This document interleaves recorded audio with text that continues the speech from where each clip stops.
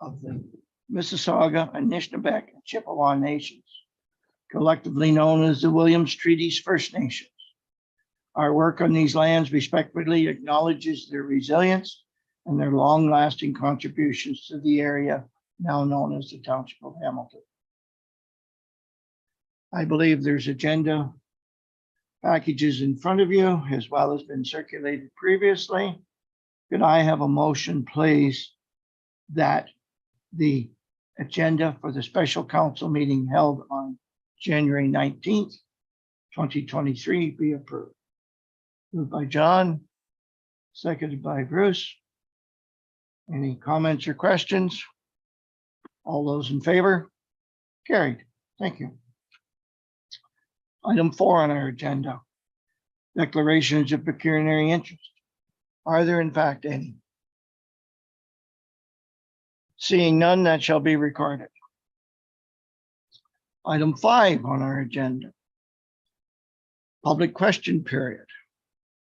We may, I don't know, but we may have questions from the public on today's agenda. And this would be the opportunity for anyone wishing to come to the table, I guess, today and identify themselves and provide an overview of their thoughts. This time is limited to 10 minutes. Is there anyone in the audience that would like to do so? Please, Pauline. And Pauline, we acknowledge that we did receive correspondence from the Friends of Harwood, if in fact that's the group you're representing this morning. And a great portion of that, I'm sure, can be referred to our staff for consideration. So please feel free. Well, thank you very much. We did put a few thoughts together and send it to Deputy Mayor Williamson and to Councillor Davison and the Recreation and Parks Committee. And I'm really happy that everyone has received a copy of those now. So I want to start off by, I'm so happy that Tina Greer and Joanne Bird are here, who are part of the Friends of the Harwood Waterfront. And the first thing that I want to say is that when I open up the website of the Hamilton Township, it is by land and water we flourish. And I want to really emphasize that, because it's not only about the land, but it's about the water. And this beautiful picture of Rice Lake on the homepage of Hamilton Township website. So when you think about the 2023 budget, you'd think it might include something about the water. So the Friends of the Harwood Waterfront, we're about the water. We're about the waterfront, we're about the water, and we're about the land beside the water. And in particular, it's the Harwood Waterfront in Hamilton Township, the 3 public properties that the Friends of the Harwood Waterfront are concerned about, have been working about for at least 20 years. We have poured thousands and thousands of dollars into the Harwood Waterfront. $13,000 for the pavilion. We have bought trees. We have bought benches. $2,000 just last year for the flagpole. We've had energy and time by all of our members pouring into the Harwood Waterfront properties owned by Hamilton Township. We're really pleased that we've been able to work so so well with Trevor Clapperton, who is the manager of parks. And I want to really emphasize how much we appreciate that. We participated in the special report on Parks and Recreation master plan. We participated in the focus groups. Even the facilitator called us afterwards to get more information of what we wanted to have included. We were thrilled that they asked us for more information. And what I see is those recommendations have not been looked at in this budget. Just 2 days ago at your meeting, I was reviewing the agenda, and I saw in your strategic plan that you were talking about history, tourism, nature, and all of those things are at the Harwood waterfront. Probably history, probably the most historic place in Hamilton Township is at the Harwood waterfront, where the railway went across the river, the lake. So as we look at this 23 budget, we saw nothing in there from those recommendations. And we were very disappointed. In fact, we were really shocked that the Rice Lake waterfront had been completely forgotten in the preparation of this budget. Not only the Harwood waterfront, but the other waterfronts in the whole township. I mean, the whole northern boundary of Hamilton Township is Rice Lake. And this budget forgot about the waterfronts of Rice Lake. I mean, it was just amazing trying to read this and trying to find out where is this council going on the waterfronts on the northern shore of this township. The most beautiful area ever. So we believe this needs to be corrected. So we ask that this be corrected.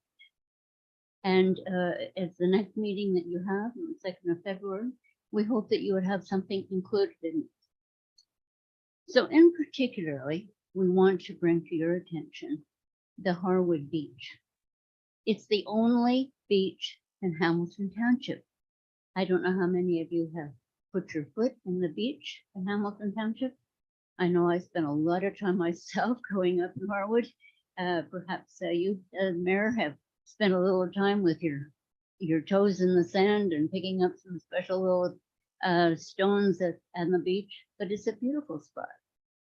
So it needs immediate improvement. One of the big problems was the railway road, with the erosion that came down with the water that came down with the railway road, and it eroded quite substantially the beach.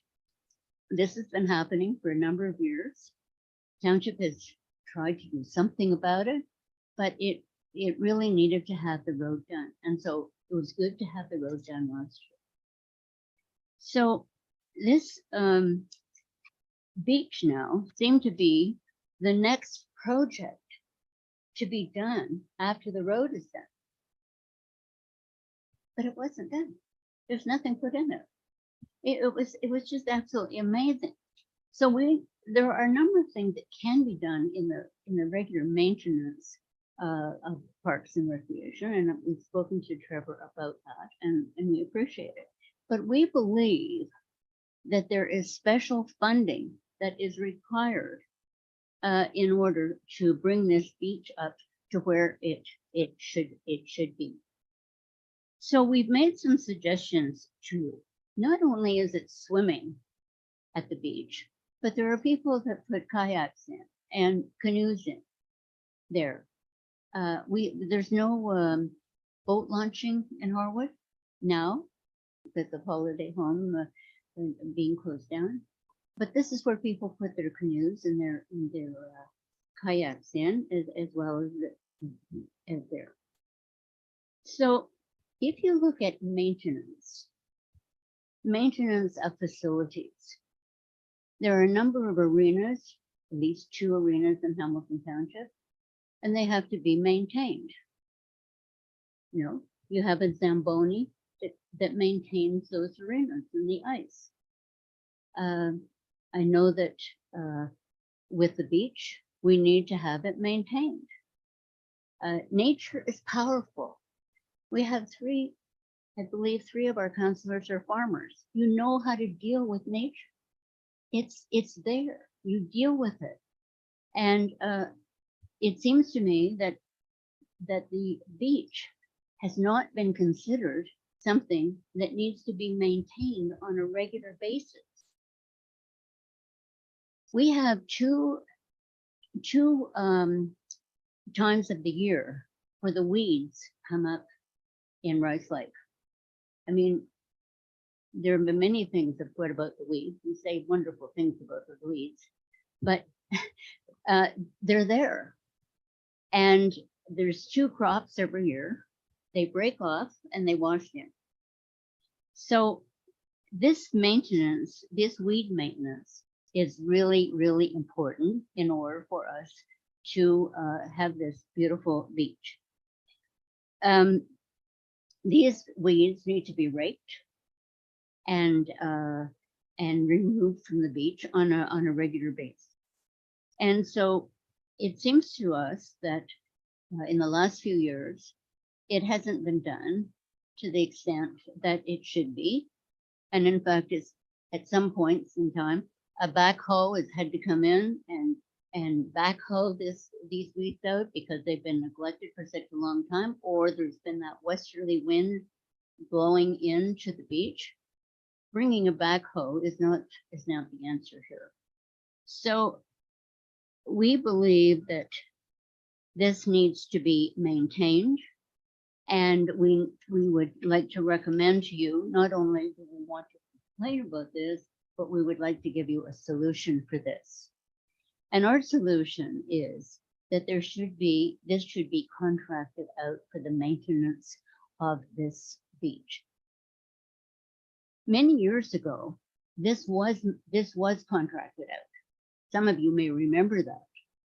And it was wonderful. It was a couple that were, I think it was a Ferguson family that did this. They got a small contract. It was terrific. They were there 2 or 3 times a week. Took them away, and it was good.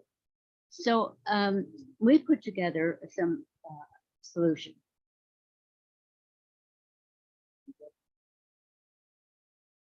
Perfect. Just about finished.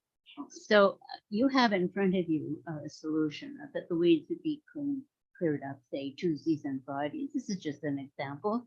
How many hours a week would it be for May, June, July, August, September, 5 months? And we figured that it would be perhaps around a $3,000 contract. We believe that the bench that's recommended be there. So we want to thank the Citizens Council for supporting us on this project, which is they include a lot of residents of Harwood. And so this facility would be functional, and it would be beautiful, and it would provide swimming for the local citizens and for people who come here. And the new coordinator that is going to be hired in the budget would be able to provide swimming lessons at this area. So we thank you for your attention. We thank you for your listening to us, and we would appreciate your response and consideration for what we would like to have done. I better say that again with mic on. Thank you, Pauline. And just in support of your suggestions, I'm sure our action will be to forward that to our Parks and Rec manager, Trevor, who you always continue to give accolades to. So we'll let him work through on a couple of things. Is there any quick questions we might have from council members? Larry, please. Okay, thank you very much. I just have one comment that I'd like to make, is that I'd like to congratulate the Friends of the Harwood Waterfront Committee on its vibrancy to maintain this area and have been diligent over all these years trying to make this area a more beautiful area as it is today. And I thank you for even considering, how you can make it better and your continued work that you do to raise funds and to beautify that area. Thank you very much. Thank you, Larry. Thank you, ladies. Okay, thank you very much. Just as we're adjusting here, I'll quickly add that the very first fish I ever caught in my life was there. Great.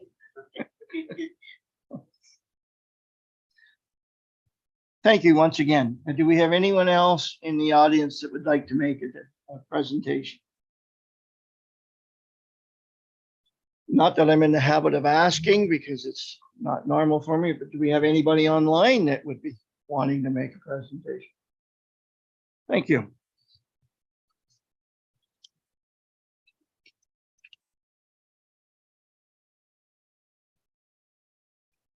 Moving on to item 6 on our agenda, reports.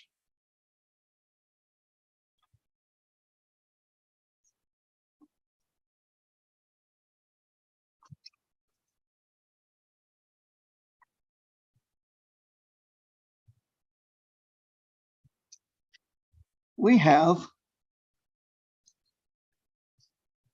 budget consultation result report, and Nezrat is going to provide us with that information.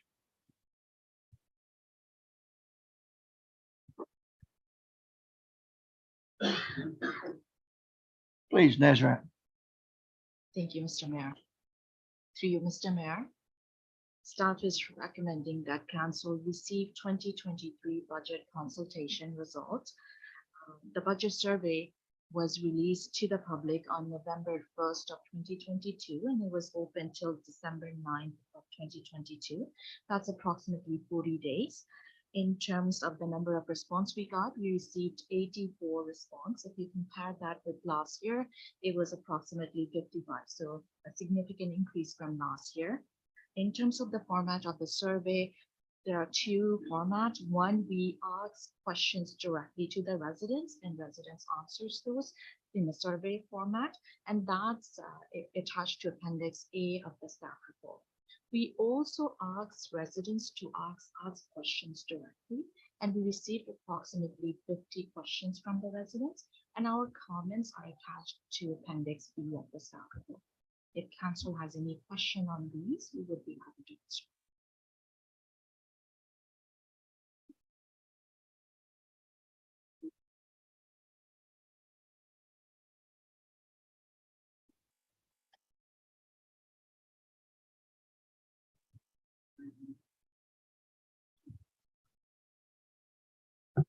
Prepared motion. Council receives report 2023-01, being the budget consultation results for information. Do I have a mover, please? Moved by Mark, seconded by Larry. Any questions or comments? All those in favor? Thank you. Carried.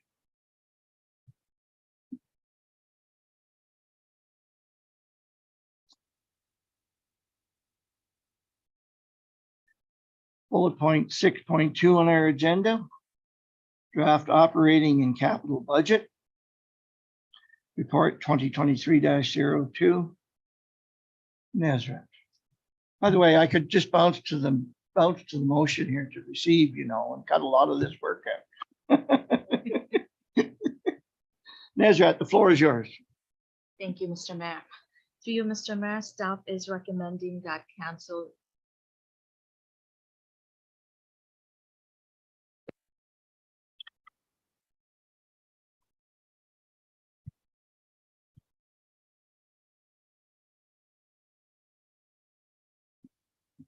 okay.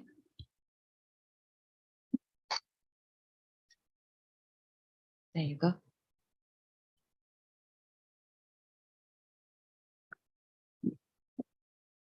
Nezrat, I might be able to help if you need a lesson in how to project your voice. Through you, Mr. Mayor. Is that good? Through you, Mr. Mayor, staff is recommending that council receive 2023 draft operating and capital budget for the township for information purpose. In terms of the operating budget for 2023, staff is proposing an increase of 6.6% over 2022 budget. If you take into consideration the assessment growth of approximately 0.9%, the net levy increase is 5.7%. This equates to approximately $98 increase on an annual basis or $8 per month increase for average household. In terms of the draft capital budget, staff is proposing approximately $2.3 million worth of projects. And I'll go through the budget package and I'll go through the details in terms of our request. With your permission, Mr. Mayor, I'd like to take everyone to Appendix A of the staff report, which is the budget package. And I'll take everyone to page 25. I'll get directly into the operating budget.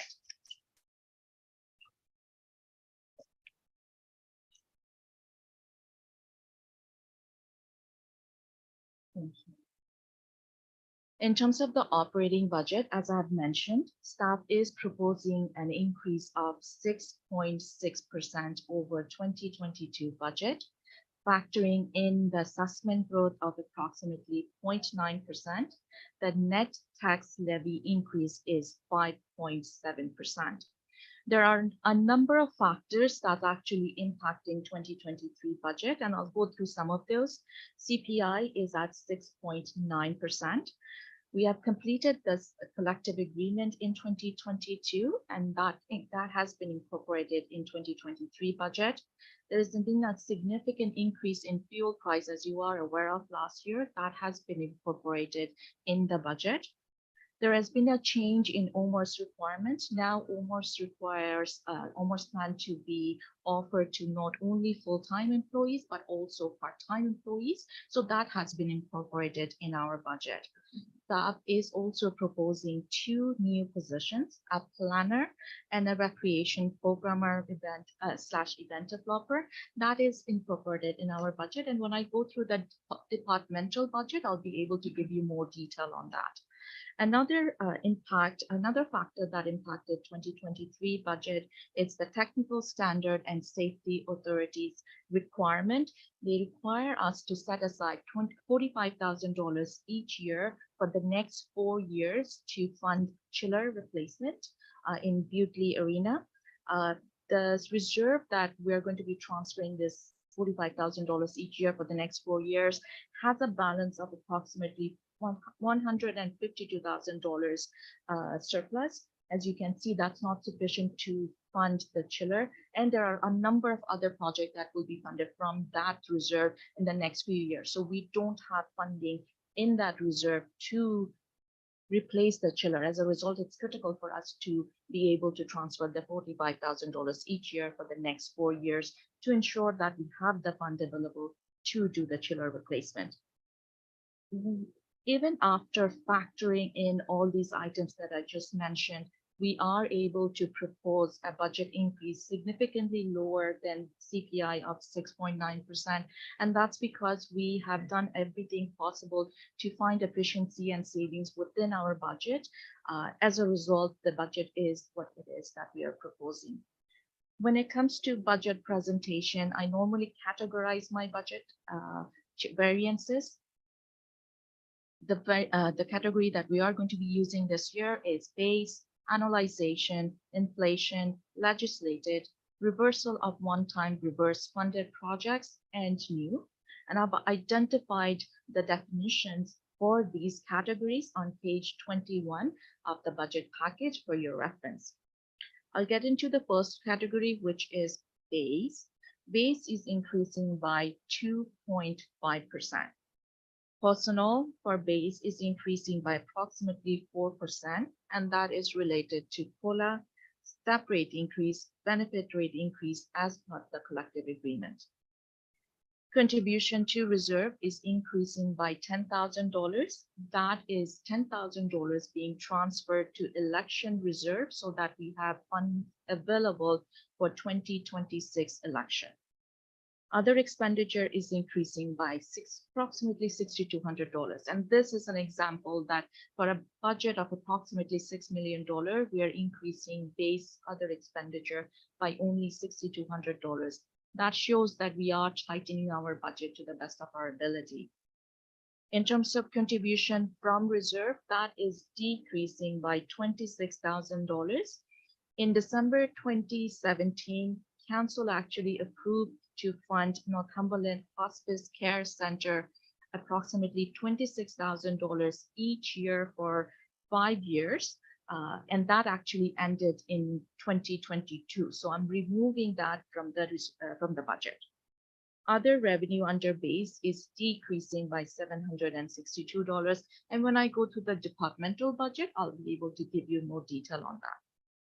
In terms of annualization, it's the annualization impact of the position that was approved during 2022 budget deliberation for the deputy treasurer's position. In terms of inflation, there is an increase of approximately $127,000 that is related to increase in expenditure due to rate increase and CPI. Just to give you an idea, insurance, fuel, IT, and postage is included in there. And again, when I go to departmental budget, I will be identifying those for the council. In terms of legislated, there is an increase of $45,000. That is the Technical Standard and Safety Authority Board's requirement that we set aside $45,000 in the reserve for the next 4 years so that we can replace the chiller in 2026. In terms of the reserve, a reversal of one-time reserve funded projects. These are projects that were approved by council in 2022, one-time projects, which were 100% funded from reserve. Those projects have been completed, and as a result, I'm removing it from the budget. These projects are municipal election, $50,000 was budgeted for it, road allowance, $30,000 was budgeted for it, tree removal, $80,000 was budgeted for it. You will see that there is a variance of approximately $9,200 under this category, and that's because during 2022 budget deliberation, council saw that there was a significant hit to fire department's training budget because of the closure of Ontario Fire College. And because we did not want the entire hit to be impacting tax rate all at once, we phased out the impact and we funded approximately $9,200 from general reserve to phase out the impact. And at that time, we did mention to council that we are going to be removing that transfer in 2023. And that's exactly what we are doing here. In terms of the new items, staff is requesting 2 new positions for 2023, a planner and a recreation and programmer / event developer. Again, this is something that we are going to be going through in detail when I present the departmental budget. Is there any question on this page before I move on to the next?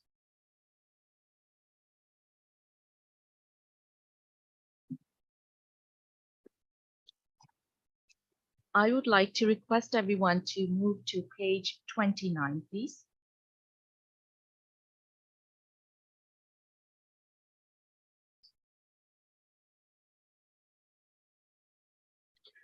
Through you, Mr. Mayor, this is the building department's budget. I do want to remind everyone that I am going to go through this budget in detail when I go through the departmental budget, but I wanted to separate this out because I want to let everyone know that township's consolidated budget does not include building department budget because building department is a self-sufficient department. It's not funded from tax rate. So I just separated it out. In terms of just high level, in terms of building department budget, personnel is increasing by 15.7%, and that is related to COLA, step rate increase, benefit rate increase, and there has been a change in personnel allocation. So from 2022 2022 and prior to that, the two staff that we have in building and bylaw department, we allocated 25% of their salary and benefit to bylaw and 75% of their salary and benefit to building. We are changing that reallocation for 2023. We are allocating 15% to bylaw and 85% to building. That is resulting a saving in township's budget because bylaw allocation in the personal is changing slightly. Again, I'll go through that in detail when I go through the departmental budget. Under other expenditure, building department's other expenditure budget is increasing by approximately $17,000, and that is mainly because of the operating impact of cloud permit project that was approved by council in 2020. Other revenue is increasing by approximately $45,000, and that is because of an increase in building permit revenue, just to be aligned with actual. Again, as I have said, we are going to go through this page in detail when I present building department's budget. Any question on this page?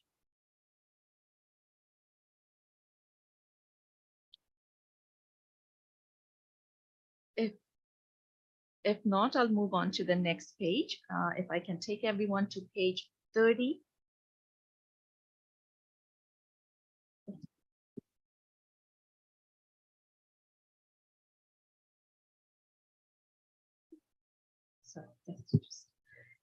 So this page, page 30 and page 31, gives council and residents a snapshot of departmental budget.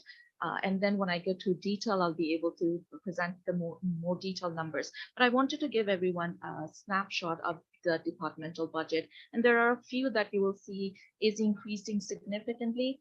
I will, on a high level basis, I'll go through it now. But then again, when I go through departmental budget, I'll go through it in detail.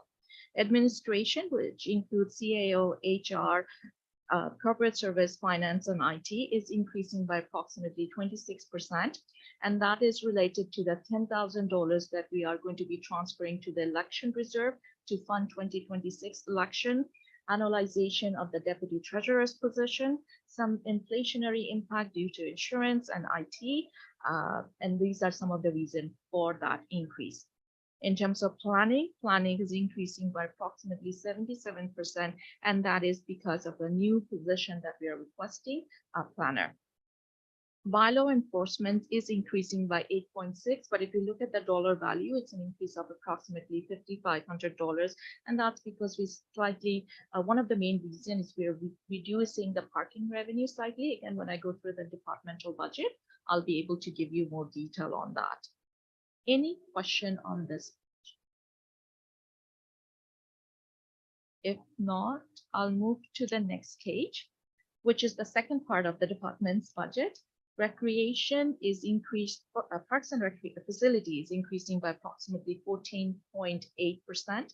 And that is because of the new position that we are requesting and the TSS's requirement that I've mentioned of $45,000. And that takes the budget to an increase of 6.6. And if you factor in the assessment growth, it is 5.7% increase. Any question? If not, I'll move to page 33. Page 33 and 34. This is where I identify the reserve and reserve fund balances in terms of what we are projecting in 2020 by the end of 2023, assuming that everything that is identified in this package is approved. You can see that all of our reserves are in good shape.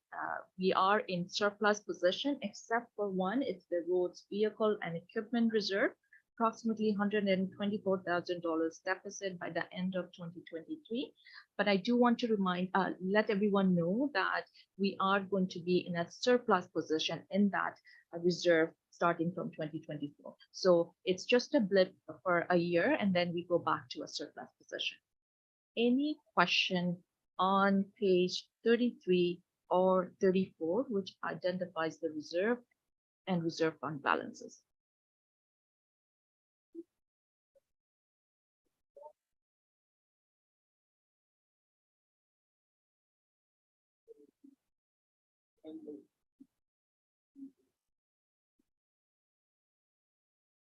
Through you, Mr. Mayor, that's correct.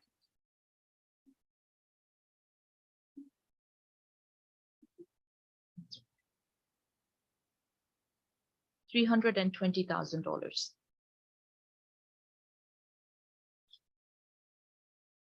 Any question on these two pages?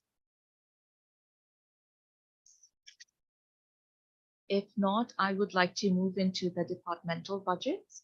I will start with general government. I will request our CAO, Arthur Anderson, to introduce this department, talk about general government's accomplishment and priorities.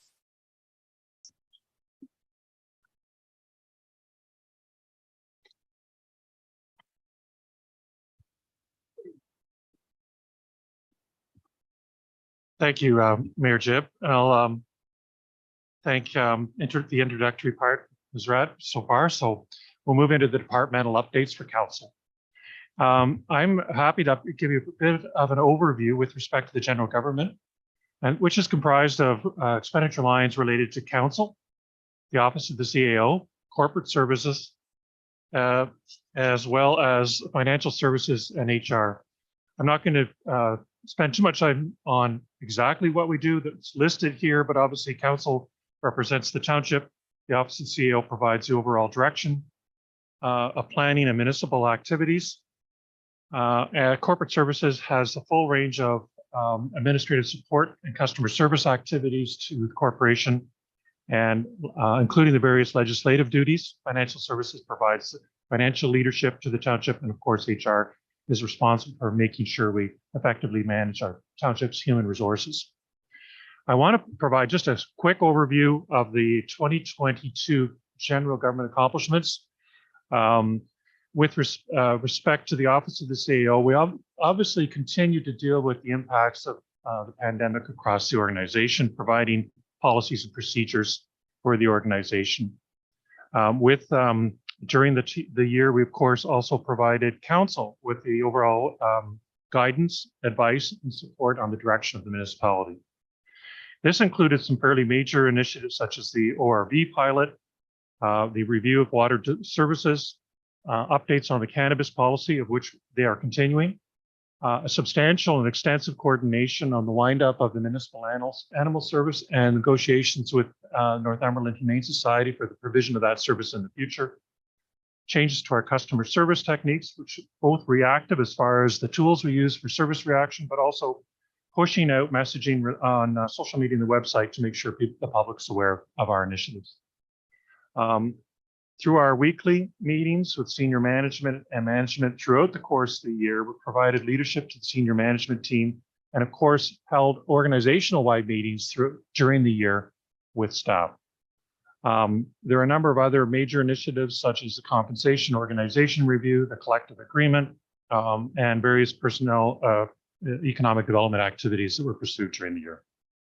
Through our financial services department, we were able to build on a fairly substantial body of work with respect to the review of the water department, and financial services assisted both CA's office as well as the water department in the delivery of that review and the recommendations to council. Of course, their leadership is fairly central with respect to the township's asset management plan. HR delivered a new collective agreement with staff, working with staff and council, and ensuring the delivery of that for our labor arrangements for the next 3 to 4 years, 3.5 years. And last but not least, of course, corporate services facilitated the 2022 municipal school board elections. We see some of the results of the new faces here, but it was obviously important to ensure that was delivered on a timely and appropriate fashion, which was done. Corporate services also ensured the delivery of some major projects such as the records management inventory and facilitating various multiple citizen engagement exercises, and they're listed in this material as well. So that's sort of a brief snapshot on what we accomplished in 2022, but we're also looking forward with this document, what we're going to be doing in 2023. The priorities are listed here, but obviously we're going to be continuing to provide council with new information on updates, whether they're new legislative or just new policy developments that are required within the township. So there's the full range of support and guidance on various strategic initiatives, including the new strategic plan, which council approved the broad framework at the meeting earlier this week. We'll be looking at an update to the ORB pilot project, as well as a number of other initiatives related to development and environmental stewardship. We continue to be looking for improvements to our customer service and our social media priorities, as well as initiatives related to strengthening the culture of the organization. Lastly, we're going to be looking at several important initiatives related to the management over their organization and reporting to council on those with respect to the Parks Master Plan, the Fire Master Plan, and related initiatives. With respect to financial services, important work such as the development of this budget is something that the Finance Department is going to be delivering on and then reporting on regularly throughout 2023. And further progress on both the legislative requirements to the Ontario regulations, but basically to deliver on our asset management plan, and that requires work across the organization with various departments. Our Human Resources Department is going to be undertaking a series of initiatives, including the job evaluations for union and non-union groups, as well as a variety of important training initiatives that are required for staff. And lastly, corporate services will continue to with our council orientation training program. And you've seen the benefit of a number of those initiatives and a number of those seminars so far. And we have several more coming up. We're looking at both policy review and revisions and updates to our procedures, notice and committee bylaws. Various efficiencies are being identified, as well as changes required because of legislation. So I wanted to provide you with a sense of those initiatives, both the accomplishments in 2022, as well as where we're going in 2023 through the budget. And I'll turn it back to you. Thank you. If I can ask everyone to go to page 45 of this package, please. So I'll get into the budget numbers. As I've said, general government, their budget is increasing by 22.3%. If I can take everyone to the second table, base for personal is increasing by approximately 4.8%, and that is COLA, step rate increase, and benefit rate increase as part of the CLA negotiation. Contribution to reserve is increasing by $10,000. That's the $10,000 that we are transferring to election reserve to ensure that we have funding to fund 2026 municipal election. Other expenditure is decreasing by $1,000, and that is related to collective agreement. So we did the bargaining, it's completed. It has been completed in 2022, forgive me, and I'm just removing the budget for that. Other revenue is decreasing by approximately $1,800. It's related to OMPF funding. It's unconditional provincial fund that we received, and we received notification that it's going to be decreasing by $1,800 in 2023. These are factors that they determine. We actually don't have any control on that. In terms of the annualization, this is the annualization for Deputy Treasurer's position that was approved by council during 2022 budget deliberation. In terms of inflationary, there is an increase of approximately $29,000, and that is related to various reasons, insurance, IT, software, hardware, cost increase, postage. And again, when I go through the pressure sheet, I'll be able to give you more detail on that. Reversal of one-time reserve funded project. We are removing the cost of or the budget for election that we had. So during 2022 budget deliberation, council approved approximately $50,000 for election. The project is complete, so I am removing that $50,000 from the budget, and that impact to that is zero. Any question on this page before I move on to the pressure sheet? Yes, and if I might, we never set aside, in this case, $10,000. We never used to set that aside annually. We always did, but last year we did not because we transferred funds from the reserve to pay for the election. So last year we did not transfer $10,000 to the election reserve because we were transferring approximately $50,000 to pay for the 2022 election. But now we're going back to what we used to do in the past, which is transfer $10,000 each year to Bill for the next election. Thank you. Council members? Thank you, Nazareth. Please can- continue. If I can take everyone to page 46, please. So the personal, as I've said, is increasing by 4.8%, and that is related to COLA, step rate increase, benefit rate increase as part of the CLA negotiation. Under contribution to reserve, we are transferring $10,000 to the reserve, to the election reserve, in order to ensure that we have that fund available. In terms of the other expenditure under council, we actually have a budget of approximately $10,656 for convention and seminar, mileage, office supply, public relations, and miscellaneous. When I present budget to council, I normally flatline it and I seek council's direction on that year's budget. So I am seeking council's direction on that. But prior to that, I do want to mention something or bring to your attention in terms of the convention and seminar budget. In 2020, the budget for convention and seminar for council was $12,300. That was reduced, and right now, or 2022, the budget was approximately $6,800. So there was a significant decrease in budget for convention and seminar for council.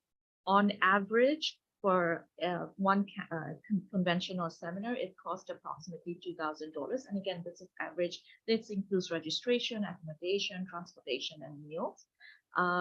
As per our policy, each counselor will be eligible to receive 1/5 of the budget. So if the budget is $6,800, 1/5 of it is the $1,360 that can be allocated to each council member, which may not be sufficient for convention and seminar now that things are opening up. In the past 2 years, the actual has been low because of COVID, but as you know, as we are opening up, there are more convention and seminars being offered in person. And so I am going to be requesting council to consider increasing that budget if possible. Would you like feedback from us at this moment in time, Nazareth? Do you, Mr. Mayor? Yes, please. Just before we move forward, what did you say the average conference session would be? $2,000. $2,000. Okay, thank you. Questions, comments here? Larry? I'm just going to say that I'm not going to be attending any this year, so that you can use that division a little bit differently then. And I believe the mayor can go through the county and most of theirs, so that may also help the division. So first step, Mark, is you're saying take that number and divide by 4 or less. Yeah, or by 3 now, because if I'm not going and you're not, and you can go through the county, that leaves 3, so that gives, there's still 6,800, so that allows them to each go to one conference still. Larry, I think you were next on the comments. So it looks like we're staying at Motel 6 instead of the hotels. But I too would only be going to one conference this year. And that would be the Eastern Ontario Municipal Conference. And I think Bruce has only done the Roma conference. Are you going to the Roma conference? I still think it's important that we try to hold the line. I know it's important for us to get exposure to what's going on in the world, but I think we've got to be concerned that we've got to watch the budget and we've got to hold it. I think 6,800. I appreciate the fact that you want to see us a little bit more exposure out there, but I think we should be holding it. Let's turn to Bruce, if I might. Bruce, your schedule for Roma. Were you thinking of any others? Okay, thank you. John, coming to you, I guess. I'm good. I do most of my material online, so I'd be good for that, not attending. So I'm fine. Would seem as though, Nazareth, that Larry's summary is okay. Thank you. Well, does council want to change any of their council other expenditure budget? If not, I'll move on to the next one. which is the union negotiation. So we are removing the budget of $1,000 that we had in 2022. The collective agreement bargaining was completed last year, so I am removing $1,000 from that line. Any question on the items on page 46? See none, Ezra. If not, I'll move to page 47. I mentioned this just a few minutes back.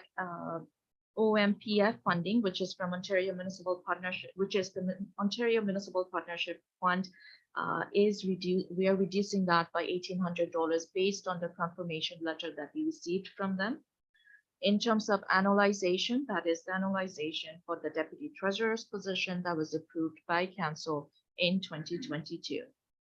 Under inflationary impact, we have inflationary impact due to insurance, GIS mapping, postage and courier, computer hardware, software, and internet support, as well as computer support.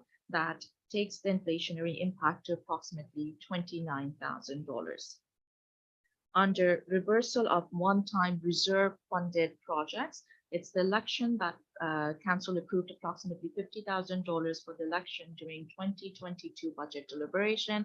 The election has been completed, and therefore I'm removing the expenditure as well as the funding. That takes the budget to an increase for general gov to 22.3%. Any question on this page?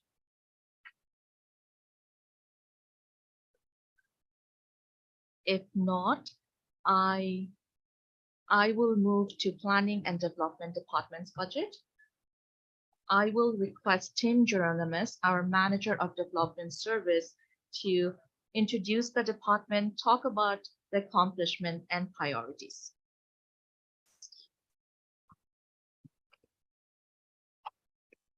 Good morning, Mayor Jib and members of council. So this morning I'm going to talk to you a little bit about the Planning and Development Department. Planning Department administers the township land use planning program, and that includes the official plans, secondary plans, zoning bylaws, site plans, subdivisions, and other related items. Our planning coordinator also acts as secretary treasurer to the Committee of Adjustment regarding a number of zoning bylaw applications. With respect to accomplishments outside of our day-to-day roles, in 2022, we completed a full zoning bylaw amendment, which included updating parcel fabric and mapping for the Township of Hamilton. And that was all at no additional cost to the municipality outside of our role. We also updated Section 544, implementing additional residential units within the municipality in zones that worked accordingly. Planning priorities for 2023. We'd like to constantly improve the municipal process relating to Committee of Adjustment meetings. We also want to complete and implement a public GIS portal, which currently is just used by municipal staff. Hope to hire a planner. And the last item identified is associated to Bill 23. And that's any required changes in our municipal process to cover off everything that changed in the passing of that bill. With respect to efficiencies, the planning department continues to try to provide more high quality information for the public while minimizing negative impacts to the environment within Hamilton Township. I'll turn it over to you, Nasrat. If I can ask everyone to go to page 49 of this package. So I'll go through the departmental planning department's operating budget. Their budget, as I mentioned just a few minutes back, is increasing by 75%. Under base, their personnel is increasing by 5%, and that is related to COLA, staff rate increase, benefit rate increase as part of the CLA negotiation.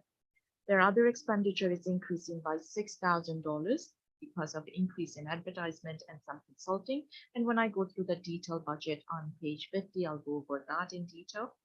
Other revenue is decreasing by $3,900 for various reasons. Again, we'll go through that in detail when I present the pressure sheet.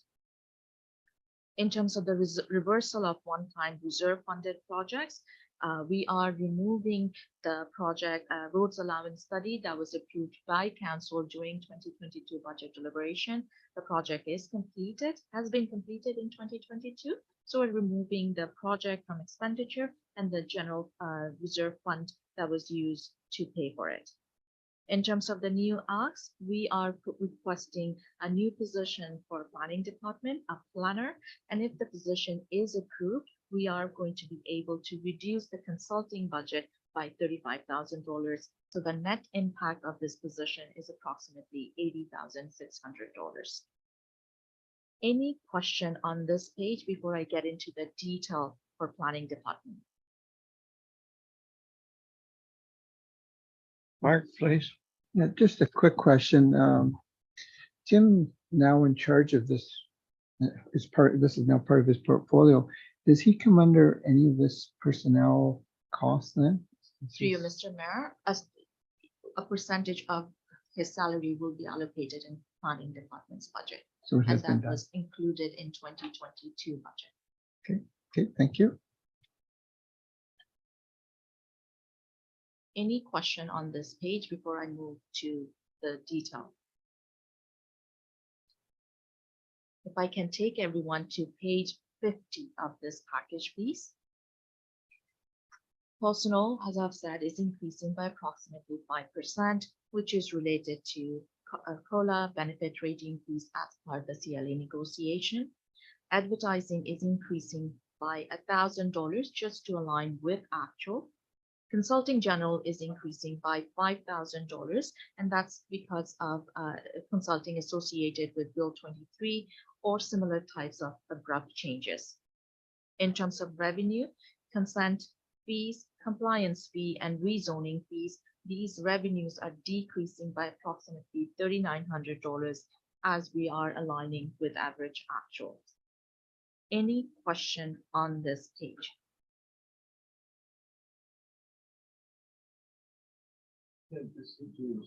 Certainly. You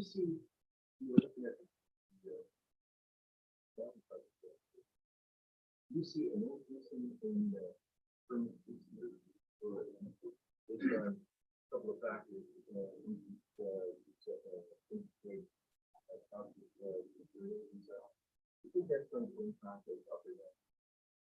If anything, I would be thinking that we'll be seeing an increase in building permits issued for 2023.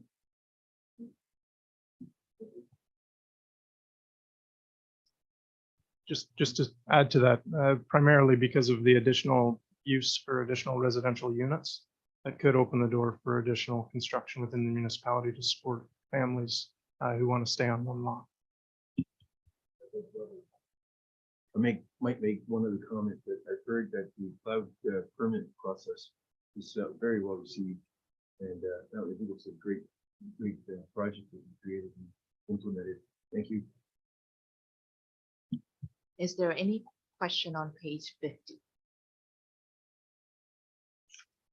If not, I'll move to page 51. This is the reversal of one-time funded project that I've mentioned, road allowance study that was approved in 2022 and has been completed. We are removing the expenditure as well as the funding from the reserve. We are requesting a new position and for planning department, a planner. And if this position is approved, we will be able to reduce the consulting budget by $35,000. So the net impact of this new position is $80,600.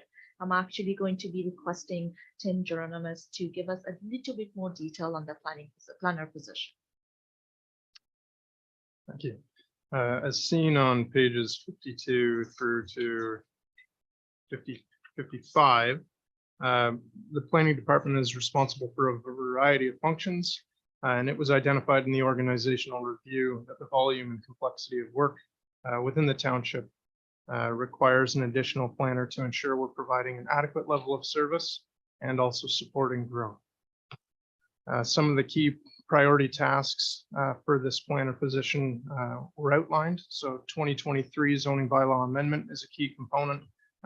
We also need to start our 2023 official plan amendment and that's supporting the County of Northumberland. Policies and procedures for zoning bylaw contravention, enforcement and administration associated to zoning compliance, additional review on subdivisions and other plans of development. We're starting to look a little bit closer on the development of short-term accommodations and whether or not we should be pursuing licensing. There's also additional planning review prior to development. Site plan agreements are something to be reviewed, and I know Bill 23 has changed some of this, so we'd be diving into that a little bit deeper. Updating application forms to provide an easier form for the public when trying to apply for either variances or consents. And then enhanced service to support Bill 103 and the new changes associated to Bill 23. The addition of the position in the planning department will provide much needed assistance to the planning coordinator, who's currently the only person in the planning department, and eliminate the immediate need for consultants, hence the deduction in our consultant budget, while transitioning from, or having an end goal of transitioning some of the role of the County of Northumberland to the municipality with respect to planning approval authority. The planner will be able to effectively and efficiently deliver services to council, staff, and residents of the township. And you can see through the data matrix the other associated items for the township during our review. Thank you.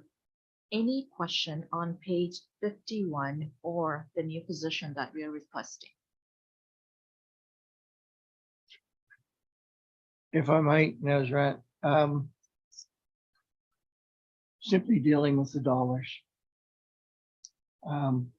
Please allow me to round off, leaving out $600 each time in my comments and questions. The 115 is for a full year of cost. We're able to save hopefully the 35 by not using a consulting agent, getting us down to 80. We are having something other than great luck in filling this position, which means we may not be able to get this position filled in Q1. Could that dollar savings, based on the fact we could be into Q2 or even 3, could that dollar savings be of any advantage to budget if we were to factor that into our process?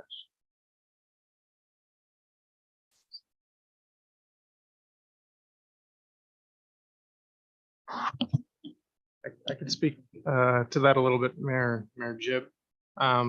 Currently, there is a need for a lot of this work, and we have a temporary employee covering off the beginning of the tasks in 2023 that are the high priority items. So I would imagine just based on salary associated to a planner versus the contracted worker, there would be slight savings in this budget that hasn't been reflected in this value. The value is based on the goal of hiring somebody for the posting that we have for the entire year 2023. When we factor in that other element of someone already doing that on a temporary basis, my question becomes redundant. Thank you. Any question on this page? If not, I'll request Tim Geronimo's to introduce building department to us and its accomplishment and priorities, starting page 56, please. Thank you. The building department. So the building department's mission is to provide the highest quality public service, ensuring compliance with building regulations and bylaws, and working cooperatively with the public and building industry to create a healthy, safe, sustainable, and accessibly built environment. Some of the 2022 accomplishments, we've been able to, it was another good year, and we've been able to transfer additional funds to the reserves, and funds are continually looked at for ways that we can improve the department and our departmental services. We also launched Cloud Permit, as Larry had mentioned earlier, in the spring of 2022. Cloud Permit's an e-permitting platform, and it essentially allows the members of the public to just submit everything online and track everything associated to the permit and the process, and also request inspections.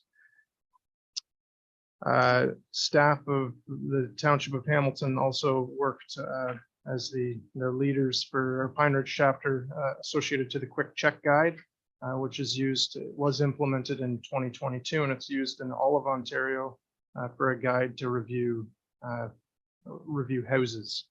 And now it's an electronic item for the public and for other building officials. And then the last item, just to acknowledge the recognition that staff had seen, our Deputy Chief Building Official, Michael Fraser, was presented with a certificate of appreciation from the association, the Ontario Building Officials Association, and the Pine Ridge chapter received the Chapter of the Year award. As far as the priorities for the building department, we want to create a more effective way of transferring information between other agencies and municipal departments. So that's a key goal for our department, and exploring ways where we can help others with utilizing Cloud Permit and GIS. And we also want to continue the digitization of all departmental records. So that's another priority, as well as an efficiency for the building department. Thank you. To you, Mr. Mayor, if I can take everyone to page 58 of this package. I've gone through this in high levels. I'll go through this again. Personnel is increasing by 15.7%. So as I've said, building department and bylaw department has 2 staff in the past. So prior to 2023, so 2022 and prior to that, we allocated 25% of the salary and benefits of those 2 individuals or staff to bylaw and 75% to building. We are changing the reallocation from 2023 and onward. It will be 15% to bylaw and 85% to building. That gives us a saving in our township's personal budget because of this allocation. In terms of other expenditure, that is increasing by approximately $17,000, mainly because of the operating impact of the Cloud Permit project that was approved by council earlier. Other revenue is increasing by approximately $45,000 because of increase in building permit revenue. Is there any question on this page before I get into detail? Larry, I just want to acknowledge that I misspoke referring to cloud permitting during the planning stage, but I don't think I've transitioned Tim to planning because of the building department. So excuse the confusion. But anyway, well done, Tim, by the way. I think that provides me an opportunity to reflect on your accomplishments in the building department, and both yourself personally, the chapter, and Mike. Well done. And I still feel a little bit a part of that. Please, Nezra. If I can take everyone to page 59, please. Personnel, as I've said, is increasing by 15.7%, mainly because of COLA separate increase, benefit rate increase, as well as the allocation that I've talked about just a few seconds back. Other expenditure, convention and seminar is increasing by $800, and that is aligned with actual. Membership is increasing by $200, that is aligned with actual. Office supplies increasing by approximately $1,350, that is aligned with actual. Cloud Permit platform, this is the operating impact of the Cloud Permit project that was approved by council earlier. That's reflected in the budget here. In terms of the revenue, building permit revenue is increasing by approximately $45,000. I do want to remind everyone that building department is a self-sufficient department. Tax rate is not impacted by any of these budget items. Any question on this page?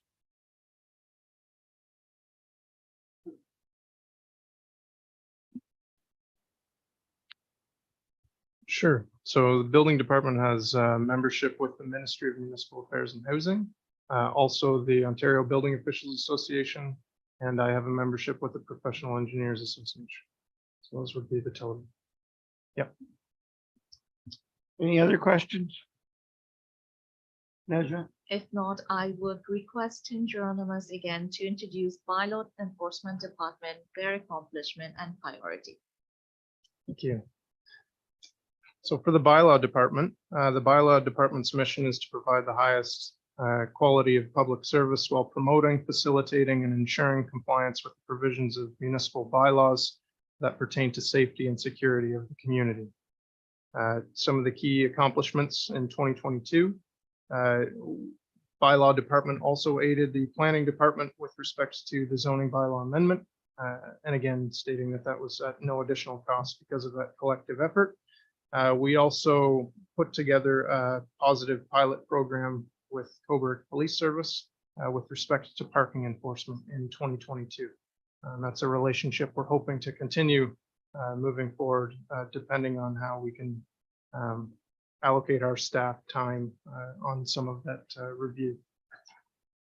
With respect to priorities, bylaw department is also impacted by Bill 23, and we want to amend all associated bylaws to properly reflect the changes identified in the passing of that bill.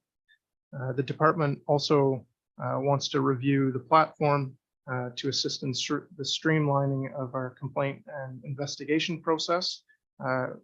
A platform that we are reviewing is Cloud Permit, and that's for planning, bylaw, and building, and just trying to work out whether or not that works well for the municipality.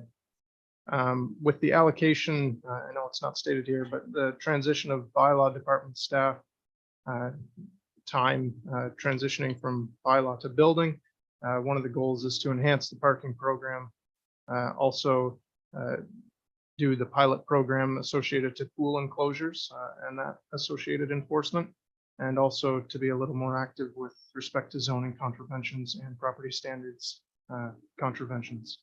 So those are the key components and key goals for 2023. If I can request everyone to go to page 62 of this package, please.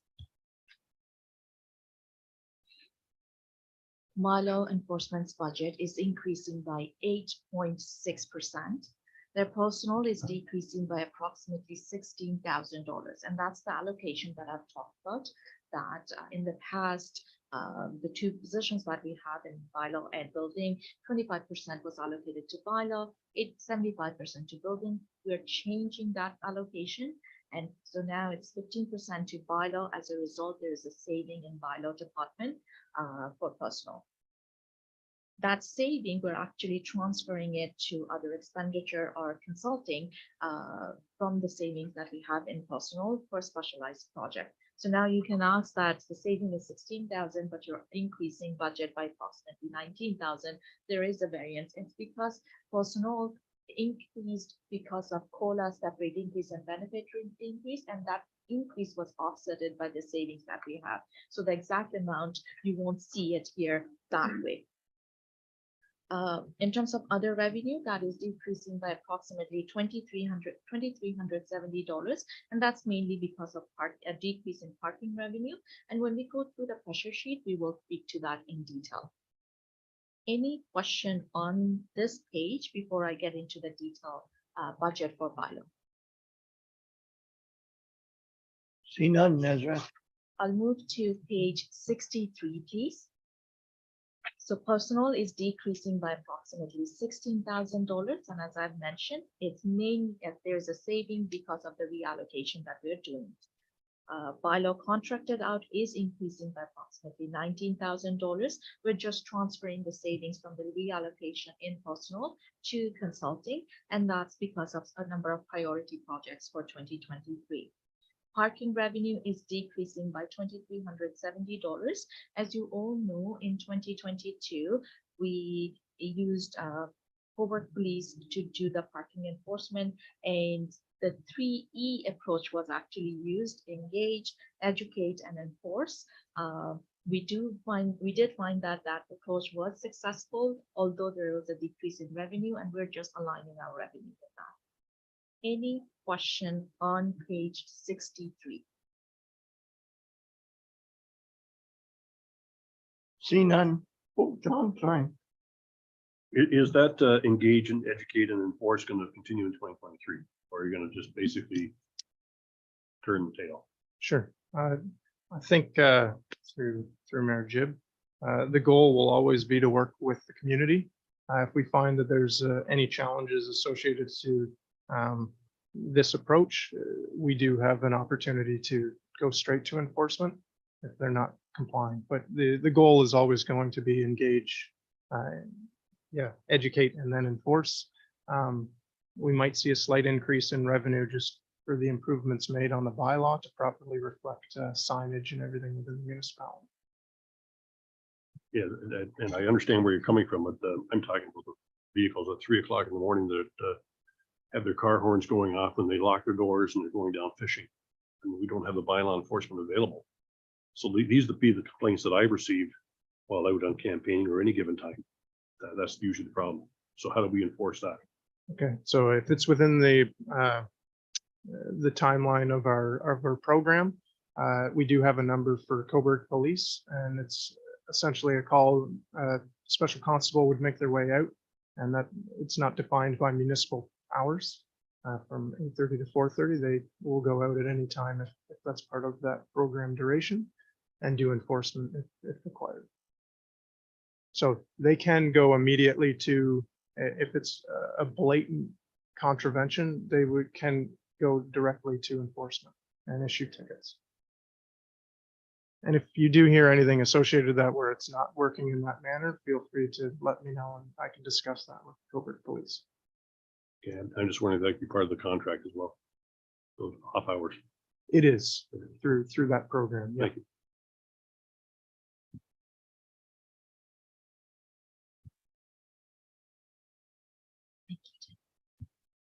If not, I would like to move to fire department's budget, and I will request Mike Robinson, the acting fire chief, to present or introduce fire department's accomplishment and priority.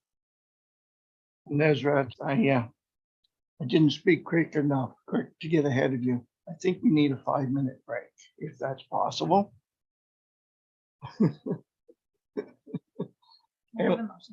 Could we have a motion for a 5-minute break? Be back at 11:22, please. I picked, everybody moved it and everybody seconded, and obviously everybody was in favor. So pick on Bruce, pick on Mark, and those two already voted for it. 5 minutes. So,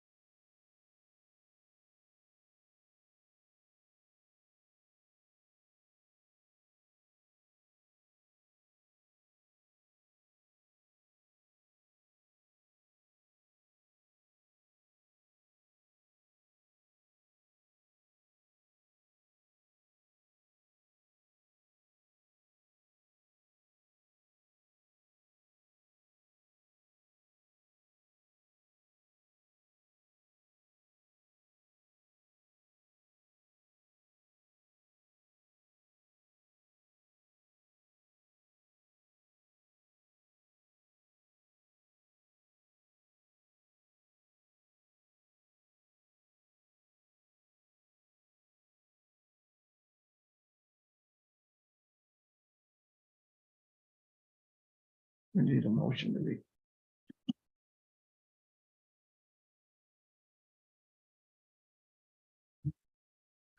Okay, have completed our recess and we'll now reconvene.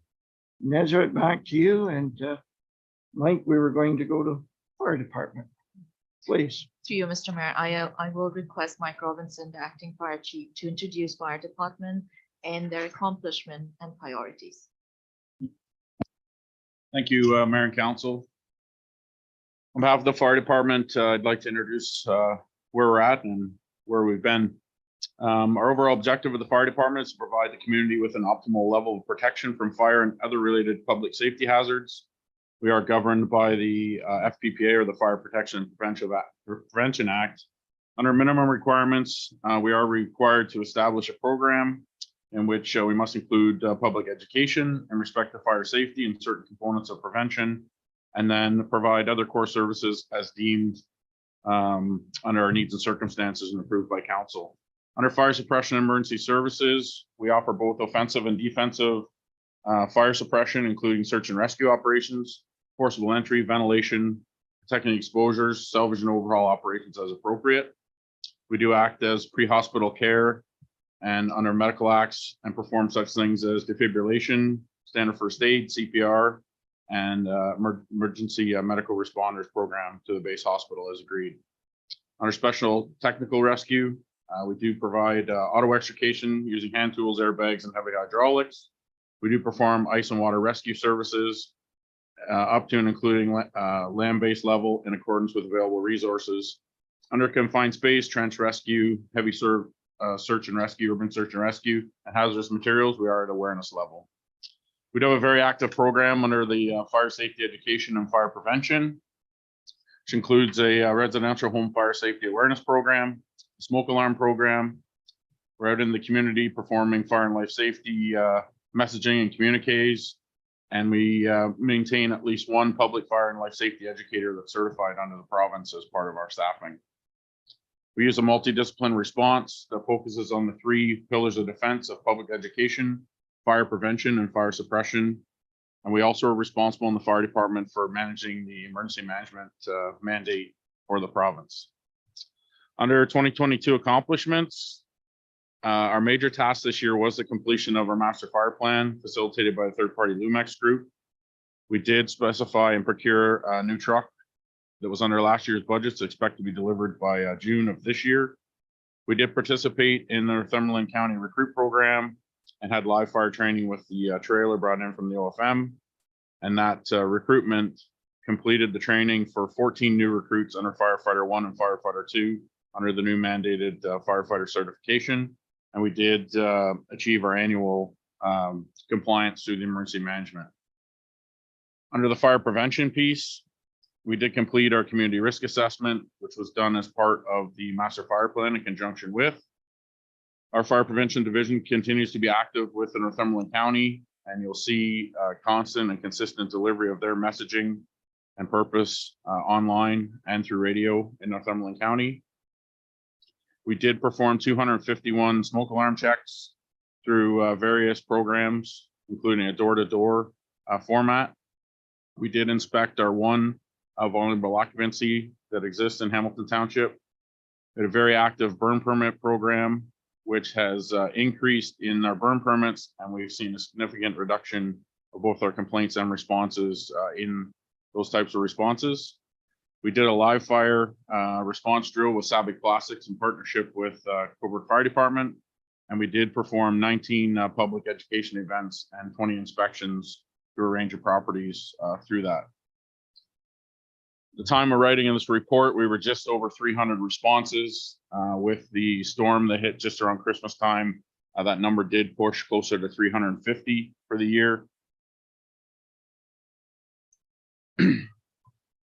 Our shoot time continued to be under 9 minutes, so that's the time from assembly to out the door for 90%, which is a big check mark. We continue to use an online software-based program, FMLS, for education, and the fire department continues to do fire extinguisher, first aid, and AED inspections for the township as a whole. For 2023 priorities, From that master fire plan, we have about 25 recommendations that we'll work through. We do have one special budget item in there that's a reoccurrence of our personal protective gear. We continue to enhance our partnerships with the other county fire departments to find efficiencies. And as part of everything that happened through the master fire plan, we will be coming before council to an update of our establishing and regulating bylaw. Under fire prevention, there's a couple new initiatives with community groups and partner groups to enhance that smoke alarm and public education piece. There's a new welcome safety package that'll come through those community safety groups. We'll be reviewing the fire prevention program, which includes the open air bylaw. Our focus for inspection this year will be on seasonal campgrounds and some of those lakefront properties, as well as high risk properties at the same time.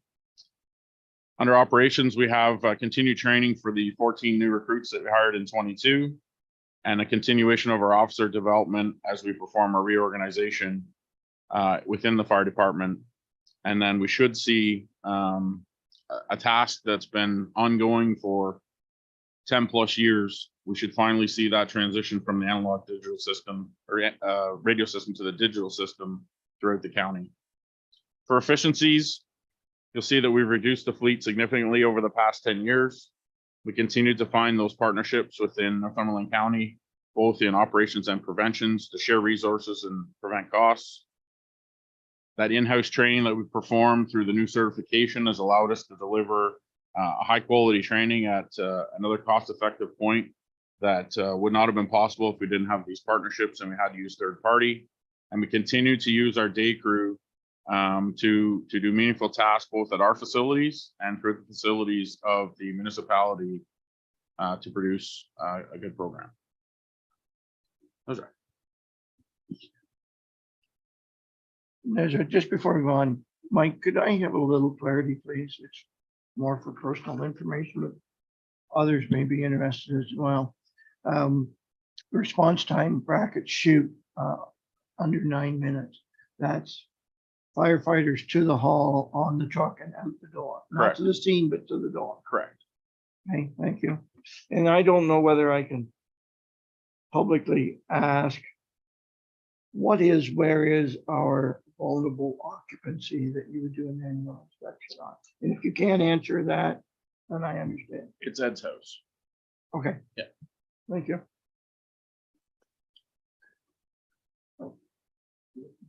Nazareth, please. To you, Mr. Mayor, if I can take everyone to page 69, please.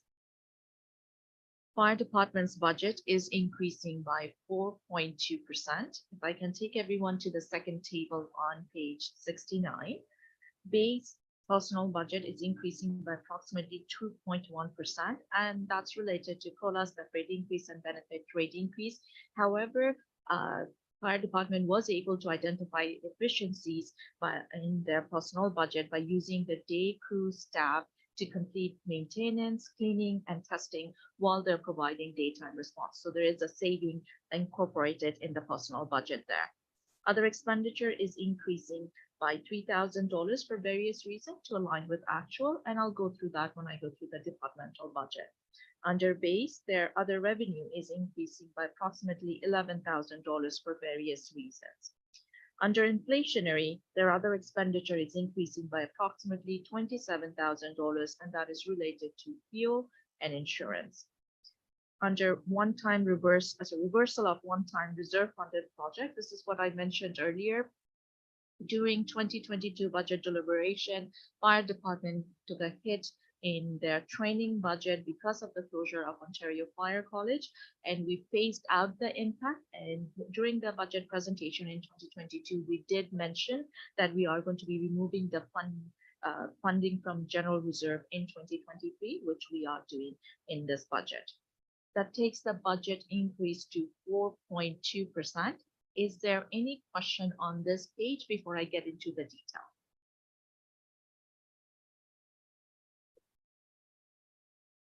Yes, due to the recent change in structure at the top level of the fire service, is there an add-on to that percentage of the personnel approved budget?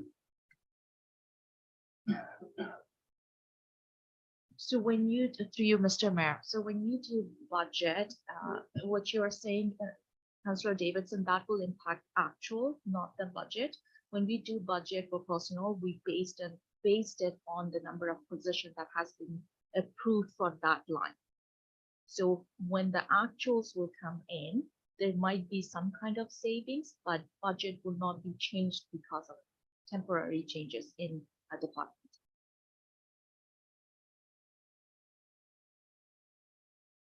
Go ahead, John. Is there going to be something coming up here about the department itself, like building and fire trucks, things like that, that I can ask questions on? So fire department's budget will have, there will be two components to it, three components actually, the operating, which we are presenting right now, and then we'll get into their capital budget and also their forecast, Okay, so, which will, sorry, so the capital budget will include the building? capital budget right now does not include any building, but if you have any question on that, we can talk about that, Okay, I'll do it then. Thank you. or the forecast. Okay, thank you.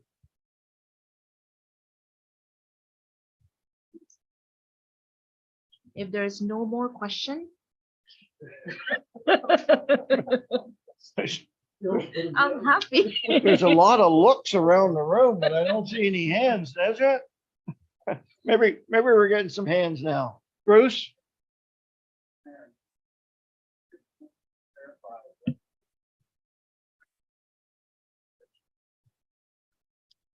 So it was a concept that was started about 5 years ago. It's used from the 60 staff that we currently have. It's put out and anyone can sign up. And what we have them doing is the meaningful tasks. So some of them were third-party cleaning contracts. Some of them were where we had to bring people in to do pump testing, SCBA testing, meaningful work that was there. But they've also migrated now into doing regular maintenance, which has really alleviated the pressure of the volunteers, if I can say that. And what we found, especially through COVID, the number one thing that people want back across the board is their time. So the focus when you're a volunteer firefighter truly is for training and response. And some of the other tasks that need to be completed to keep trucks running, to keep facilities clean, are being done by this day crew. It's also migrated into helping facilities across the municipality. So we're doing the AED checks, the fire extinguisher checks, and all the while giving us 2 additional personnel at a fire station through. So they actually perform work at all 3 stations. They're kind of a roaming crew, but that also enhances our daytime response when we're most tasked, from 8 till 5, Monday to Friday, when they really struggle to get people out. So, and in that, it's actually, oddly enough, and it's recognized here, it's actually performed a cost saving. So we've actually increased our service and decreased our cost. Just one word of suggestion, and is the use of acronyms like SCBA may need to be expanded on for a lot of us. That's a scuba without the U. So that's a self-contained breathing apparatus, not a self-contained underwater breathing. Thanks. If there's no question on page 69, we'll move to page 70. Fire department's personnel, as I've said, is increasing by 2.1% because they identified efficiencies within their budget. Their membership is increasing by $2,000. This is county downloading fire membership expense to the municipality. Meeting expense is increasing by $1,000 to align with actual. Their other revenues are actually increasing by approximately $10,700, aligned with actual, and also fire coordinators funding from Clark County. Any question on this page? Just one, I noticed our meeting expense has gone up from the actual in 2000 was 1,500. Now it's running around 6,500. What changed there to drive that?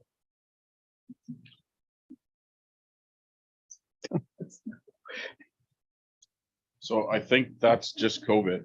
I just don't think we were together at all during that time. Back in 2000. Yeah, 2000, 2001. And I would suggest now, and as you can appreciate, and I think we've all seen this, the way to their heart is through their stomach. So we tend to take advantage of our meetings when we have the 50 and 60 together, and just that general cost of food lies there. It also captures a piece right or wrong through emergency response. So if we end up at a 4-hour fire, and we have to provide refreshment or food for the crew while they're there, it would get lumped into that same item. Okay, well, thank you for that. Any more question on page 70? If not, I'll move to page 71. Under inflationary impact, fuel cost is increasing by $17,000 due to price increase, and insurance is increasing by approximately $9,500, aligned with actual and rate increase. Reversal of one-time reserve funded projects, that's the $9,200 that I've mentioned a few times, that was used to fund or to offset training increase in 2022. We're removing it in 2023. I do want to talk about a number of items that was identified in the fire master plan review. We are going to be doing a job evaluation for district fire chief position as well as the fire prevention officer's position. We're also going to be looking into 2 suppression day crew positions, and there will be a few IT improvement that we are going to be incorporating in fire department. That IT improvement is actually part of the capital budget that I am going to go through when I present the capital budget to the council. Any question on this page? I'll start off by saying a comment rather than a question, and that's the inflationary impact of fuel. I know it affects all of us individually as well. Looking here at a 94% increase over previous year's budget is something that should be noted for all of us here present, and certainly anyone following us on our video. Thank you. Any questions from council? If not, I'll move to page 72. Oh, sorry. Larry? Yeah, just to make a comment that I think the fire department's done a phenomenal job of holding its budget and reducing its budget over a period of time. And I think they should be accredited for that. Thank you very much. Thanks, Larry. Back to you, Nazrat. I'll move to page 72. Policing and Police Service Board. So we'll start with the policing. There is a decrease of approximately $16,000. This is based on the OPP billing statement that we received from 2023 for 2023. Any question on this page? If not, I'll move to the next page. Page 73 is just one liner that I've just mentioned. There is a saving of approximately $16,000 based on the OPP billing statement that we received. Any question on this page? If not, I'll move to Police Services Board budget. Police Services Board, they are flatlining their budget. That means there will not be any increase to their budget in 2023, so no tax impact in terms of the increase. Is there any question? Go ahead, Larry. Yeah, through you, Mr. Mayor. If I was to ask the question for the members of the police board at this point, with the conversion of the board moving forward, does anybody see this happening during this period of time this year? Or will it be next year? And how much of an impact will that be on the police service board? Well, Do you certainly. think we don't end up with just one member on there. That's going to change the budget considerably, won't it? We'll send that to John or Bruce. I think what's happening right now is still in transition stages, or it hasn't begun, has not begun to be in the transition stages yet. I think all the details are being worked out. And if it does transition, it'll probably happen sometime in November, but I don't think the boards will have any effect on them until maybe 2024, 2025, possibly. So it'll be a very slow snail's pace movement. So it's possible we could see even a reduction next year. What you're saying?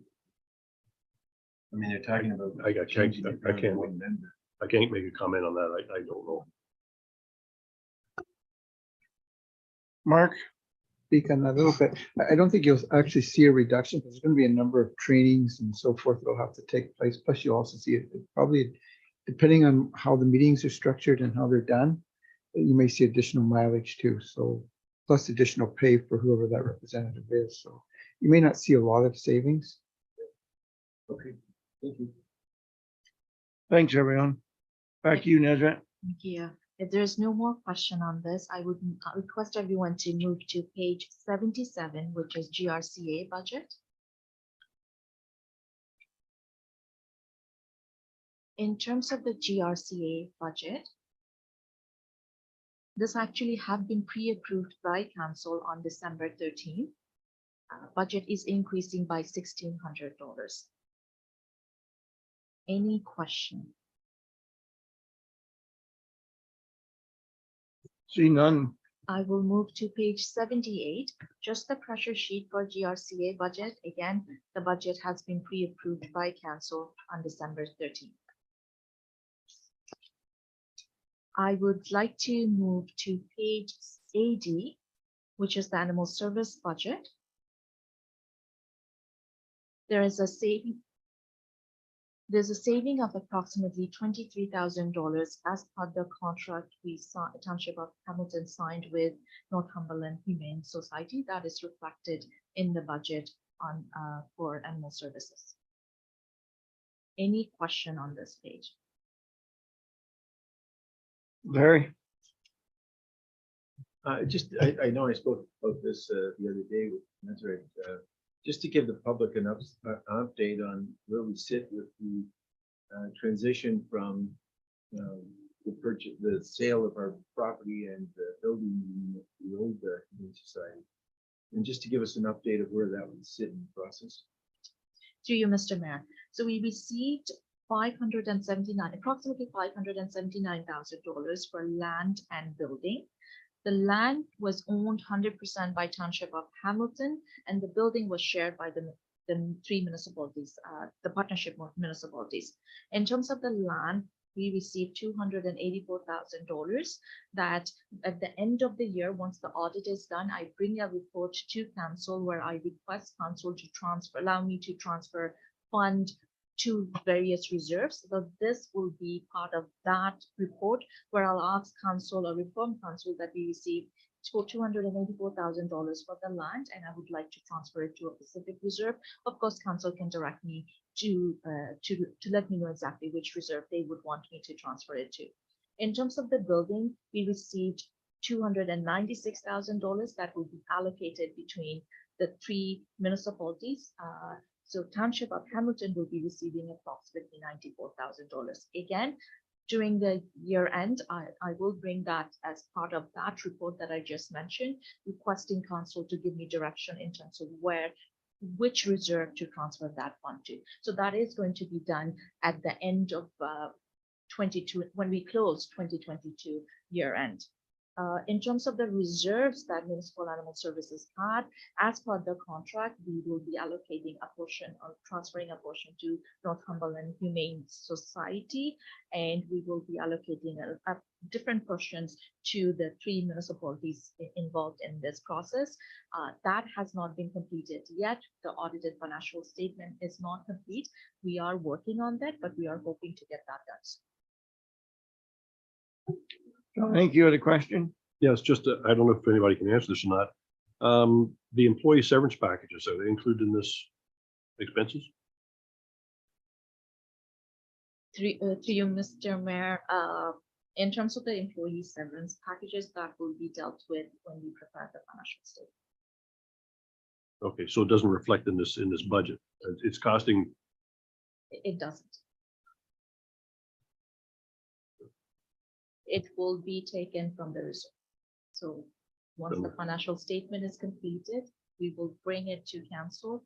That will be moved from the reserve, and that's one of the rules under reserve. Oh, okay, I just wondering about that. That's all. Thank you.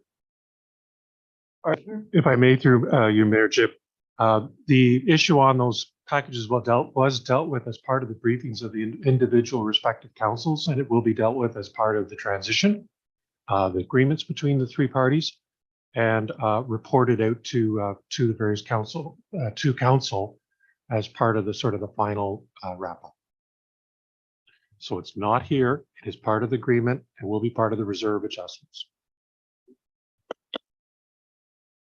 Thanks, Arthur. Anything further, John? No further questions, please, Nazrat. Through Mr. Mayor, if I can take everyone to page 81, which is literally exactly what I've mentioned. There is a saving of $23,000 based on the contract we signed with Northumberland Humane Society. Any question on this?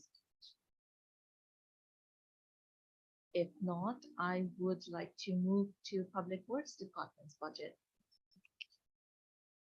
I would like to request Lucas Kelly, the manager of road, to introduce the department to us, as well as talk about the accomplishment and priorities.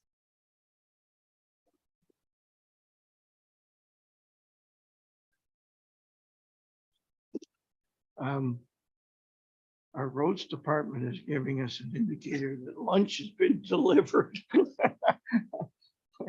We can go through it or we can, What let would, you know. what would council's position, what would staff position like to be?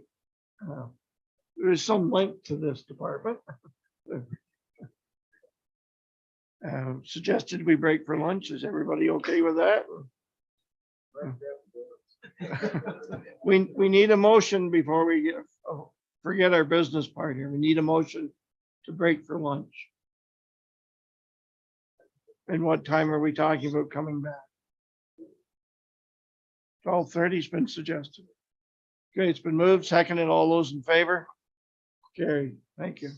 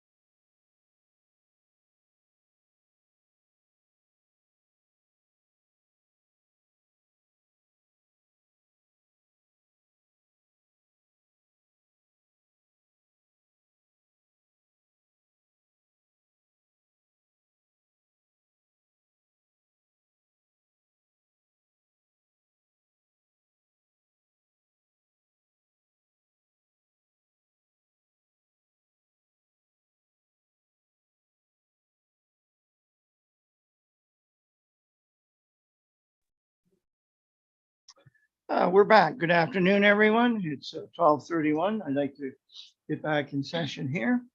We were about to deal with the Public Works Department. Nezrit, Lucas, please feel free. Through you, Mr. Mayor, I would request Lucas Kelly, Manager of Roads, to introduce Public Works Department, their accomplishment, and their priority for next year. Thank you, Nazrat. So with Public Works Department, we are responsible for maintaining and improving approximately 299 kilometers of road. And we also maintain a fleet of vehicles and equipment and also long-term capital replacement schedule. We are responsible delivering service to residents and taxpayers through our programs and needs. Operations, we do maintenance on local right-of-ways, which include trees, ditching, brushing, and catch basins. We maintain roads within our township, winter control operations, snow plowing, sanding, salting, maintenance of signage, ditching and drainage systems for resident inquiries or through our capital process, surface treatment, shoulder repairs, asphalt cold patching, street sweeping, and pavement marking. And another key component which isn't on here is we are a major contribution to our roads construction capital plan. So we do most of our work in-house, and then we only third-party contract out the actual surface treatment. Some of our 2022 accomplishments was to continue to upgrade our 10-year capital plan. A new dump truck was ordered in the spring of 2021, and we are hoping to anticipate it to be delivered here in about 6 to 8 weeks. A new dump truck, or not a new one, but a replacement of an older dump truck, was ordered last spring, and we are anticipating to be here in 2024. So by those dates, it takes approximately 2 years once we complete an order to get it into service, or 24 months. We completed approximately $530,000 in surface treatment and about 1.4 million in roads reconstruction, which is hot mix asphalt. We also completed the rehabilitation, which of our 1994 Champion motor grader. We sent that out in the springtime. They completed various tasks to it, and it's been back in service. We removed approximately 353 trees, and that 353 was contracted out. And we also removed multiple trees within our own staff complement. And we continue to work on the Baltimore area stormwater master plan. So some of our priorities for this coming year is to continue to improve and review our long-term plan for vehicle and equipment schedule, continue our 10-year capital plan for road reconstruction, maintaining our existing road networks and improving it, replacing our John Deere tractor with a more efficient, effective machine to include additional roadside brushing, to replace a 3/4 ton pickup truck, updating our asset management system, GIS mapping, and improving our existing work order system. Some of the efficiencies we do have through our Public Works Department. So during the spring, we had a significant fire in the facility, but we were able to still continue our business with operations, still completing our road reconstruction, and still kept with inquiries to the public, and we were able to still continue that business. Most of our new larger equipment is designed with DEF, so diesel exhaust systems, to reduce emissions to the atmosphere. Larger trucks are all have designed in their computer systems anti-idling devices, and we are considering proposing to replace one of the pickup trucks with a 1/2 ton, but that is still being discussed on how that would kind of put through our system. We do complete sanding and salting of obviously our roads. We have reduced a little bit of the salt within the sand just to reduce the calcium chloride that's in the roadside ditches. And our public works garage has now been all replaced, and was already LED high efficiency bulbs. So that's it. Thank you. If I can take everyone to page 85. Public Works operating budget is increasing by 4.3%. Under base, personnel is increasing by approximately 5.4%, and that is related to COLA, step rate increase, benefit rate increase as part of the CLA negotiation, and impact of OMERS offering to all employees is also reflected here. Other expenditure is increasing by approximately $29,000, and that is mainly related to tree removal, increase in tree removal budget. In terms of the inflationary, there is an increase of approximately $60,000 because of fuel and insurance. And when I go through the detailed budget, I'll talk about that in detail. In terms of reversal of one-time reserve funded project, during 2022 budget deliberation, council increased tree removal budget by $80,000, which was funded from roads reserve. It was supposed to be for one time. As a result, I'm removing it from 2023 budget. So I do need to explain the tree removal budget a little bit in more detail. So tree removal budget in 2021 was $35,000. In 2022, we increased that by $80,000, which that $80,000 was fully funded from roads reserve. So there was no impact to tax rate. At that time, we told council that we will remove that $80,000 from 2023. So that we are removing from 2023 budget. So that takes your budget to $35,000. Now we are requesting an additional $25,000 to be paid from tax rate to take the ongoing budget for the tree removal to $60,000. Again, when I go through the detailed budget, I'll be able to explain this in more detail, but I just wanted to show council the in and out from the tree removal budget. Any question on this before I get into the picture sheet? If I can ask everyone to go to page 86, please. As I've said, their personnel is increasing by 5.4%. That is COLA, step rate increase, benefit rate increase, and also impact of offering OMERS to all employees. Their advertising is decreasing by $400, and that's because we're advertising on website and social media platform now. Cleaning service is increasing by $1,000. This is because we need additional cleaning due to COVID. Vehicle repair expenses is increasing by approximately $5,000 to align with actual. And if you look at 2020, 21, and 22 actual, you will see it is higher than what we are budgeting. But for now, we are increasing that by $5,000. Tree removal budget, we are increasing that by $25,000. As I've said, if you remove the $80,000, which is in the next page, the budget becomes $35,000, and we are increasing that by $25,000 to take the budget to $60,000. Road signs material, we are decreasing that by $1,700 because we're making signs in-house. Any question on page 86?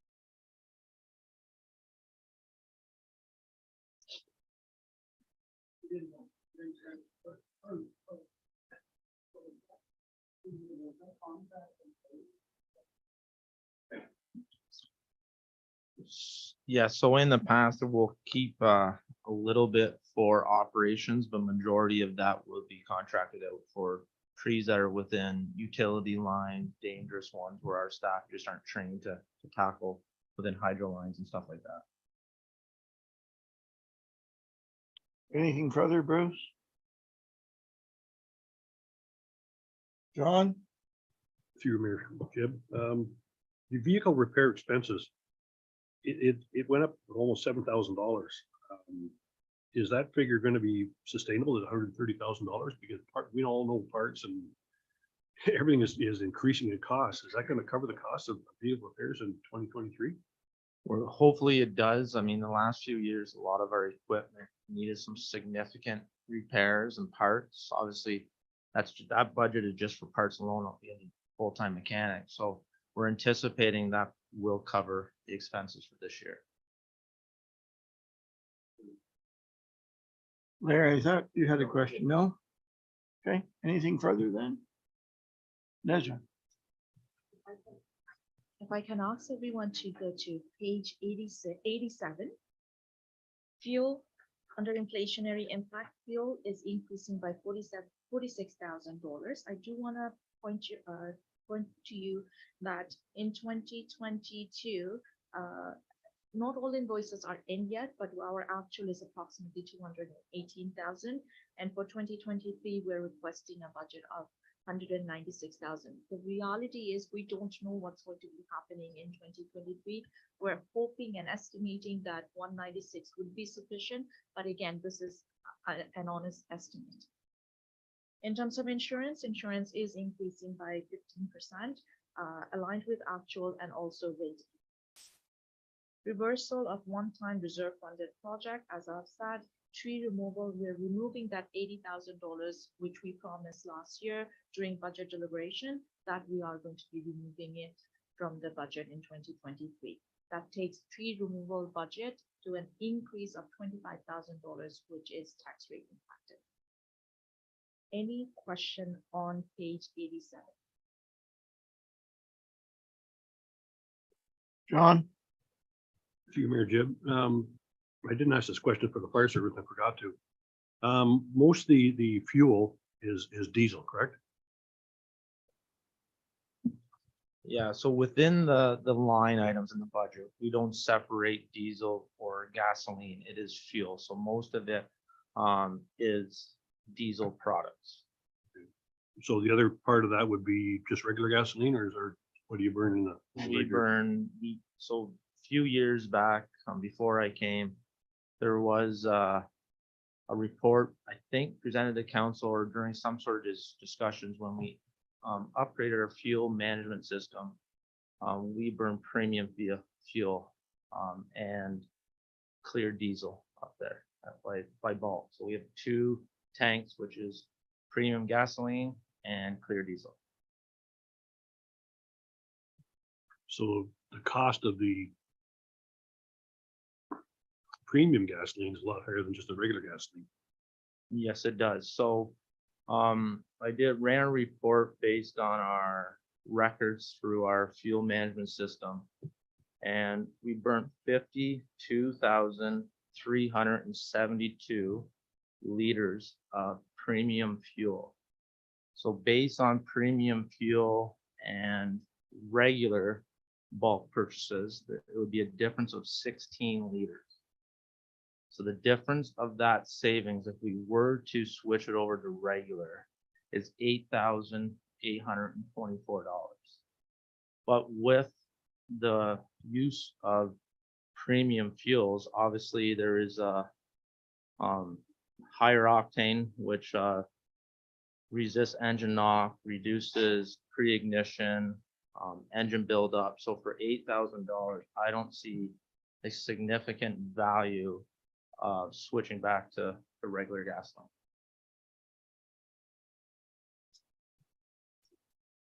Thank you. I guess I have a follow-up to John's train of thought. I think, do any of our vehicles that burn gas, do they dictate that they use premium? I think through the recommendations through the manufacturers, it is a recommendation to burn the higher octane. It's not a necessary item, but it is a recommendation to burn the 91 octane. And obviously with all of our small equipment, generators, chainsaws, it is recommended to burn the higher octane fuels. Comment. Excuse me. I understand fully on those smaller engines. I do it at home. I think it's well worth it.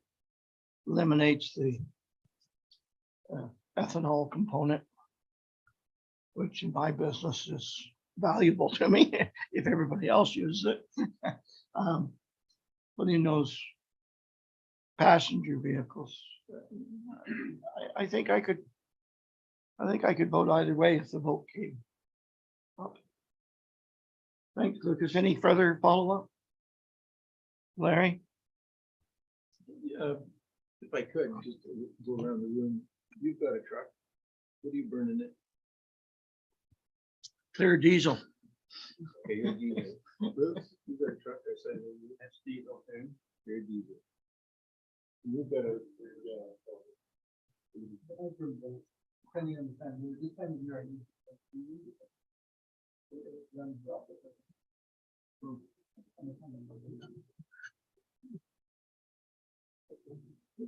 Arthur, I think you wanted to provide comment here. Through your mayorship, yes, and depends upon the vehicle, which type of gas or material I put in to run my vehicles, but I did want to comment on the type of gas that we have. Is primarily the two tanks up there. We primarily use diesel. We do use premium, which from the experience you've heard from other members of council, there's variation on what's used. From our own mechanic, his recommendation is that we use premium gas in our operations because of both the efficiency of it as far as the way it burns, the impact on the environment, most importantly, the impact on the equipment itself and longevity and keeping it running longer. But we are obviously talking about the cost of that as well. And through the prior manager, but also Lucas's continuation and management of this file, we get a contract price where our premium cost is less than what you would pay for regular at any gas station filling up in that mechanism. So the actual cost to the township for premium is less than what you pay retail for regular gas. To then switch to, for example, have diesel, regular, and premium, depending upon use, is fraught. Then leads us to the possible mixing of regular gas in with premium when we want to use it for equipments and the potential problems with that. So to keep operationally fairly straightforward and the good pricing that we have, we only have the two tanks, the diesel and the premium, which is meeting our needs at this point. Thanks, Arthur. We excluded you from the question on what you burn in your vehicle. John, I just had the same comment you did. Thank you very much for that input. any further follow-up questions? Okay, moving forward. Through you, Mr. Mayor, if I would like to move to Parks and Facility Department, I would request Trevor Clapperton, Manager of Parks and Facility, to introduce the department, talk about the accomplishment and priorities.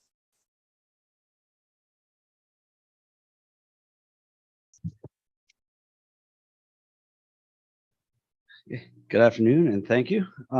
So the Parks and Facilities Department and what we do, we provide a wide range of recreation and active living opportunities for the residents of Hamilton Township through management and maintenance of our park systems, including 2 multi-use arena facilities, 2 additional banquet halls, and the 3 waterfront parks. And through that, the various active and passive parks, parkland in the township. We maintain the indoor turf, ball diamonds, ice pads, basketball courts, tennis courts, multi-purpose courts, trails, and the waterfront parks, as mentioned before. Park staff work with approximately 50+ user groups and organizations through the different facilities in booking these programs. That's not including the one-off rentals that we get. So we're very active in working with the community in them. Some accomplishments for 2022. The big thing we had was the reopening of our facilities from the pandemic and COVID-19.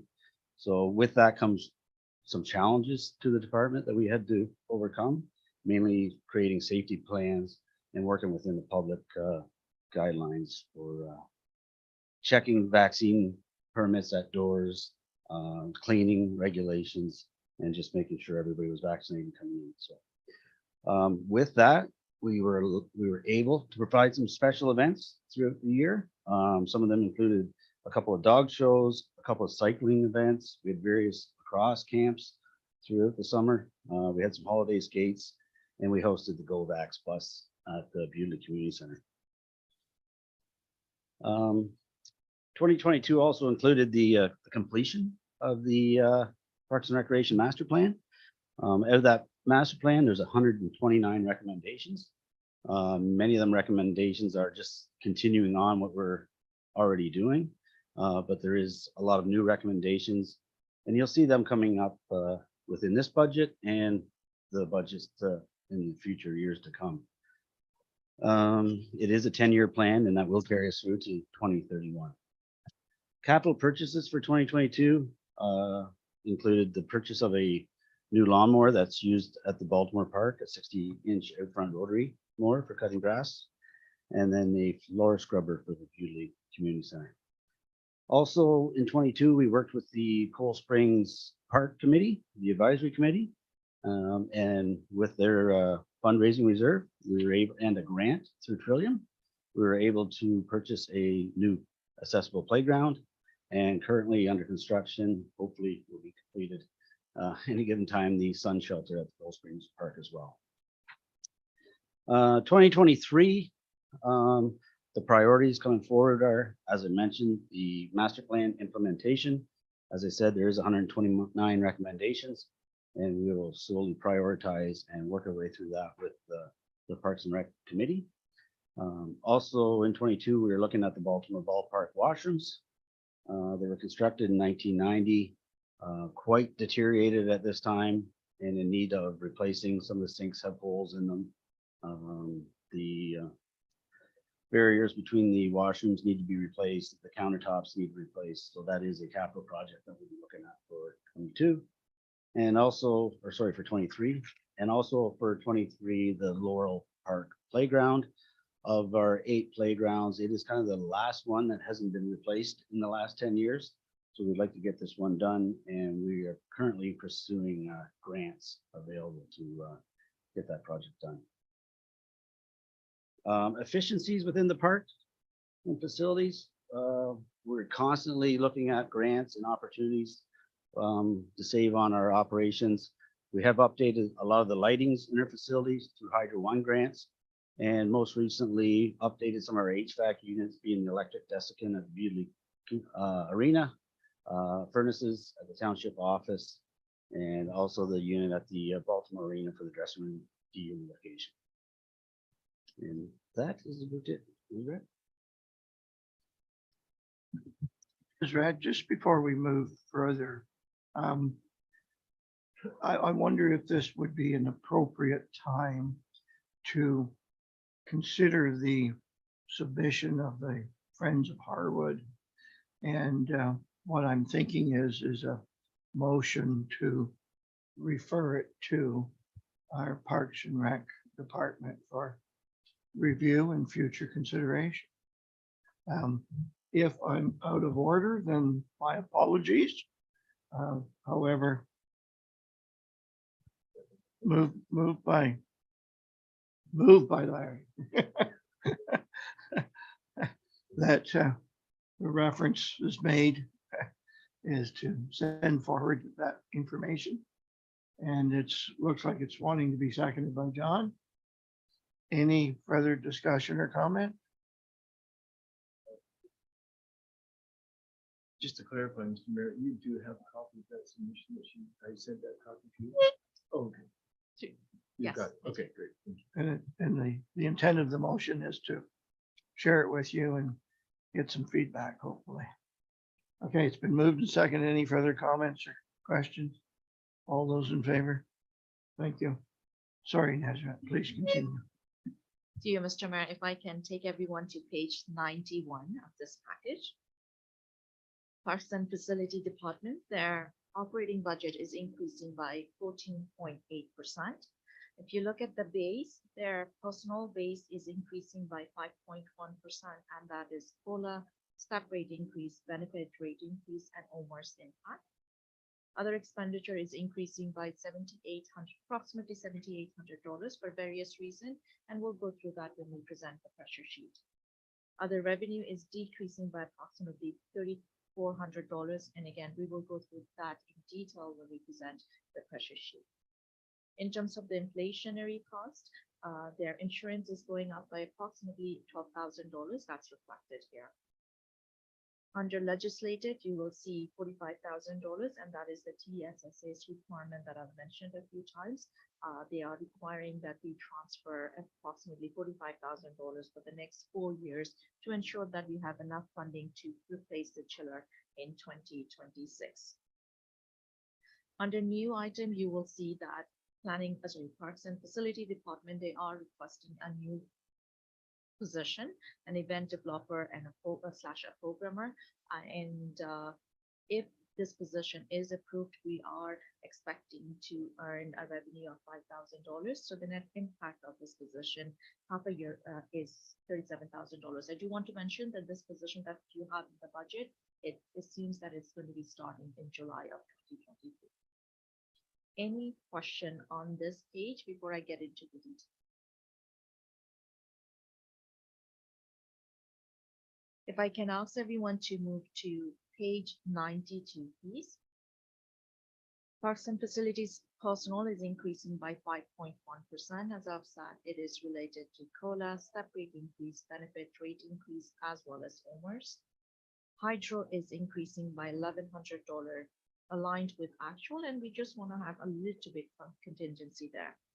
Clothing allowance is increasing by $175, and that is based on collective agreement. Credit card service charge is increasing by approximately $1,400, and that is aligned with actual. Equipment maintenance is increasing by $500, that's aligned with actual. Water usage is increasing by approximately $3,500, that is aligned with actual. Clothing allowance in Bewdley is actually decreasing by $50, and that is aligned with the collective agreement. In terms of the revenue, the recoveries in Baltimore is actually decreasing by $4,692, and that's because when Municipal Animal Service was active, Parks and Facility departments were doing the groundskeeping service. We no longer have Municipal Animal Services. As a result, we are removing that from the budget from revenue. Under Bewdley, tower revenue is decreasing by $2,600 because the contract expired. Arena floor rental is decreasing by approximately $1,100 because of limited summer rental that we're projecting. Arena ice rental is actually increasing by $5,000 because of increase in expected revenue. Any question on this?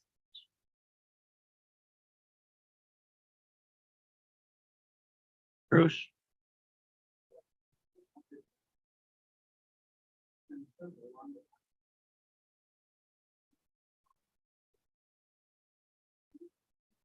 So currently,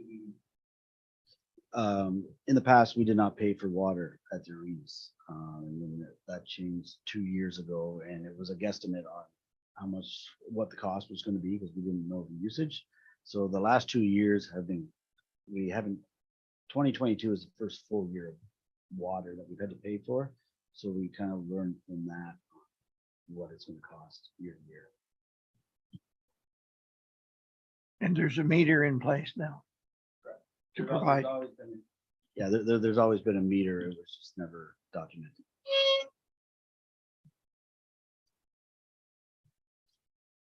Any other questions, Larry? Thank you, Mr. Mayor. Through you, Mr. Mayor. Just one question on the credit card charges. Is that improving or is it helping improve our receivables?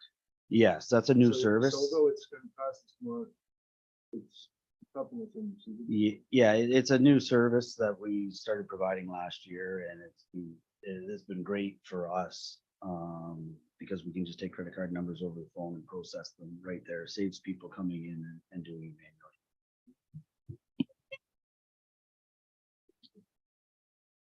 John? Just a quick question through you there, Jim. I'm kind of stuck back in the fact that you said that the water usage is, Bruce alluded to it, is up, and you said the meter's always been there. Yeah. Has it been one of the new installed meters, or is it the old meters where they're defunct or basically on their last legs? As far as I know, it's the age of the building or whenever they put So the it may not water be in. It's a true reading, then, in other words.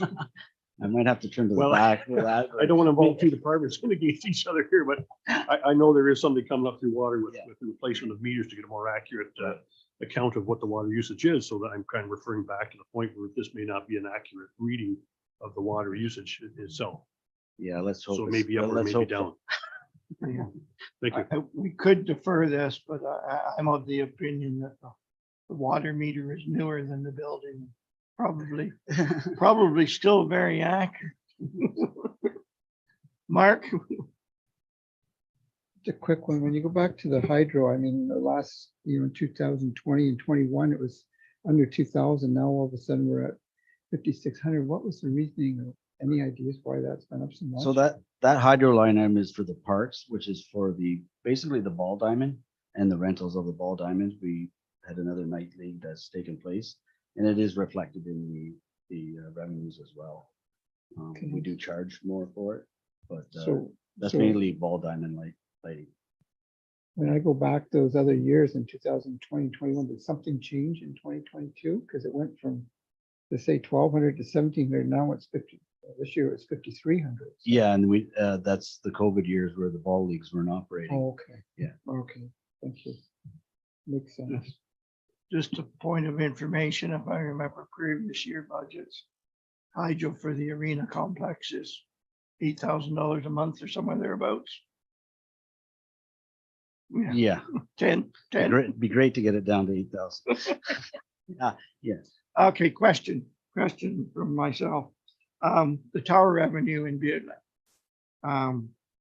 Somewhat familiar with that in the past. Has that effectively been eliminated, the usage of the tower?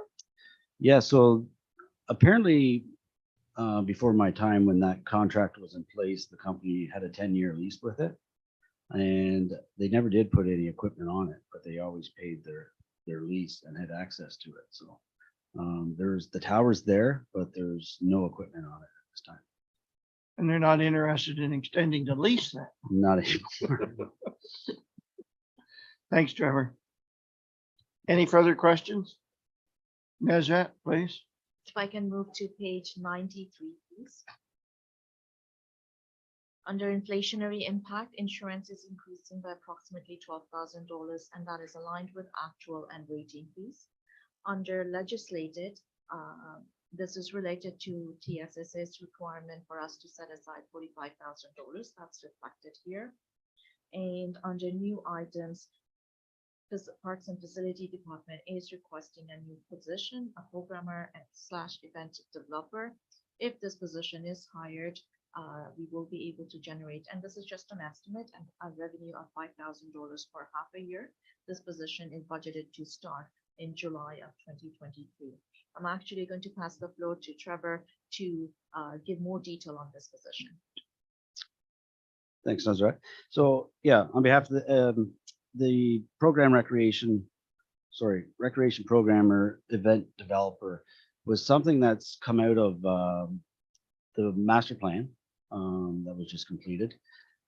It was something that even prior to the master plan that was discussed at the Parks and Recreation Advisory Committee as the needs to bring in recreation programs to our facilities to better utilize the facilities, particularly in all the hamlets, not just the Baltimore and Bewley community centers, but the Cold Springs Hall, the Camborne Schoolhouse, and the parkland in the summertime being the waterfront parks in Bewley, Harvard, or Gorse Landing. When we went through the master plan process and went to public consultation, that was a lot of the input was the lack of programming that we have and the desire to have more programming. So that is one of the, as I mentioned, there's 129 recommendations out of the master plan, and many of them are based on whether that recreation program is in place to provide that programming. They would the want is that they would provide some of the programming, but also go get the programming and bring them in. And it's not just programming, it's events, whether it's craft shows or trade shows or things like that into our facilities. Also through the budget survey that was done prior to the budget process, there was a lot of comments back about the need for programming within our facilities. So as the $5,000 revenue seems low, I think we have to give this some time to work. So that would obviously increase in the coming years and hopefully almost sustain the cost of that person but I think it's going to take a couple of years to get to that point. So I'd be happy to answer any questions on that. I hope you're conservative in those thoughts. Trevor? Questions? None. That's it. Is there any question on page 29 and 93? If not, I will move to library's budget. Page, if I can take everyone to page 99, please. Library's budget is increasing by 2.1%, and this is based on the contract that was signed with Hobart Public Library that covered from 2020 to 2023, and it was based on the recommendation from the council. So that means during 2024 budget, prior to 2024 budget deliberation, we do need to sit down with Hobart Public Library to determine what is the next increase. Larry?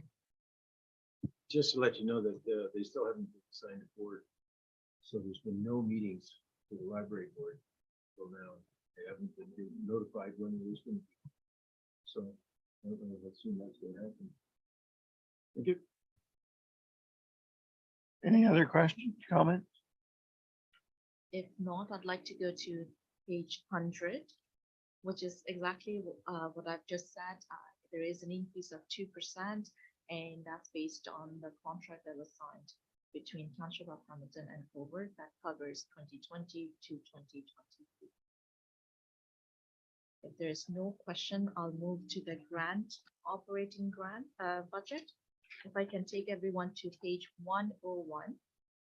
So during 2022 budget deliberation, council actually approved approximately $58,000 for community grants and other committees. I just wanted to give the list to council so that you can see how much is being contributed to which committee before I get into the budget. Any question on that? I do want to say community service grant of $22,000. The breakdown of it is in page 105, and I'll go through that today. Is there any question on this page before I get into budget? If not, if I can move to page 102.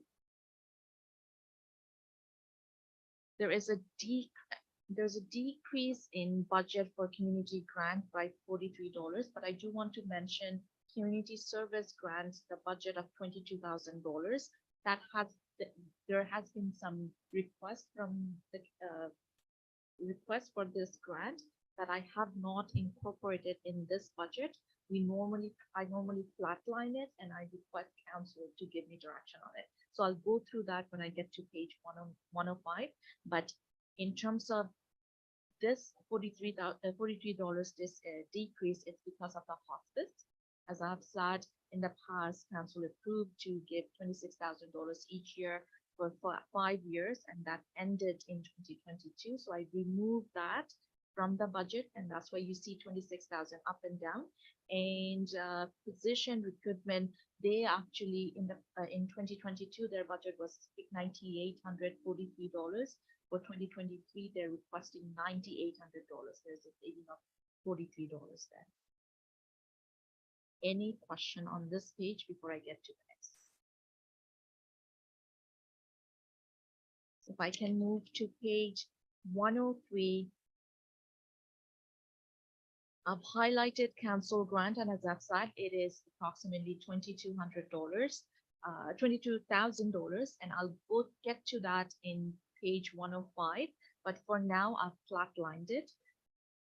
I will be seeking council's direction when I get to 105. But other than that, what I've said, it's the hospice grant that I've removed, and the difference between physician recruitment 2022 versus 2023, there's a decrease of $43.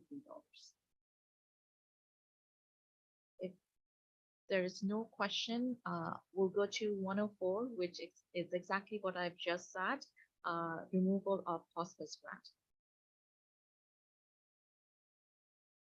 If there is no question, I will move to 105. I was just going to ask Nesrit, there's been There's been no correspondence from them and from the receivers of the hospice grant, being Ed says, nothing. I haven't heard anything yet. Okay, thank you. So now I'd like to move to page 105. We have received correspondence in the past, appreciative of the support from council, but nothing more recently on the end of that grant. Clarify. So if I can move to page 105. So as I've said, 2022 grant, council grant is the budget is $22,000. In 2022, Harwood Hall received $10,000. Gorse Landing did not receive any funding because they did not request any. They did mention to us during 2023 deliberation that they will be coming back in 2023 with a request. Community Care received $9,000 in 2022. Bethlehem Walk, it was an internal transfer of $1,000. I do want to point out that they did not receive $1,000 in 2020 and 2021 because Bethlehem Walk was canceled in 2020 and 2021 because of COVID. So that is 2022. This year, we have heard back from Harwood Hall. They would like to request $15,000. That's an increase of $5,000 to the grant. And the reasoning is identified in the comment section. Gorse Landing, they would like to request $1,500. As I've said, last year they did not request anything. This is an increase of $1,500. And again, the explanation is next to it. Community Care 2022, they received $9,000. For 2023, they would like $10,000. They're requesting $10,000 for rural accessible transit. Bethlehem Walk is requesting $1,500. That's an increase of $500. And Royal Canadian Legion is requesting $1,500 for the flagpoles. You can recall they requested $2,500 earlier. Police Service Board contributed $1,000, and that's why we are able to reduce the request to $1,500. So right now I am seeking direction from council in terms of the approval amount for each of these requests. Thank you, Nazrat. Would anyone like to lead us on in Harwood Hall? Questions or comments? Why I was, but anyone want to comment on Harwood Hall? I have a thought. Go ahead, Larry. I believe that that's a value for the money spent. I don't know if anybody was at the Harwood Pancake Breakfast last, but it was just remarkable how many people came out to that event to support the hall. And in addition to that, the number of volunteers they have working there. I even do the dishes. So it's one of the most vibrant facilities we've got as far as community involvement. And I think when I hearken back to Trevor's need for a program coordinator, it's essential that we start bringing the community back together after COVID, even prior to COVID, trying to get volunteers. And I think Harwood is just a tremendous example for volunteers. And I think they work hard to raise the funds to support that park in the fall. And I think it's well worth supporting them as well. That's it, Mr. Mayor. Thank you. Any other questions or comments? I know I do. Mark, please. I just have a question, Ezra, just so that I'm clear. The Community Service Council grants right now is at 31,500 is the ask. To you, Mr. Mayor. So that's correct. So 2022 budget was $22,000. If council approves all the asks, it would be an increase of $9,500, which is $31,500. And what have you got in our budget currently? Is it the 22,000 or have That's you got the correct. 31? So we've got to either cut this or our percentage is going to go up some more. That's absolutely correct. Okay, thank you. Any other questions or comments? I want to bounce in and just for clarity for all present, Harwood Hall is not a municipally owned hall. Yeah, I don't know that everyone knows that. It's actually owned by the community, or I think if we were to go back far enough, it's owned by the kids of the community. And it was set up that way many, many years ago. We have supported Harwood Hall in the years that's in front of us at the rate of 7,020, 7,021. And because of the ask in 22 and the availability of funds that didn't get allocated to Coors Landing Hall, we were able to shift those to Harwood, leaving us with the last line that's in front of us with a $15,000 ask this year. I don't know whether that helps anyone or not, but that is factual information from my knowledge. John, you were about to ask a question, I think? Just to make a comment there through you, Jim, is the fact that I think it's a wonderful thing to give back to the community, no matter if it's Bethlehem Walk or Community Care or Royal Canadian Legion or Harwood Hall or Coors Landing Hall, no matter who comes forward. I think it's nice to support the community because these are people that are out there doing volunteer work, trying to raise funds for projects, and their tax dollars are not going to go to waste. I would like to see that brought forward and give back to the community. It's very, very important to recognize the volunteers, which aren't recognized by anybody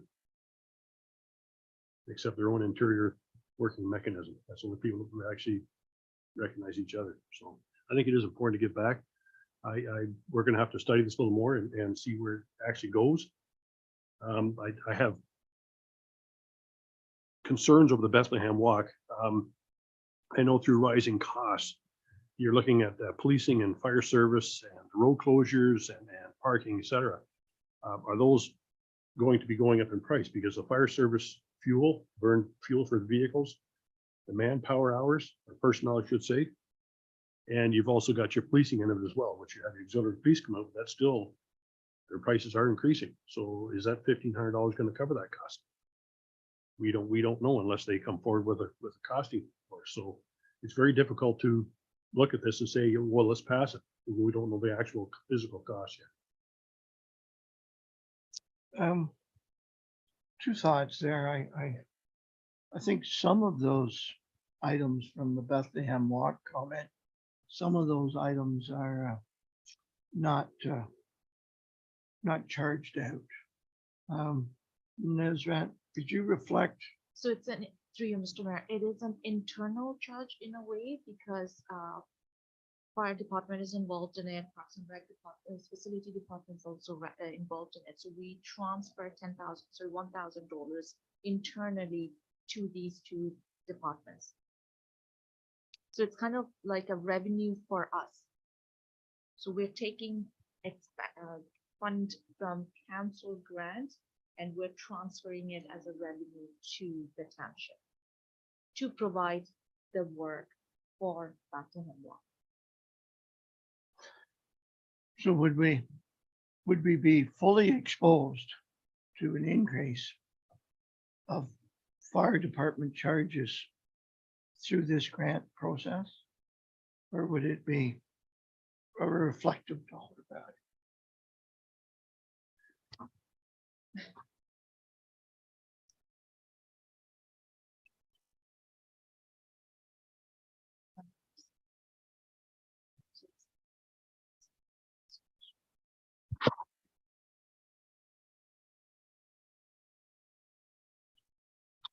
Through Mayor Jib, while they're speaking briefly, we have had information from Bethlehem Walk in the past, and there was a number of discussions around insurance costs that were going up for them, which is where council provided monies to cover some of our own costs and allowed them to cover their costs directly, if that makes sense. So as far as I know, some of those funds were definitely used for our effective internal transfer, the treasurer mentioned, as far as covering our hall rentals.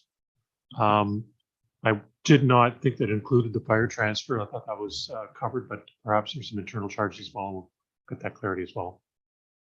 Thanks, Arthur. And maybe the numbers are so small that we don't need to concern ourselves a great deal about this question. So through you, Mr. Mayor, I missed what our CAO said, but I do believe that even if it is $1,000, it should be sufficient to cover us. Thank you. Don't know whether we added clarity with that part of the conversation or more confusion. I'm going to leave it. Is there any other questions on this topic? We've heard some comments, positive comments, and I support those positive comments about the group, the function, and the hall in Harwood. And yes, I was there, and so was John at that last breakfast. So I see the benefit of that, although I also have some concerns in the ask dollar value in relationship to the specifics of the projects that they're asking it for. By that, I mean, is there other funding? Because I know full well that $10,000 is a small amount for those washroom modifications. Is there funding elsewhere for them? And is there a reserve fund that they might have? I mean, I don't know how this works in relationship to what their specific project is what I'm really saying. I like the energy that's in Harwood. Certainly spend a lot of time in the building, and it's very enjoyable to do so. But again, we must remember it's a privately owned building, and we do have to have a nice bit of detail to feel comfortable to move forward with this. And that's where I'm at right now. Larry? I can only say that we gave them funding last year and the year before. And I think they're holding some of those funds in reserve.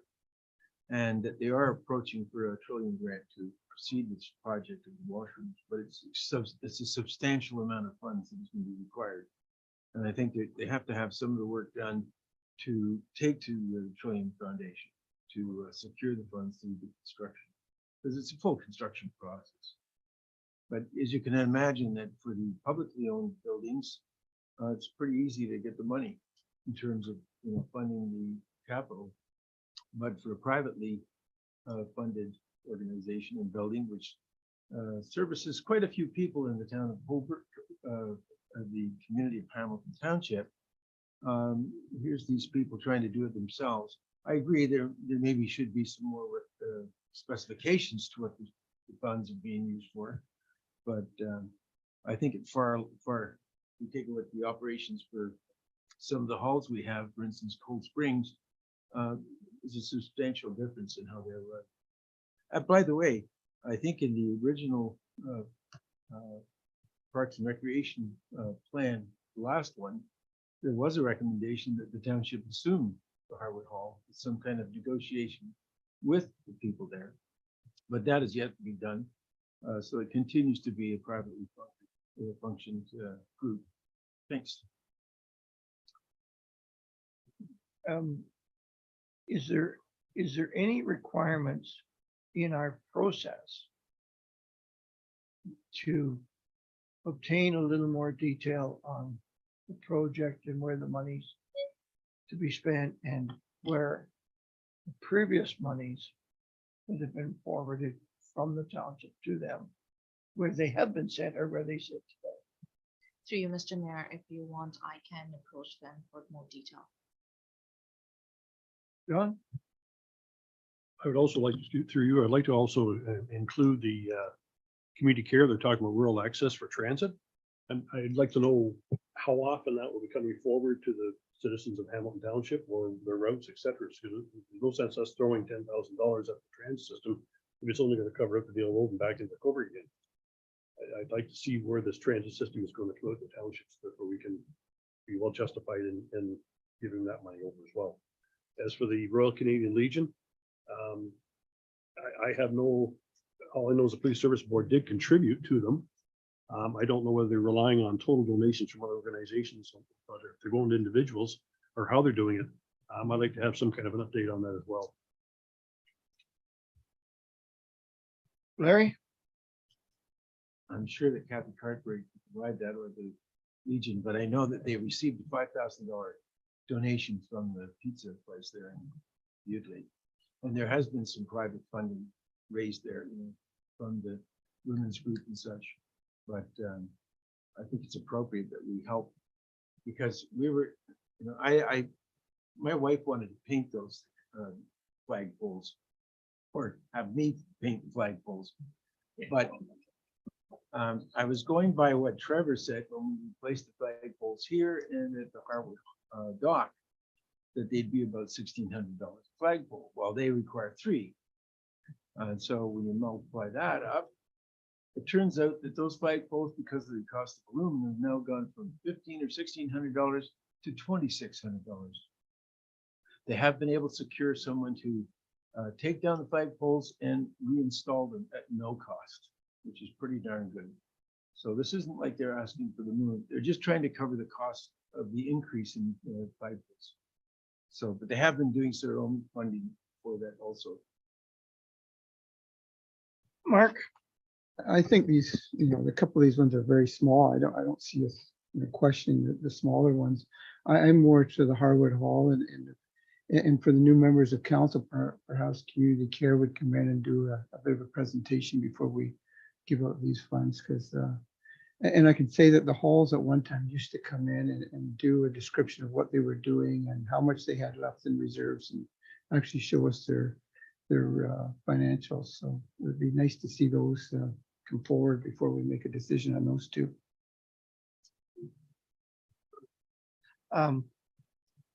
In general, before I ask for a motion, because I think it's an invite through a motion process, I think we're all in the position where we want to support these components. I think we would all feel a little more comfortable if we had a little more information. Certainly has had presentations in the past, as Mark has alluded to.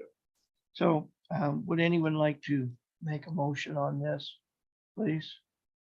Mark, and the specific wording of the motion is That we'd ask the members of the Harwood Hall and the community care in Northumberland to come to do a presentation for a budget presentation to go forward with their needs that they were asking, what their asks are within our municipality. Do we have a second to that? Any further questions or comments? All those in favor? Carried. Thank you. To you, Mr. Mayor, that is the operating budget. If with your permission, I'd like to now move to capital budget. Just before, if I can, through Mayor Jib, I do want to acknowledge the reference of the request by the Friends of Harwood for assistance and for the grant information. I want to echo, I spoke with Pauline Browse earlier this week. I know Trevor also spoke with her, and that group has a lot of interest in trying to make those improvements. So I appreciate council's referring it on to them. And I can highlight the good relationship that Trevor has with that group in the past, and we'll obviously be working with them in the future. So we're happy to bring that information back for review and for consideration by council. Thank you.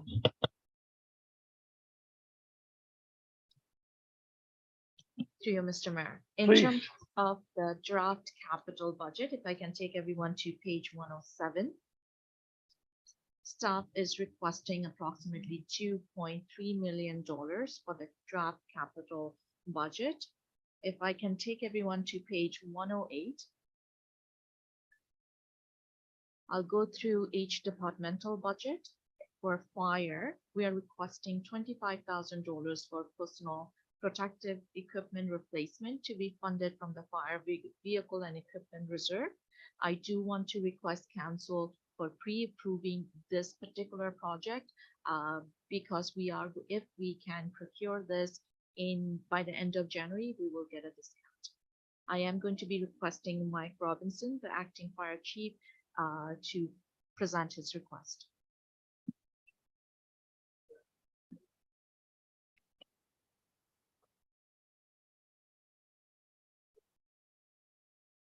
we're gonna do that again now.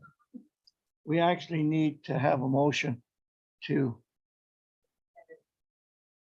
be extended to have our meeting extended past 3-hour time limit as necessary to complete the draft budget review. So I need a motion to extend. Larry, seconded by Bruce. All those in favor? Thank you. Feel free. Thank you, Mayor Jib and Council. So just for information, as Nusrat presented, it is a $25,000 ask to replace 6 sets of our bunker gear. We are under governance to make sure that that's replaced every 10 years. Simple math is 60 sets divided by 10 years gives us 6 a year. The ask to have pre-approval today, we have been able to secure 2022 pricing that will be held up until end of January before there would be about a 5% increase. So it would be beneficial if we could have that today. It does run somewhere in and around about $2,500 a set rate.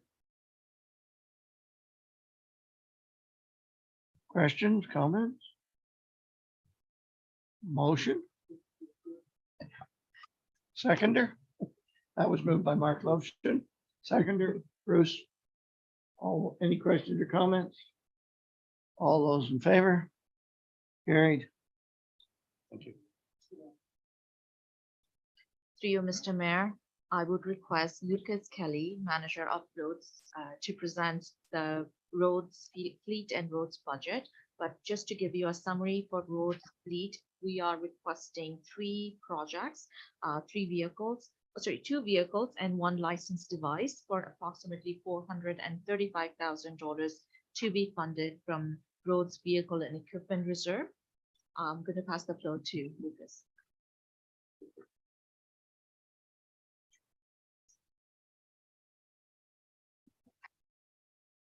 So good afternoon, Mayor and Council again. I will be talking to you about our vehicles fleet for Public Works.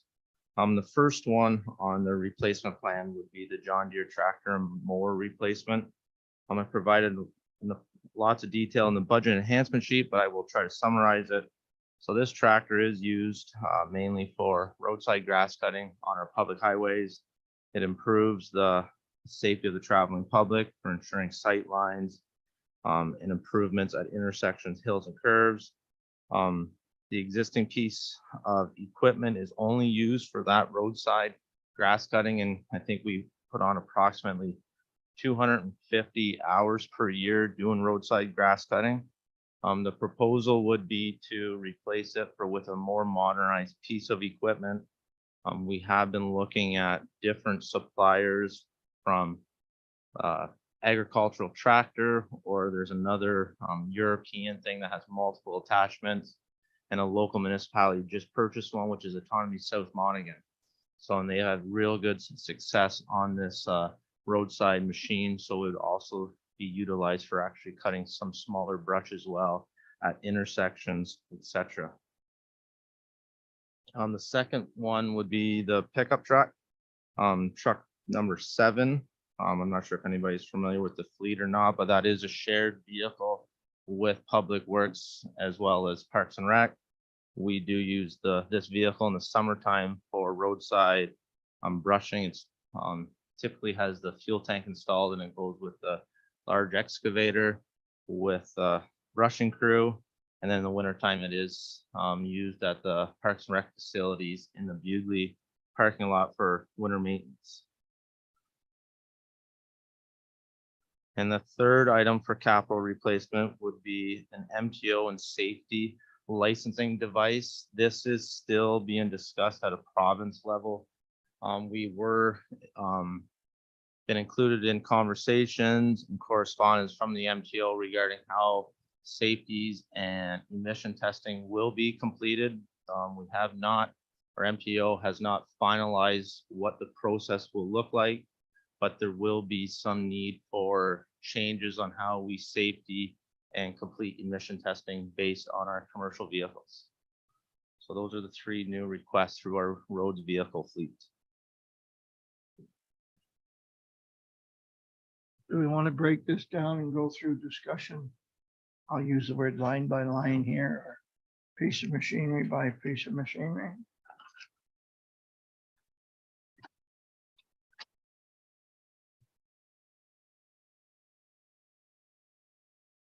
First item would be the tractor and mower replacement. Bruce, is that where you'd like to start? Please go ahead. Is this a cost for the new machine, and then what happens to the old machine, and do you recoup anything, trade-in value of that? So in the past, we would purchase the new vehicle equipment, dump truck outright. And then once the new vehicle became into service, it would go on to a public auction, either Gov Deals or some other means of sourcing. Because it seems like we get more value when we sell it through Gov Deals than a trade-in value through a dealership. So we have not, through the pricing for this purchase of this vehicle, it hasn't been compensated for trade-in value or not. So, but staff doing some research and reviewing some same vehicles, similar in nature, we'd be probably looking at about $35,000 for resale.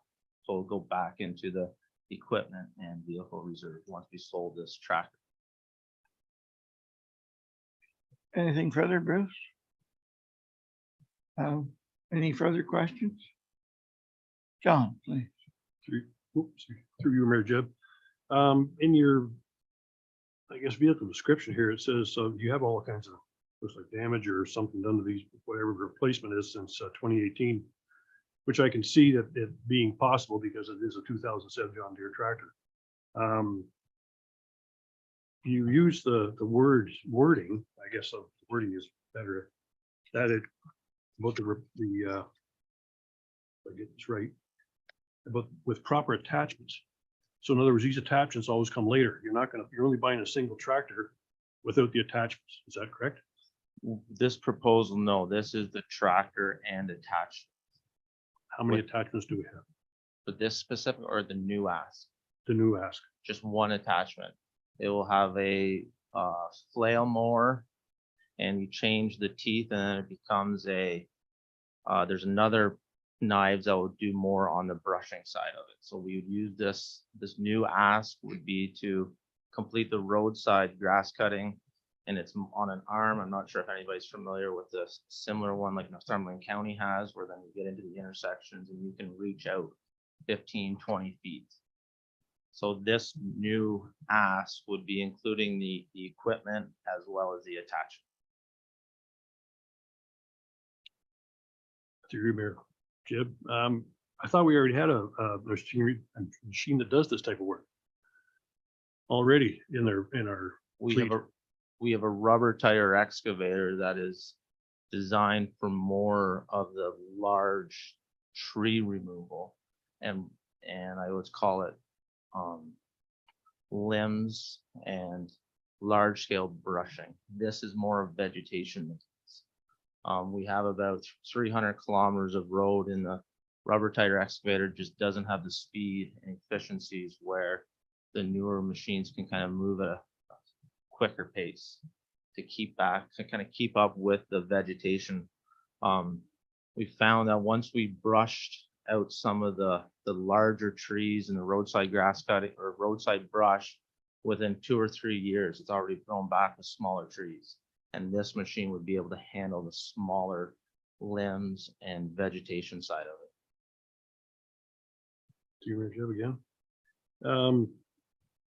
I'm kind of stuck on the fact that the price of this tractor, it just astounds me, even though I'm not a farmer, but I understand where the equipment costs are increasing. But we could use this same tractor that we already have for up to $20,000 in repairs and put it back on the road and be good for what, another 2 or 3 years, maybe 4 years? So Doing the same job it does now? we would be doing the same process of what we've been doing in the past with cutting approximately 5 or 6 feet wide on the roadside grass cutting. What we are proposing is something that has the ability to reach farther in behind the ditch lines, intersections, street signs, and improving sight lines and visibility where it's problematic at our intersections.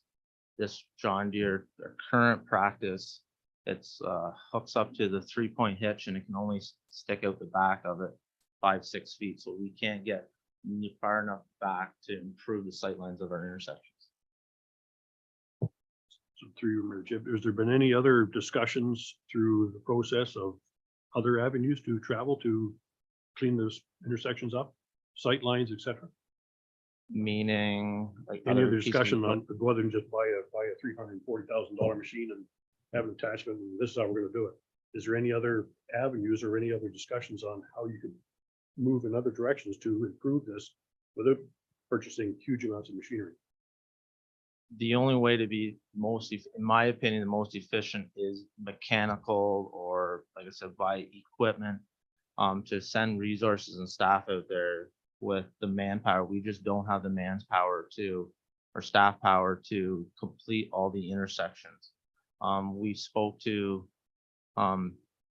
neighboring municipalities, like Northumberland County, and they all have had pretty good success with this very similar piece of equipment that we are requesting. John, I'll let you think. Are there any other questions? Mark?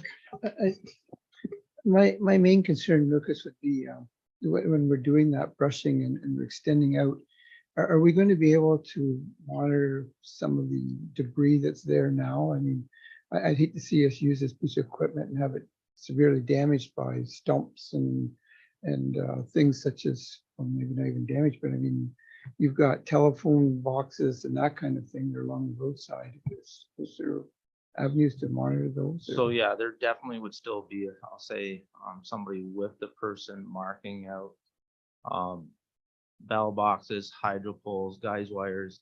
This new request isn't, I'll call it as aggressive as the mechanical brusher that's on the excavator. The excavator runs at about 1,800 RPMs and it throws brush, the manual says up to 300 feet. So there is a very aggressive approach with that mechanical brusher. This one has a little bit more guards and it's the teeth or the knives on it is a little bit less aggressive, so it wouldn't throw the debris. And it's a drum brusher, so it pushes the material downwards rather than the big mechanical excavator, which has the wheel and it throws it more on a horizontal path. So there is a bit of I guess it's a cleaner way of completing the vegetation maintenance. If I could just follow up, then I wasn't really concerned about the debris, and that's, I was more concerned about hitting something. And I know right now when we take a tractor on the road, I mean, speeds in essence, and I mean, he can move along at a fair pace. He's only doing 5 feet. But once you extend out, there is some roads that have debris and so forth that are along that roadside that worry me about hitting. So the intent would be to continue with the vegetation side when the foliage is on the trees. And this time of the year when the foliage is off, this would where we would try to improve the intersection visibility. So you have the better sight lines for, like you say, bell boxes, culverts. It could be anything. So this time of the year is where we would focus our attention on it, making sure the vegetation and the brushing has been completed. And it'd only be, like I said, it'd be 1 to 2 people and it'd be a good opportunity to have designated staff to be trained on a piece of equipment such as this. And if I could just follow up with a couple other questions. Lucas, on the machine itself, is it an actual tractor and then this attachment totally comes off, or is it part of the tractor and it's one unit? So both units are able to be taken on and off.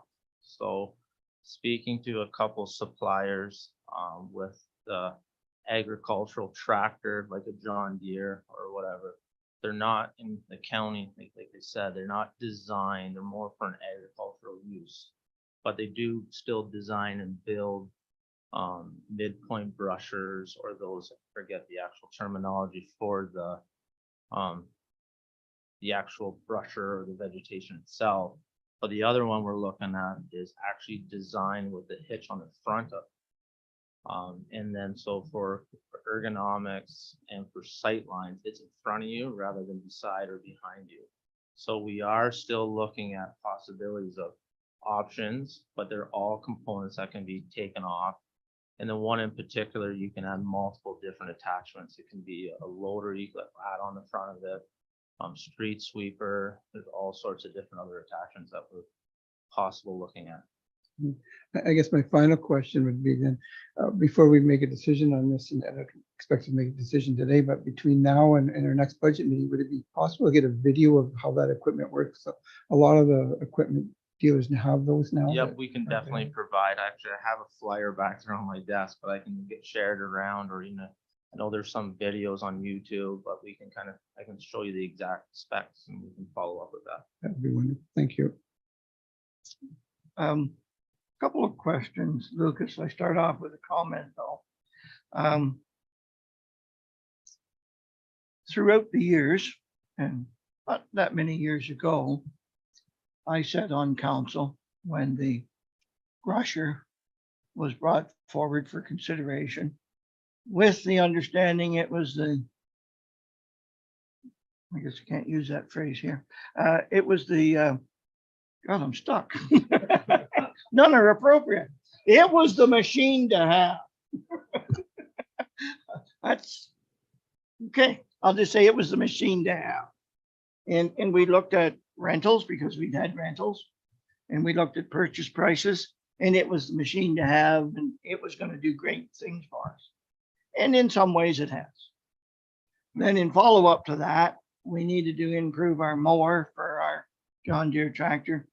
Because of this situation, we needed it to come around and do tidy up.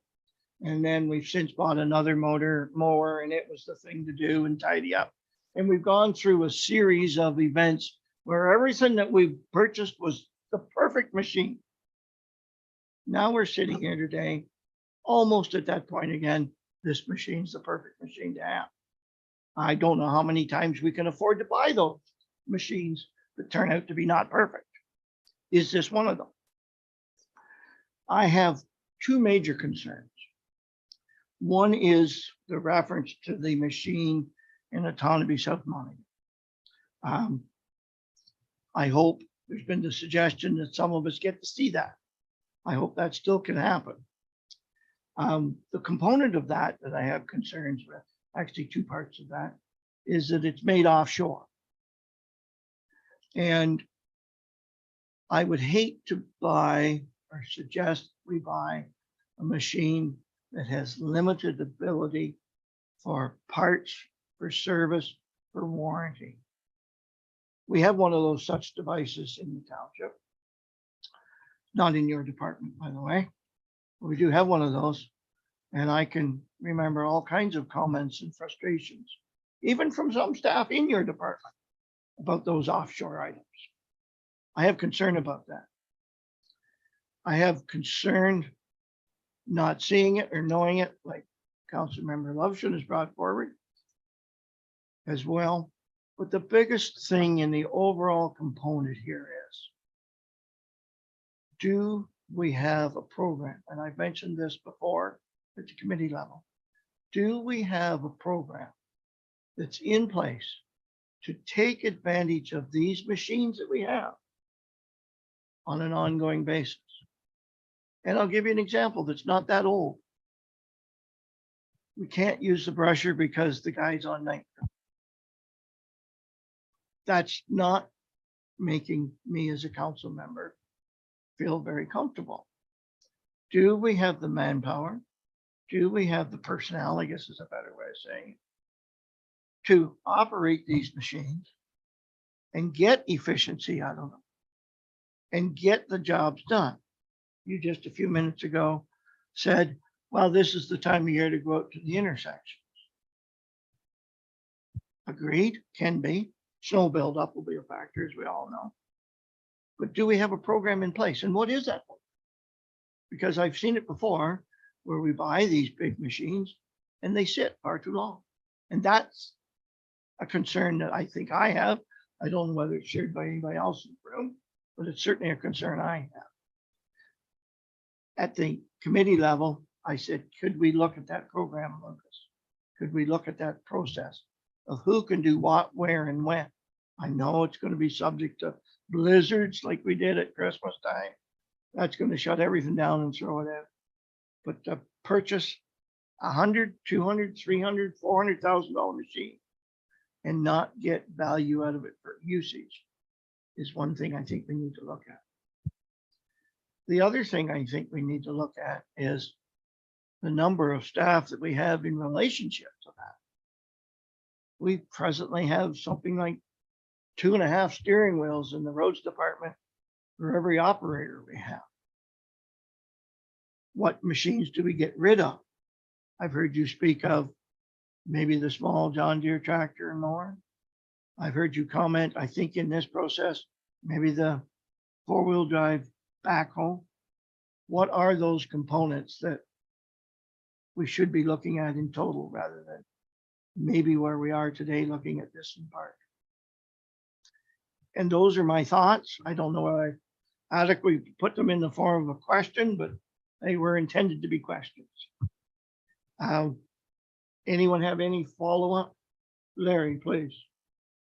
I think that was one of my comments is, I really don't care, I care about the cost, but I don't care how we do it. But the thing that kept on coming up to me during our campaign just last is the roadside cleanup. It was just, it wasn't good enough. I mean, the intersections, people were taking their lives in their hands trying to turn onto Houston Street. I got that, not just in one section, but all throughout the whole township. So I agree with the mayor, is that whatever machine we've got, as long as it's used, then I would be happy. I don't think any of us in any department could keep ahead of Manitoba maples on the roadside or those staghorn sumacs. I mean, you turn around twice and go home and they're already 4 feet tall. So we understand that part, Lucas. Bruce, I think you had a comment or probably too.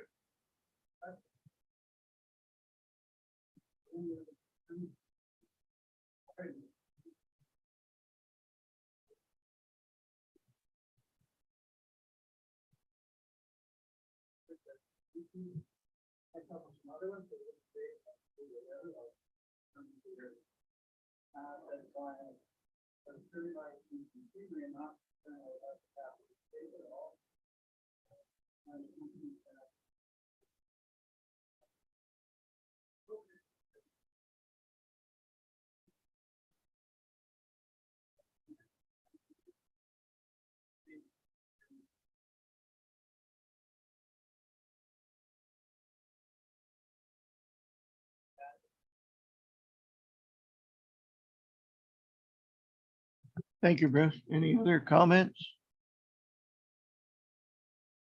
John? Through your Mayor, Jeb, I still have the same concerns you have as the manpower. We, like you have said, we have 2 steering wheels per 1 personnel. It's got to the point where the public are realizing this and they're now, and that's all I heard as well during my campaign was that aspect of it. The poor brushing along the sides of the road, even though the machine did come down the road and back up again, it didn't do a half decent job the way it used to be done at one time. As I guess you had to put somebody else on the machine, whether that person didn't have the proper training or not, I don't know. But my concerns are too with the proper training in this municipality. I've heard the stories as well about personnel that can't use the machine because somebody's off on holidays. Can't use the machine because somebody's sick. I don't understand that approach. I'm having a very difficult time understanding that. Thank you. Mark? Just for Lucas's defense a little bit, I mean, last year was an ideal growing year for anything along the roadside, let alone weeds in the field. So I mean, it was a tough year to maintain that. So just for your defense, Lucas. And I do appreciate it. I mean, we do have vehicles up there that don't use maybe on a daily basis, but when we hire 4 students and a comment about more steering wheels and employees, I will defend that. I mean, summertime, we have every vehicle out there assigned to traffic control, coal patching, roadside brushing.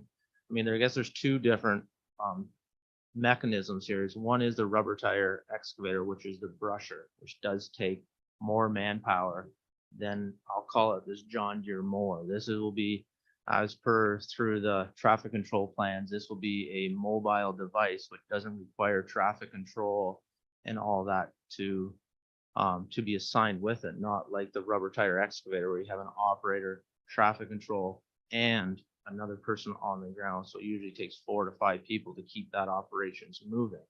With this mobile device, and just you'll probably see it out there on County Road 18 or 45, the county is outside working with this type of machine without all those additional staff. So with this piece of equipment, 1 to 2 people can keep this operations going. And as for the brusher, we were out brushing, I think last week or just before the storm hit. So we do have other staff trained to run this excavator with the brusher head on it. So those are my comments. Lucas, just personally, I would ask, and something I would ask you could get back to me on, how many hours do we put on the brusher in a year? And I don't need that answer today, just, I mean, it must be in a file somewhere. You change the oil at 2,800 hours in December, and next December it was 3,700 hours or whatever, you know, some indicator of how many hours we actually get on that unit. I mean, you shared with us the total hours on that little John Deere tractor. So there must be some record somewhere to get us close on that thought. Yeah, and I will I will find the hours. I mean, it's going to be an estimate because that same excavator obviously digs in the summertime for road construction. Sure. So the machine's going to have hours, but then we'll have to, like I said, figure out the difference for bucket versus brusher. Thanks, Lucas, on that. I'm not so sure I haven't lost my place here, but I think the next item to discuss was the 3/4 ton pickup replacement. And I'm sensing that that things are going to move down in the fleet to allow a 1/2 ton to come in, because the repairs that's been done on the 3/4 ton with front end and springs obviously doesn't stay in keeping with replacement of a 1/2 ton, which is a lighter truck. So, so I see what I think is going to be told here.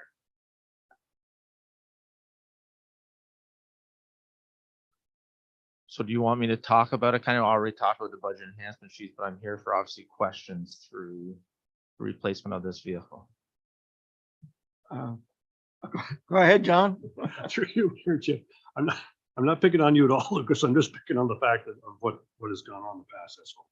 It's not your fault. So I'm not blaming you for anything here.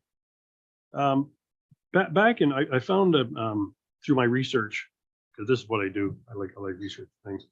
In 2020, you brought before council to replace, I think it was 2012 Chevy 3/4 ton truck. And after I think council approved that, you go ahead. That truck was then, and I think I read the report, and the report was basically the same as what this one is on this truck. And it had 270,000 kilometers on it, which is about 167,700 miles. And this truck would then stayed in the fleet and was utilized for 2 more years. So you fixed it up, you put it in the fleet for 2 more years, it was gone, it's gone in 22. So I look at this vehicle, even though it's a 2010, it doesn't have that many kilometers on it, according to the documentation you've given us. And with the same repairs, it could probably be put back on the road for another 2 years and be utilized in the same way it's being utilized right now. It's a cheaper cost for the municipality. And that's the comments I've got. Thank you. So just recently, and I will comment that this truck went into, hold on, I gotta get my derated mode, which was limp mode. It was shut down 4 times on County Road 28, the staff member driving it. We were able to clear the codes, towed it to the local dealership, and they still can't find what's going on with it. And it won't even start right now. So this was after, obviously I wrote this report, but there is, with the history of this specific vehicle, there has been some issues with it in the past. It is an electrical or computer component that the dealership is speaking about, but I really don't know any repairs, and this is even over and beyond what is in this enhancement sheet. So right now, that vehicle is broke down, and we're trying to find a solution of why it went into derated mode for this vehicle. So it may come a point where if it is a significant repair bill to get it up and running, obviously I'll bring that forward once I have more information. Just maybe I could add a little bit to that. Out of necessity, I'm a frequent visitor to Thomas Motors, where I believe this truck is sitting, which piqued my interest and had me ask questions. And the information that they were able to share with me is they think it's a light relay, and that part's on order. So I don't know if there's been others or there'll be more in the future, but that's the current as of 9 o'clock this morning.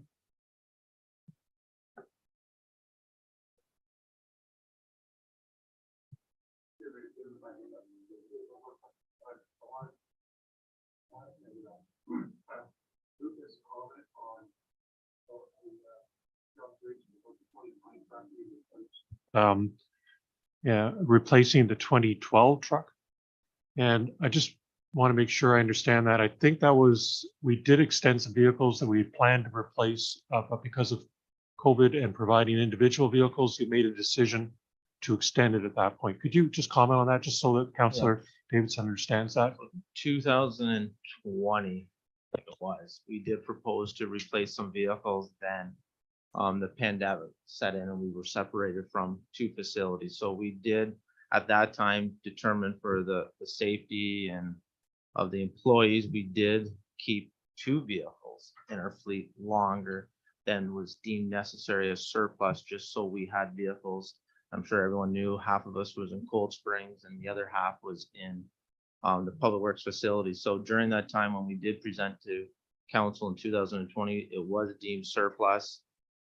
We did kind of limp it along through the fleet to continue with our operations and our business. And then when we came back together as one team, we then sold those two vehicles as surplus at that time.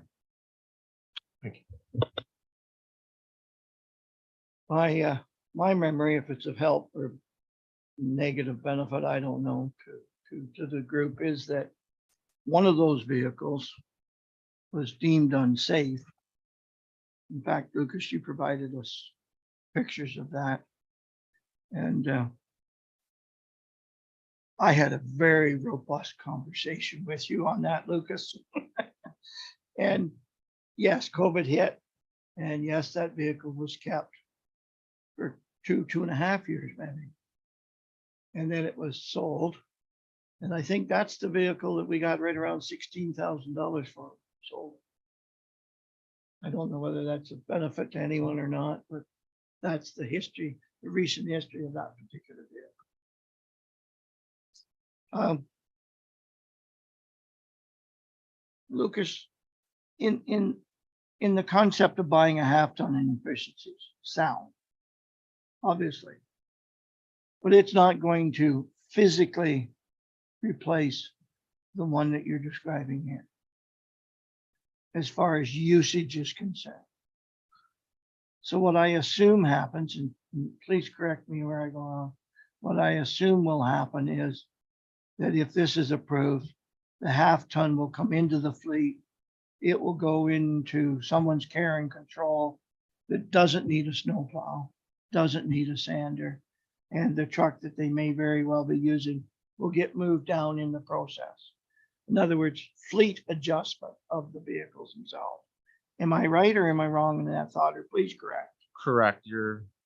We have been having discussions with other departments to try to find how we can make it more efficient through our vehicle process. There has been talks about staggering fleet that is more for the public works, for after-hour call-outs, emergencies, to have that vehicle being, I'll say, the newest one in the fleet, just for obviously for response times. But there would be like the whole fleet through Public Works as well as Parks and Rec. There would be a bit of a staggered approach in moving vehicles around through each department. Thanks, Lucas. And I mean, it goes without saying that this half-ton would never be put in a position where it gets a plow and goes into that type of service level. So that's the conversation we recently had, I think at the beginning of this week, about how we've been trying to do a fleet management and making sure we're doing the best we can with the resources we have through all the departments to make sure we are doing what we can most efficiently, because I don't want to buy a vehicle and then 3 or 4 years from now, figure out through the long-term planning that it should have been a 3/4 ton, so we can step it down into other departments. So we're still continuing that discussions. I appreciate that debate that you're gonna have, that discussion you're gonna have, because a half-ton purchase does eliminate a couple of opportunities in the future. Thanks, Lucas. And I Yeah. will, can I just add a little comment there Certainly. that we recently found out that, and I don't know if anybody was involved, but through a municipal, when we bought new vehicles through dealerships, we would get about a 15% discount on a new vehicle. We recently found out the 3 big manufacturers, because of the demand, they have reduced that to 2%. So when we bought, well, I don't know, say $70,000 vehicle, we would pay 63 for it or 65. Now it has or no, sorry, it'd be less than that, it'd be like 50 something. So we recently found out that the 3 big manufacturers have removed the municipal vehicle discount. So adds a little bit more component to the $70,000 side. And you're sharing that with us to get our support? Well, I wanted to be upfront. Lucas, 'Cause I'm not sure you're heading in the right direction here. we'd rather be upfront, because if we do put a tender out and it comes up higher than we anticipate, like I said, this was just recently the bigger, like I said, the 3 big manufacturers have taken that away just because of the demand. So. It's understood. Not sure we like it, but it's understood. John, you had something further? Yeah, just through you, Jim. So you still have the 4 3/4 ton trucks and 1 half ton, correct? Yes. So if you eliminate this one, then you're gonna get a new one that'll still make it 4 or 5, put that way, 5 vehicles, smaller vehicles, correct? Yes, correct. We're not adding anything. It would be just a replacing Right. vehicles. And you still got 3 1-tons, Yes.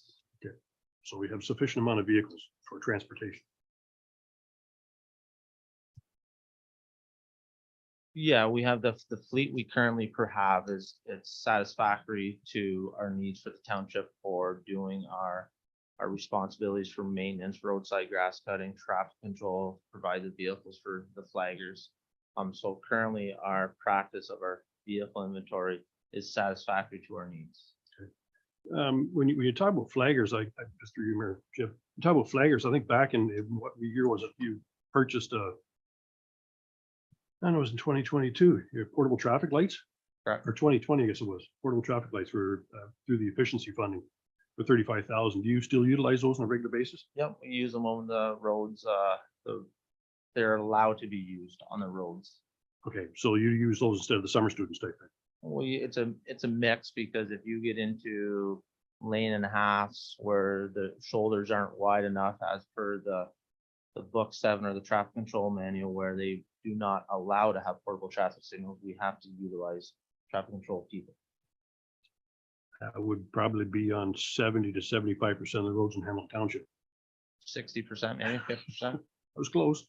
Thank But- you. One concept we haven't thought of here. We buy that tractor for 340. We won't need the same support group going out. We might be able to get away with one less pickup. Not supportive of that idea, eh, Lucas? No, Okay. not at all. I just threw it out there for comment. Moving on. Bruce, you have a question?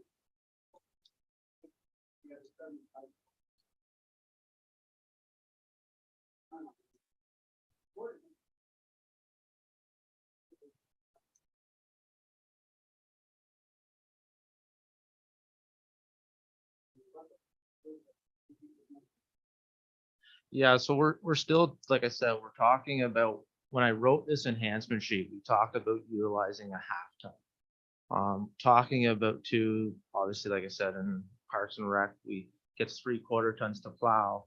I don't want to purchase, or not me, but we don't want to purchase a vehicle that ultimately should have been handed down to another department that utilizes a 3/4 ton. So back to the other discussion about the $70,000 and now being a municipality that we only get a 2% reduction for new vehicles. Is there an opportunity to buy a vehicle that is a year old that came up for a lease? Because now we don't get those huge rebates as a brand new vehicle. So we're still having conversations with departments, with obviously some of the dealerships to figure out what is the best benefit to the township, rather than, because like I said, we don't finance. So we might be able to find a 6-month-old vehicle with only a few kilometers that meets the needs of the township. So we are still trying to do the best we can to utilize the local dealerships and figuring out, because obviously the new vehicles have increased in cost significant. So. Lucas, just a follow-up question to that truck it's in town now. Was it a specialty item or concern that it would be there rather than our own garage? What would trigger that? We tried to plug in the laptop or the iPad to reset the computer, and we couldn't. So it had to go to, it came up with an error code, and there was 7 error codes on it, and we couldn't read that system. I had to go to a GM associated dealership to try to figure out how to troubleshoot those codes, because it had throttle positioning, there was a multiple, and I asked the same question: would one computer or module trigger all these? And they said yes, because the entire dash, everything went out. So when maybe that key component failed, it fails everything else. So we're still, like I said, it's down there currently, and like I said before, we fix it, obviously it's gonna have to get a quote and obviously proceed as follows. So I have experience in what you just described. It's not friendly. Can sometimes turn out to be a $105 part that's totally unrelated to anything. Thanks, Lucas. Moving on, what do we call it? The MTO safety equipment. So this specific ask is still about uncertain about what their positioning is for the MTO. I'm sure all of are aware we complete all of our annual safeties in-house with our mechanic. There has been discussions that through the safeties, they are now going to link emission testing to it as well. So in the past, we would take commercial vehicles or large scale vehicles to a third party testing facility. We would get the testing done, the emission test, and then go to the license bureau to get our stickers on our vehicles. They're stating now in the past that during our annual safeties, emission testing will be done at the same time. And through the annual safeties, that you're supposed to be wearing, I'll call it a body camera, which gets videotaped and uploaded to this system. So when vehicles, commercial vehicles are safety, they'd be wearing a camera on their chest, hat, wherever it would be, which then is uploaded to a portal of the MTO, and then they say yay or nay. But they have been very quiet on the process and when this is all going to be implemented. So if, as per this report, and if you go into it, like our heavy duty, the first one is heavy duty diesels annual, semi-annual inspections. They're saying it's implemented now, and we have no communication. You call MTO and some of them don't even know what you're talking about. So we're still using best practices, what we used last year, the yellow stickers on the dash of vehicles, completing the safeties, but we don't have a whole lot of information to date yet. Thanks, Lucas. Any question, John? Lucas, I'm wondering what this device actually does. Can you describe that for us? Like, I know you've laid it out here, but what does it physically do? I really don't know. So neither does MTO. So But you need one.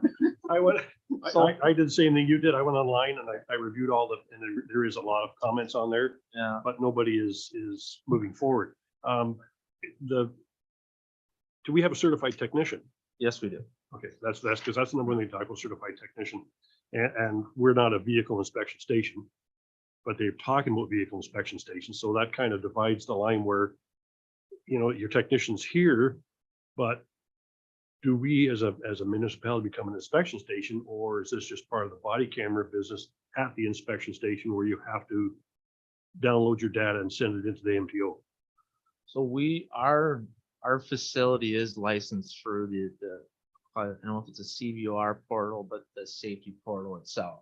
So we have yellow stickers that we get annually to stick to the windows to when we complete our safeties. The process that I do believe is going to be probably a computer of some sort that's going to have the camera attached to it. So the camera will have a memory card or a memory stick, and as you complete your inspection, you pull all that information, go back to the system and upload it to the MTO. And there will also be a component of emissions. I don't know if there's going to be something where you put into the exhaust system and it takes an air sample. I'm not sure as of yet, but it's when it first was talked about or implemented, I mean, fine, we want to change it, that's okay, but give us all the resources. And they still haven't gave us all the information. So I threw a number in there to expect something, but at this time, like I said, it's nothing that we're going out to buy tomorrow, but if something does come up or whenever it is implemented, at least there's something there we can work off. So you're just throwing a figure out there to say that in the future, if you have to purchase equipment, et cetera, that there's money Yeah, will be there because- to support that. The way the originally is requested that right now we'd be purchasing something. And the public works foreman's been reviewing this, trying to get more information, and there's nothing. So like I said, that number is a marker on the budget. Like I said, I haven't even got an estimate from MTO, so it might be $5,000 or it might be $50,000. So it just earmarked so we're aware that this is coming. I give you, sorry, Jim, I give you kudos for that because I think you're correct in your response. It's going to be 50,000 or more because a lot of people are right now are up in arms because of the equipment costs. So it is going to be huge. Thank you. Mark? I was just gonna add on that since this is new, you may not even be able to get it this year, so it might be something you have to deal with next year, so. Thank you. We're moving into our actual roads descriptions and programs. And I think just before we do that, because it's going to be somewhat lengthy, that maybe it's time for another 5-minute break. So could we have a motion, please, for a 5-minute break? Thank you. Been moved by Larry, seconded by Bruce. All those in favor? Thank you.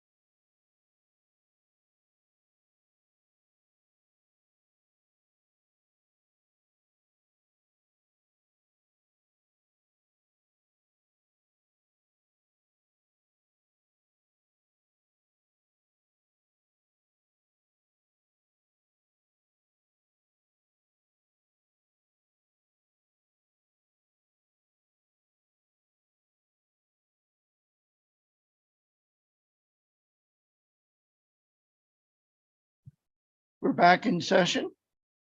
Thank you, everyone. Nezrat, Lucas, please continue. So through you, Mr. Mayor, for roads department, for roads work, we are requesting a budget of approximately $1.7 million. Lucas will be going through that in detail, but in terms of the funding, 408,000 of it will be funded from OCIF fund. Approximately 362,000 will be funded from the Canada Community Building Fund. This was known as Federal Gas Tax Fund. 92,000 will be funded from cash in lieu from Barron Subdivision Agreement. As per the subdivision agreement, this fund was to be used for restoration of Sully Road and Shutter Creek. As a result, we're incorporating that in the budget, and approximately 860,000 from tax rate. I do want to mention that in the past, we did increase the funding from tax levy by $70,000 each year. However, this year we haven't, because it will have a significant impact on the budget or property tax rate. I am going to pass the floor to Lucas now to go in detail. Thanks, Nazrat and Mayor and Council. So in front of you is the request, I guess, number 5 is a construction program for Public Works. Through the process, to gather the information for the roads, we use the staff inspections, our roads need studies, and condition analysis to come up with these list of roads. So the proposed roads for 2023 surface treatment program is Sully Road, Sutter Creek, Payne Road, Clapperton Road, Byers Road, Hannah Road, and Bethel Grove Road. Within those ones, some of them are overlays, so obviously the cost has been reduced because there isn't pulverizing, gravel crushing, or graveling the road, so there is a reduction in the overlays. And I would like to just comment on the Hannah Road. That is a shared road with Autonomy South Monaghan, so they are in the process of their budget as well. So until such time as we both come to an agreement that these budgets are passed, then we would entertain completing that road. And then the next table is the 2023 hot mix paving program, Stone Ridge, Crossan Road, Valley View Crescent, and then our Public Works yard. Stone Ridge was tentatively scheduled for 2022, but because of the costs associated to the tendering process and the construction, we had to defer it to this coming 2023 construction season. And then the last one is engineering for a couple roads. So Oak Street and Mill Street. So I would like to start planning for the future. And as per the roads need study, you can see their condition is fairly low. So this would be to preps for survey, design, get ready for construction for 2024. So this will get all the detailed design, tender documents ready, and then hopefully have a construction window of 2024. Well, and the last one, sorry, I'm just going to the next my next request would be the 2023 guide rail program. And this is a continuation of the previous years. This is something that we pressed on an annual basis. When we complete our road reconstruction, we then install new guide rails at deemed locations by either by staff, by contractors, and to protect any dangers to the public, traveling public.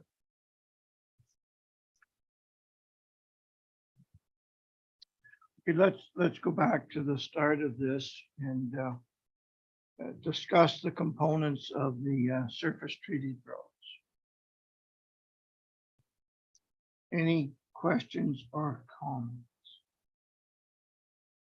Larry? When you say, Lucas, through you, Mr. Mayor, for the Sully and Sutter Creek, you say cash in lieu of in the Barron division, subdivision. Was that a deal that was part of the subdivision? It's not the cash in lieu of the parks, is it? No, through you, Because Mr. Mayor. everybody's assuming that one. Right. That's what I'm getting here. Is that So this they're was saying part it's- you're using the park levy. So, Through you, Mr. Mayor, now it is part of the subdivision agreement. okay, great, thank you.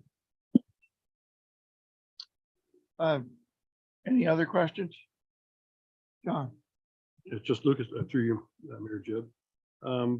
Solid Roads gets commute overlay. Sully Road, no, it would be a full road reconstruction. I'm concerned about that because I know I travel that road quite often when I walk. And there's, you're talking cedar posts, you're talking, yeah, So it's gonna be a, So full road reconstruction, we don't say excavate the base, we pulverize, add a little bit of gravel, and then put 2 layers of surface treatment on. So we leave the base alone because we got into problematics. As soon as you start disturbing that base down 6-10 inches, we run into some serious soil conditions. So we typically leave the base alone and add a little bit of gravel to reshape the road and then add 2 layers of surface treatment. when you pulverize, you will be coming across cedar fence posts because they're right there at the surface now. In several locations down. So I Cedar guess Road. that- Set up several. It's So- just a- That is something that we'll have to actually pulverize if they're there. We have obviously excavators on site. We'll pull them out. Just forewarning. Or That's what- sections that of would that concern in me. the corduroy road.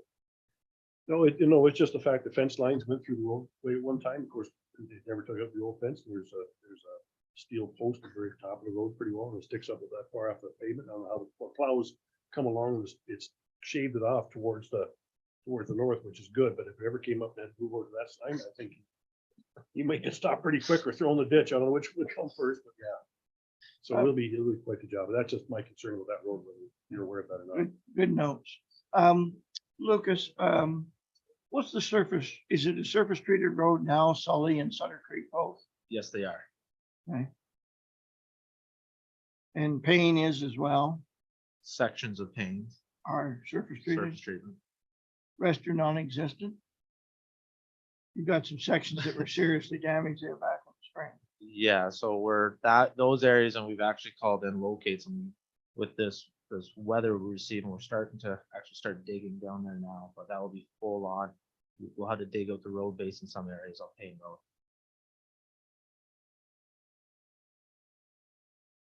In relationship to the Hannah Road, that 46 has already been split. That would represent our 50%. 46 is R50, so the full construction would be 90,000 or whatever change. Thank you. Any other questions or comments? John? Through you, Mayor Jib, I'm trying to think, the public works yard.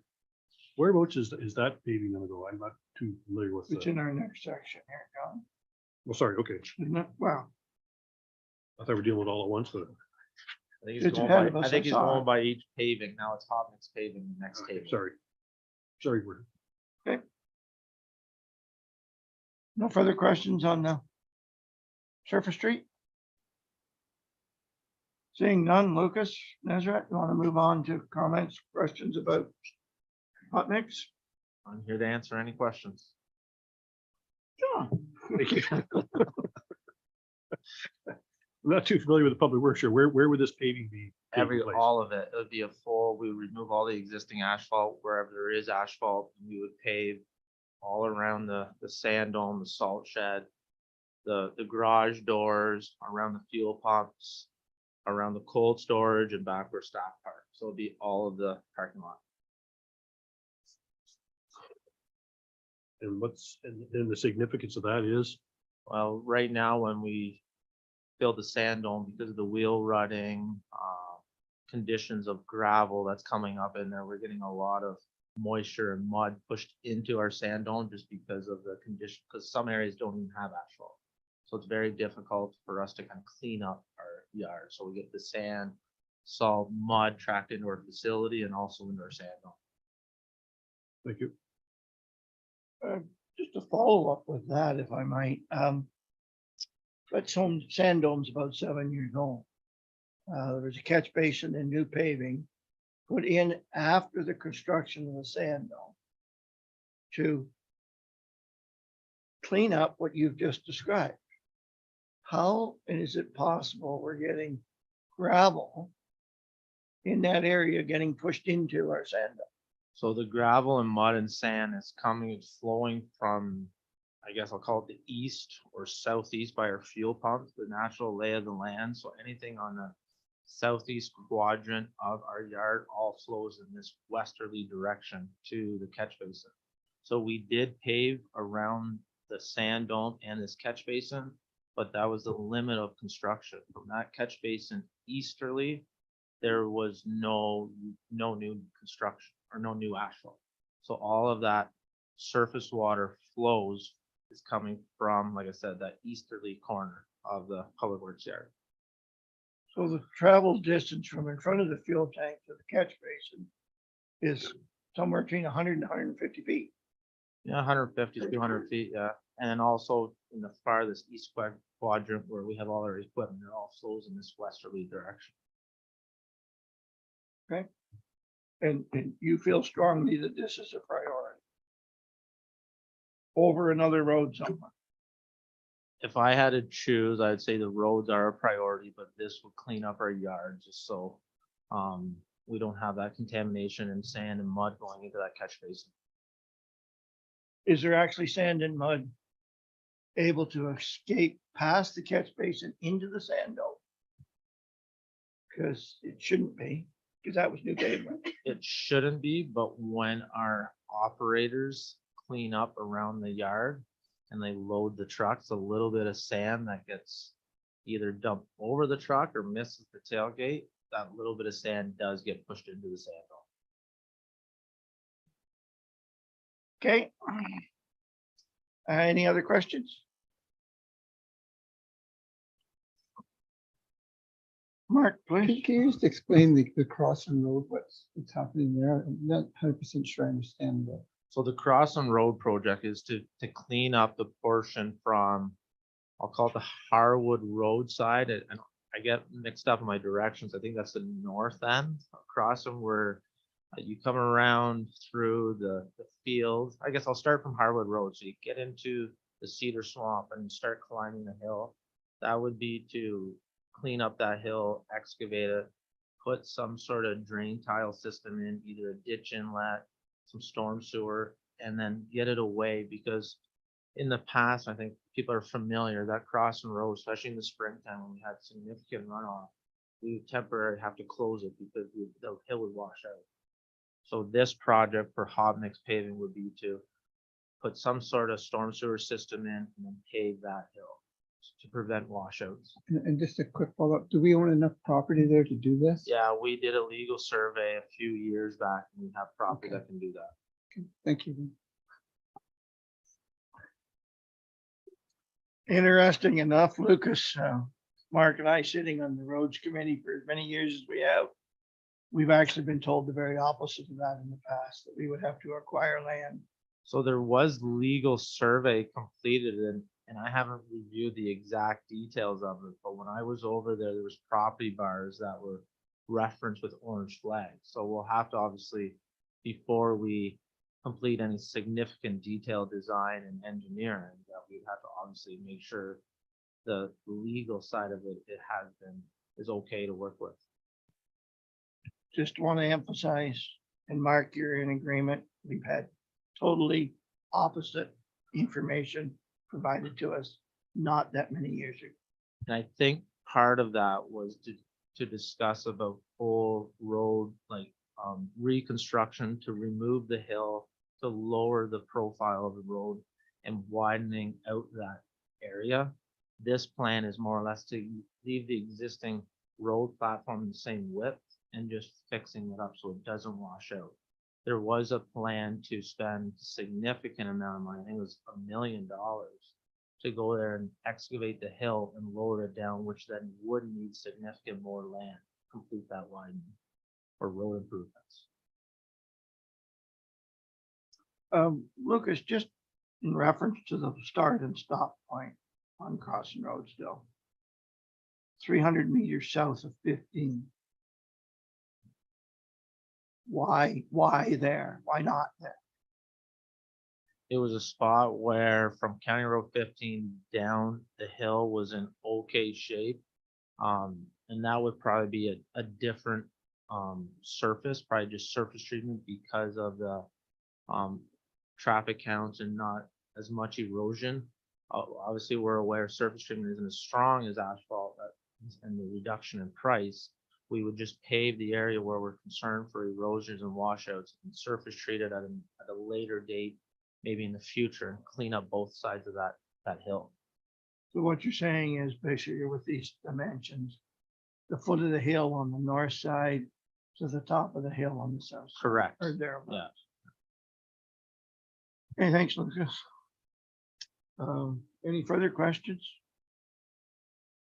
Okay, And that 300 meters, maybe 299. got it. That previous reference to non-ownership and sufficient space doesn't have any give on it. That's a stated fact. Okay, where are we? Anything further on paving? What about the engineering? Basically, Beardsley. Any questions or comments? Larry? Thank you, Lucas, for following up on that, because that was from 2019, that Valley View project. Thank you on behalf of them.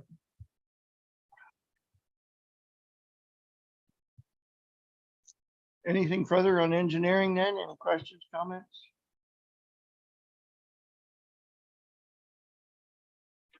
Okay, moving on to guardrail, please.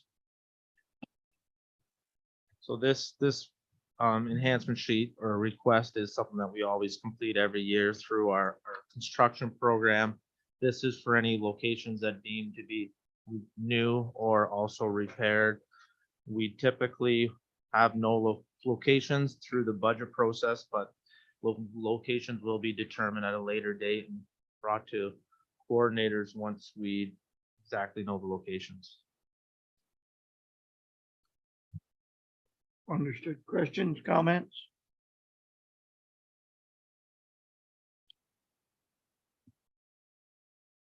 John? Yes, through you, your Jib, the guardrail program, is there any money left over in reserves each year? I don't think so.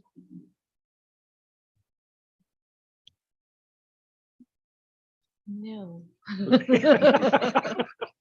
So we're actually. Why are we laughing at that? This project is actually going to be funded from taxation and. So No, not I'm from happy reserve. that, sorry, I'm happy I'm going. I'm happy with that answer, yes, because there shouldn't be any money left over. The guardrails are very important to have in our municipality and protect the citizens. Thank you.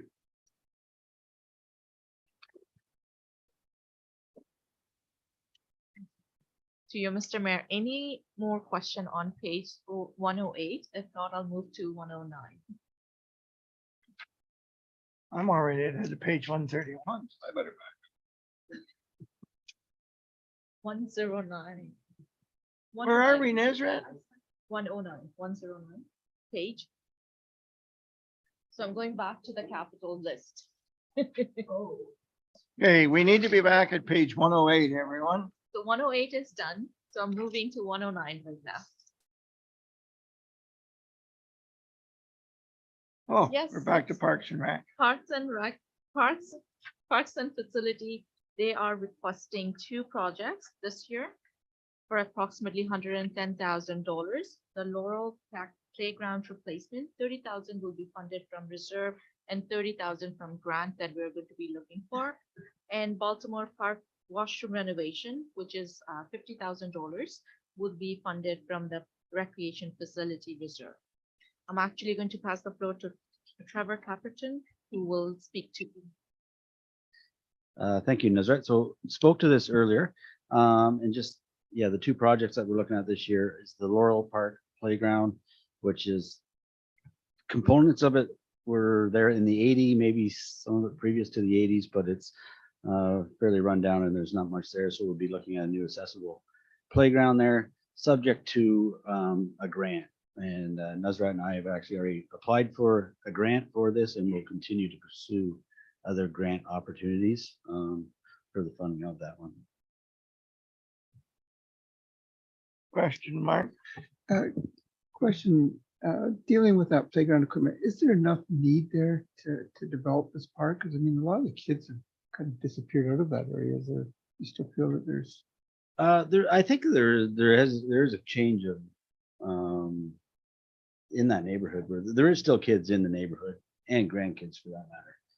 What we look at, it is, I think it's, given the next closest playground would be, Bain subdivision, which is across the highway, which is fairly busy. It's tough to get to. So one thing we found in the past in the construction of new playgrounds is it really encourages the use of the parks. We found that at Castle Hill when we built it. It just seemed to, people really took to them and started using them. We've really noticed that at Baltimore with the big park that put in there. So there's no doubt the use will be there. when, I know we did a survey there a number of years ago and we found at that time, that's why we didn't update it at that time because there just wasn't the want or the will to go forward with it. Would it be advisable to go and maybe survey that area again and to see what the use would be for this playground equipment? I don't know, I could probably work with somebody to get some information out there via Facebook or Because whatever. you'd have to do a bit of Dale Road and a bit of Ontario Yeah. Street also, I would presume, but Yeah. I just think it'd be nice to know what those numbers are before we start building this again. And if I could have an add-on before we go to John, is there any people that used to be on committees that might like to have an input to what some of the equipment could be there, or suggestion at least, or is there anyone you can reach out to there? I do know a few neighbors in that area that always had a strong interest in the park and actually was part of the committee that managed the park back in the day and looked after it. It'd be nice to include them in an opportunity, if nothing else. John, what? Just a comment, Mayor Jim. There is a gentleman just across the road who was quite concerned about the park as he cuts the grass and maintains and keeps everybody out of there with drinking beer, et cetera, as he put it. So, but there are 3 families, Mark, around that area that have young children who are interested in the playground, but they have nowhere to go. So that I'm aware of, anybody's goes out campaigning. We have received a couple complaints about the condition of the current playground. I think we're all talking about the same fellow across the street, to be honest with you.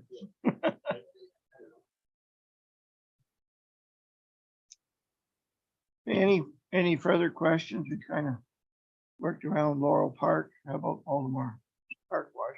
Any questions or comments? So just to speak to that again, I think the current construction was 1990 of the of the washroom. It is in very tough shape. One thing we're noticing and in the presentation earlier, you see we hosted 16 ball tournaments in 2022. We have 6 different ball leagues that operate 5 nights or days of the week. So the park is being well used. The other issue, not issue, but the one thing, when we built the new playground there, it's brought in a whole new crew of kids and families that spend the day in the park. And I think it's important that we spend some money in the washroom and the facility itself. Questions or comments on Baltimore? Larry? There's nothing more turn off than a bad washroom. I had to make a stop in usually at the washrooms there on the park. I was appalled by them. I mean, they didn't want to go in. But Yeah. if we're going to provide these kind of facilities, washrooms are a must, where people go other places at the park to use something. And so I think by enhancing that washroom, going to be a big customer satisfaction level. I think, and then speaking on behalf of my staff that go in there and clean them at the end of a day on a weekend, the one in Butley or Baltimore, they can be pretty grungy. The one thing we do have in Butley, and we would be looking to do in Baltimore as well, is a timer on the door to lock the door at a certain time and unlock it. We have that in Butley, but the Baltimore one seems to be a hangout on a Saturday night. Not that I'd want to hang out in there. That's the money well spent. Thank you. Anything further? Mark? Let's see, the chiller's not listed here, the one in Butley. Are we going to be discussing that at some point? Through you, Mr. Mayor, Chiller requires, we're going to bring that forward in 2026 for 2026 budget deliberation. But the $45,000 that we are transferring to reserve, that is part of the operating budget, just building the reserve. Can I ask about that now then? If I could? So the chiller in Budley, both our refrigeration plants get inspected every year by TSSA. Last year's inspection in Budley, they made note of the inspection report that they wanted to ensure that we were putting money away or preparing to replace it in 2026. To follow up, if I could, Mr. Mayor, the use of ice time and so forth in Beauty, is there, where are we with it now? I don't see the breakdown, like we used to have a breakdown between Baltimore and Beauty. Is it- The hours were actually in there. I must have missed them, but I tried to find them. In the stats part, but it's less than Baltimore. Oh, it's we'll say always that. been less. Weeknights, and we've had this discussion at coordinators the last couple of years. As far as renting ice, I could rent it 20 rinks between 6 PM and 9 PM. That's when everybody wants. Usually they're still busy weeknights. Saturdays seem to be the slowest day. We used to do a lot of tournaments on Saturdays in Budley. Due to COVID, we kind of lost all them. We got a few coming back this year. But we do, we only have about 6 hours rentals on Saturdays. Sundays are booked from 8 till 11. Can we get a breakdown, Trevor? At least I know I would like one anyway, Yeah. just to see what those hours are. And can you give us an idea of how many of those hours are actually by our own residents? Because I mean, we used to get a lot of Peterborough and Millbrook rentals.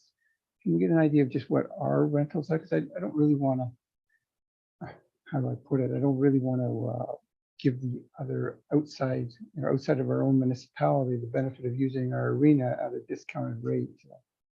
The challenge with the residential and non-residential, that there is leagues that we use, like Millbrook uses it. a fair Just bit. a rough idea Yeah, on. but the challenge with the resident, non-residents, the sanctioning bodies of the hockey leagues, through Sure. MHA, that you might live in Hamilton Township, Yeah. but you have to go to somewhere, another neighboring municipality place. Sure. It's hard to break down residents, but yeah, I can. Just an idea, like, is Yeah. it 50-50 or is it 70-40 or, Yeah. some sort of an idea, just to give an idea Yeah. of Okay. whether these, I'm looking at, hockey is not what it used to be, and it's, people just don't play hockey or figure skate like they once did. So, I mean, is this something we still need in the future? Or should we be looking at something what we did in Baltimore with putting in a soccer or some indoor soccer, something like that? It's just a question I have out there. I haven't seen those figures to see whether they justify keeping the chiller going or not. Yeah, I have all that documentation, said that you shared at court. Okay, thank you. Anything further? All right, moving on. I'll move into planning department's request for capital. They are requesting $12,000 for a cloud karmic planning module, which will be funded from planning reserve. And I am going to be requesting Tim to give us some detail on that. What page would you like it to be on, Nazrat? I'm confused right now. 137.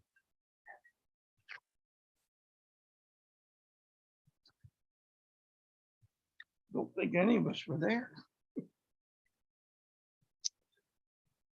Please Uh, continue.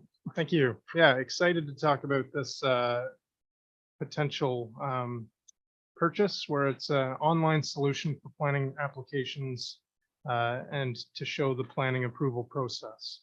So the platform itself, as I'm sure some of you know through the building department, the platform helps track, monitor, and receive planning applications, as well as provide status updates for residents using the platform. The benefits for this online planning process is significant for both staff and for residents and applicants.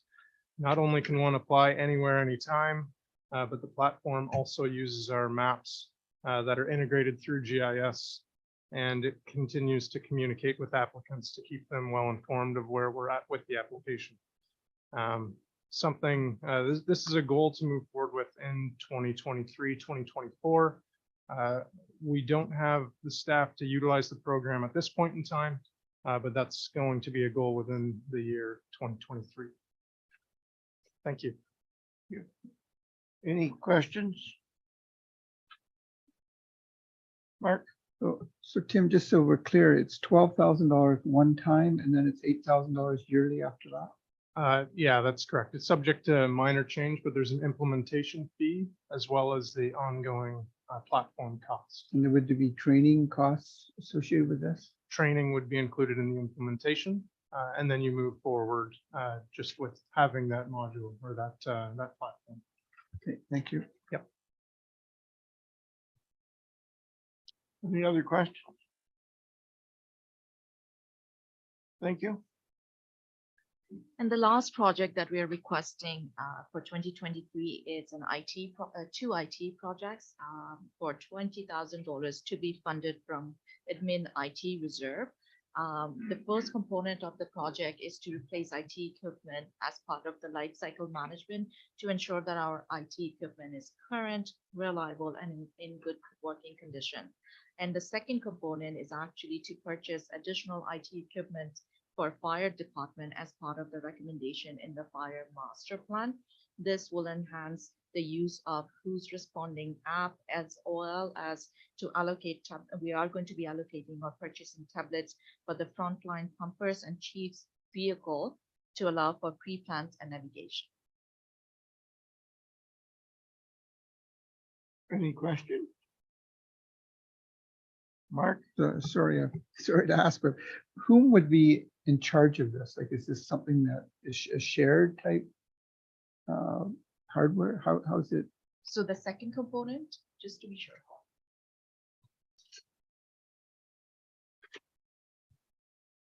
Asking specifically the fire? Yeah, I'm just a little lost in how this would actually work. Yeah, more so to fire, I guess, because I presume that would be the chief that would use this then? Or how's it? So one of the recommendations that come out of the master fire plan was to use IT to enhance our response. So you can appreciate navigation now electronically to make sure the trucks get there in a timely fashion. And then we're starting to see a push with technology, and we're going to see it within the next few years with next gen 911. There's actually going to be communication as the vehicles are going. So if I can compare back to the information that police are, downloaded pre-plans for, an industrial facility, when you're dispatched there would be at, the touch point of the frontline truck, as well as the chief. Our burn permit system's online and available. So as they're going to a burn complaint or somewhere where, we're checking on those permits. So it's just actually using Wi-Fi and putting the tablets in there. So it'd be similar to, if I can use a name brand like an iPad, larger iPad that would house that. And then that information would be uploaded to those frontline trucks. And that was a piece of the IT piece. So I believe it was in the fire budget, and then through the total purchase in the municipality, Nuzrat was able to pull it. So I'm not sure what we have earmarked there. I think it's a few thousand to 20 that's earmarked specific to the fire. Okay, thanks. Thank you for that. Any other questions? Thank you. Through you, Mr. Mayor, that is our capital budget for 2023. With your permission now, I would like to move to capital forecast that we present. We are going to be presenting the fire forecast first, which is on page 144. If I can go to that. In terms of the reserve, fire department's reserve, as I've said, is in a surplus position.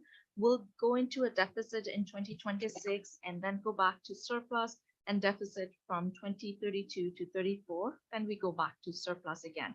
I do want to explain something for fire department's reserve. If you look at the bottom of just beneath the table, you will see that on a regular basis, we transfer $160,000 to fire department's vehicle and equipment reserve. From 2023 to 2026, we are going to be transferring less than that, simply because a tanker that was purchased in 2022, which will be delivered in 2023, We did not want to take a significant amount of money from fire department's reserve and put it into a significant deficit. So approximately $447,000 for that tanker was funded from general reserve, with the understanding that fire department will be paying back that money within a span of 3.5 years. So you can see that, for example, in 2023, 25,000 will be transferred to fire equipment and vehicle reserve, and $135,000 will be transferred to general reserve to pay back the amount that fire department's vehicle and equipment reserve borrowed from the general reserve. This is just to ensure that fire department's vehicle and equipment reserve does not go into a significant deficit. And I do want to mention that this is one of the reasons why we are trying to build our general reserve, because in times of need, when other departments reserves goes into significant deficit, general reserve is used to help that out. In reality, on a yearly basis, we actually only transfer approximately $23,000 to general reserve. So we are trying to build it, but I wanted to present to everyone the usage that we do with general reserve. Any question on fire's forecast? Mark, I have a couple of questions. First of all, I was going to ask the watercraft that you have listed here, 75,000. Is that something we're going to continue with, or I was under the understanding we were going to try and get out of that? So there is a discussion that is part of the master fire plan and the recommendations of that will be, one that will come before council and is earmarked for a work item this year. I think it's important, this year to do that and base our decisions and what we're going forward, whether we're, in the business, out of the business, or if there's an opportunity there for a partnership throughout the county. So it'll certainly be something that, we'll be bringing forward. There's no impact this year on the budget. We would stay status quo for this year until we made a decision. And I guess my other question is, I see some of these numbers, would they be accurate now? I know, inflation's hit some of these numbers pretty hard. So have we updated these numbers? Like the mini pumper, can you buy that for 200,000 now, or do these numbers need to be? Yeah, I think, obviously forecasting something out 10 years from now, or even 6 or 8 is probably, we could probably look at picking some of those up. 65s, I think, are the next big purchase in 26, and those are for pickup trucks. They're probably $10,000 or $15,000 light. So it's certainly something we can do moving forward to make sure that we have an accurate number there. I do want to draw attention that once we get the vehicle back that's in for repair from the accident in 22, as well as we receive the truck that was just procured in 22 budget and we get it in 23, we will have a surplus of about 4 vehicles, and I'm hopeful for about $100,000 combined on the sale of those 4 vehicles that will go directly back in. First, I guess, probably pay the general reserve, and then Nazra will let us borrow some back. Okay, thanks. To you, Mr. Mayor, and this is one of the questions that we were asked by Citizen Council too, whether we have a forecast of the sale amount when we sell it. What we do when we sell anything in Rockdale, for example, we receive the fund and we transfer it directly to the reserve that was used to purchase the asset. What I am going to be proposing is when I do year-end reporting, I'll actually bring forward a report to council so that I can inform council officially how much what we sold that year and what was transferred to reserve. So it will be for information purpose to let council know how much we sold and which reserve it was transferred to. thank you. Ezra, I'm sorry, but I had a disconnect between eyes and ears in the transfer amount that going into reserves. Could you just tell me, I'm sure nobody else needs it, could you tell me that again, please?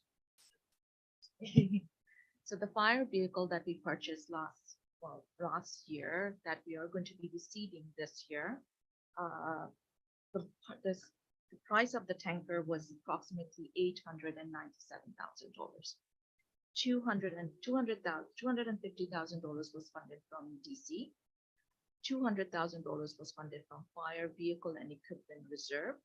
$447,000 was funded from general reserve.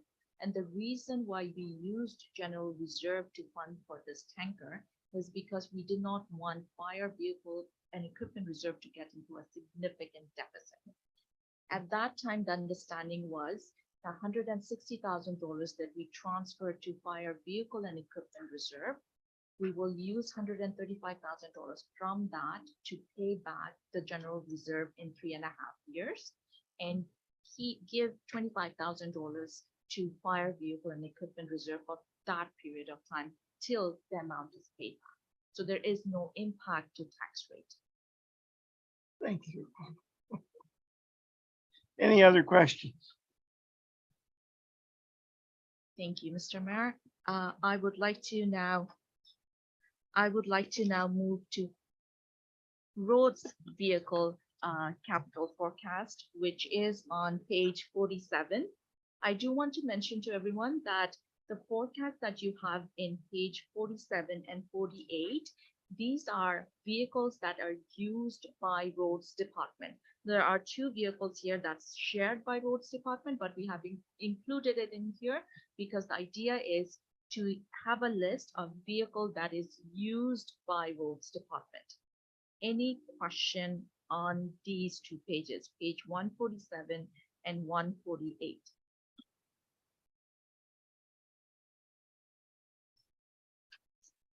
We'll just hesitate to give everyone an opportunity to develop their thoughts.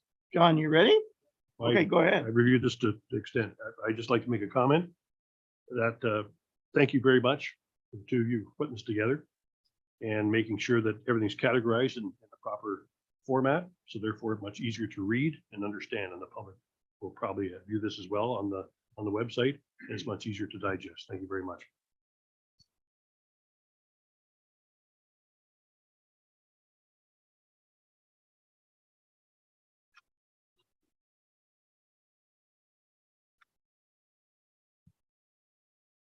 Larry, I noticed on Parks and Rec, for instance, they list a Chevrolet Silverado 1500, 217, and they're factoring that to buy in 50. And we've got, we share it, right? We share with Parks and Rec. We give them a truck during certain periods of Summer and winter, summer and winter. different vehicle. different vehicle for So different. that's not that apparatus. Chevy Silverado. That's your truck? Oh, okay. And then so they borrow one from you? Okay. Rent free. Hey?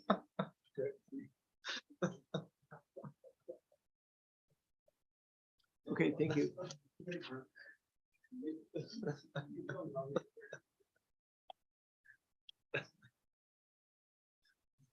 Focus, everyone. Deseret, Lucas?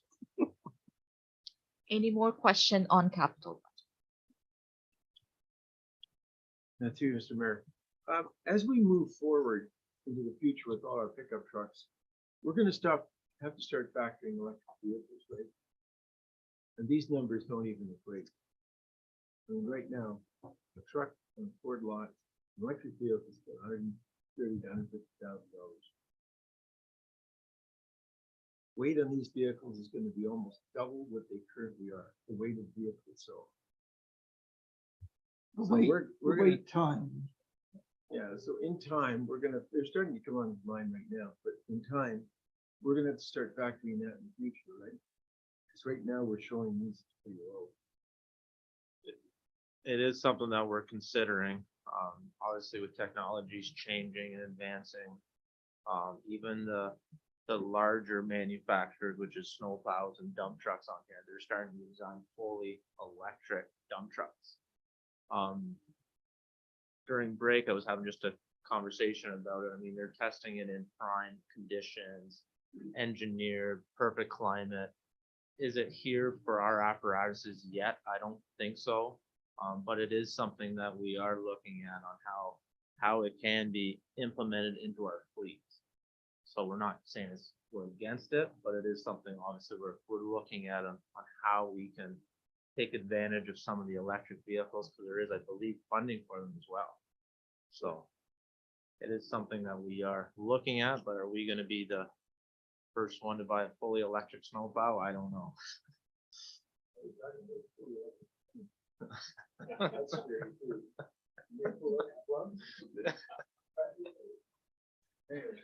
All right. Jane, I can see we've been here for quite a while with the way we're getting punchy. Uh, um, Any further questions or comments about this section? If not, I would like to move to page 150 and 151, where we are presenting parks and facilities equipment forecast. If there is any question, we would be able to answer. I do want to mention something. Parks and vehicle equipment reserve right now, we are transferring $20,000 each year. And if we continue to transfer $20,000 each year, there will be a deficit by 2027. And the deficit won't recover. It will just keep on growing. So for 2024, I'm actually going to be revising that transfer. I will be I'll be proposing to council to increase the transfer by increasing it by $10,000 each year to ensure that we don't have a deficit. Understood. Any question on parks and facilities equipment forecast?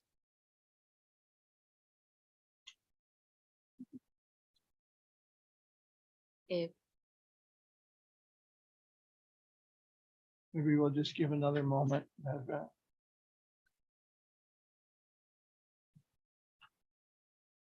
Everybody good? We'll move on. If not, so I'll move on to parks and facilities building forecast. It's on page 52. If there is any question, would be happy to answer.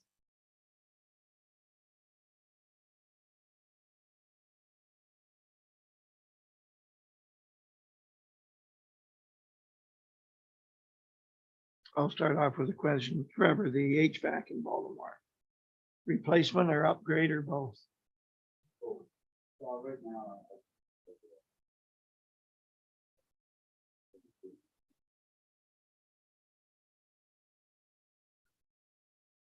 That earmarked there. And similarly in Butte, the same. Yes, correct. We're fortunate to have 10, 15 years ago to have two very new buildings, but they're sneaking up on us in age. So are the people that were involved at that time.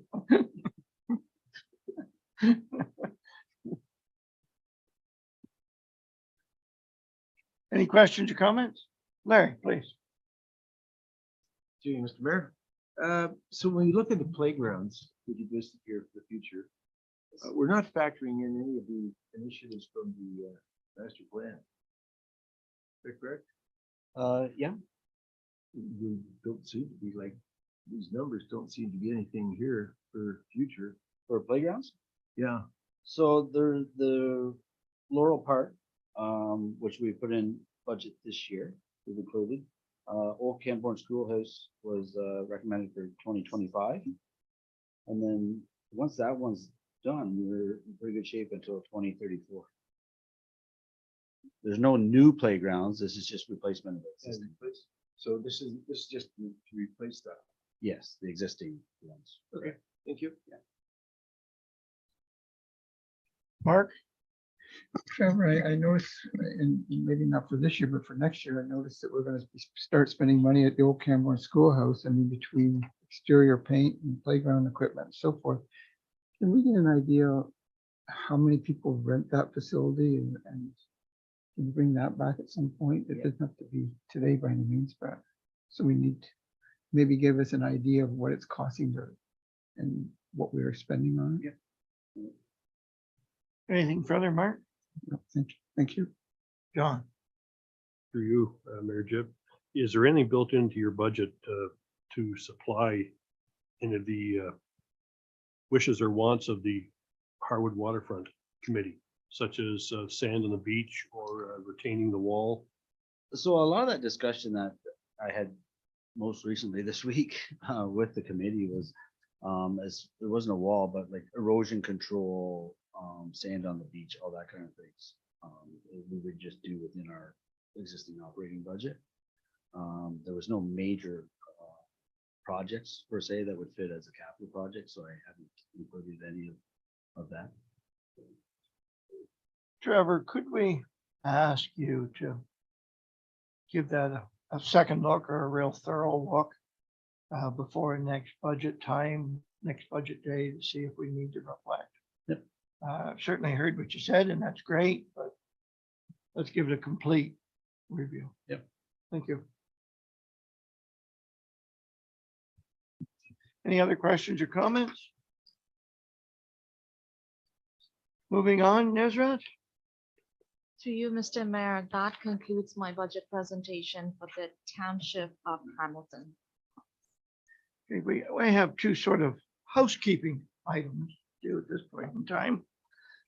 If we could, and I'm not so sure, we haven't been writing them back one another here, so I don't know where to go. Anyway,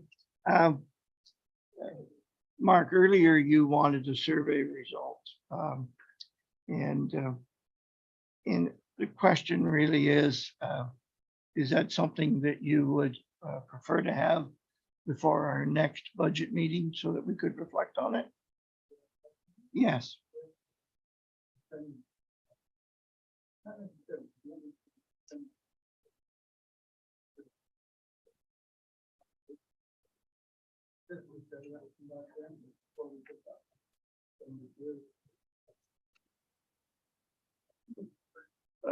Based on that, if there was any opportunity for staff to do that for us, it would be appreciated, I'm sure.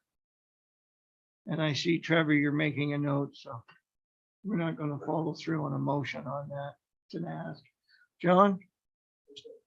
Sorry, through you, I just have a couple of questions. Maybe by the time I got through this, usually my eyes are burning out of my head anyway, so I kind of squinting and magnifying glass and whatever. Was there any revenues from the solar panels this year from, I mean, at Bewley? I think we have solar panels in Bewley. Was there a revenue from there at all?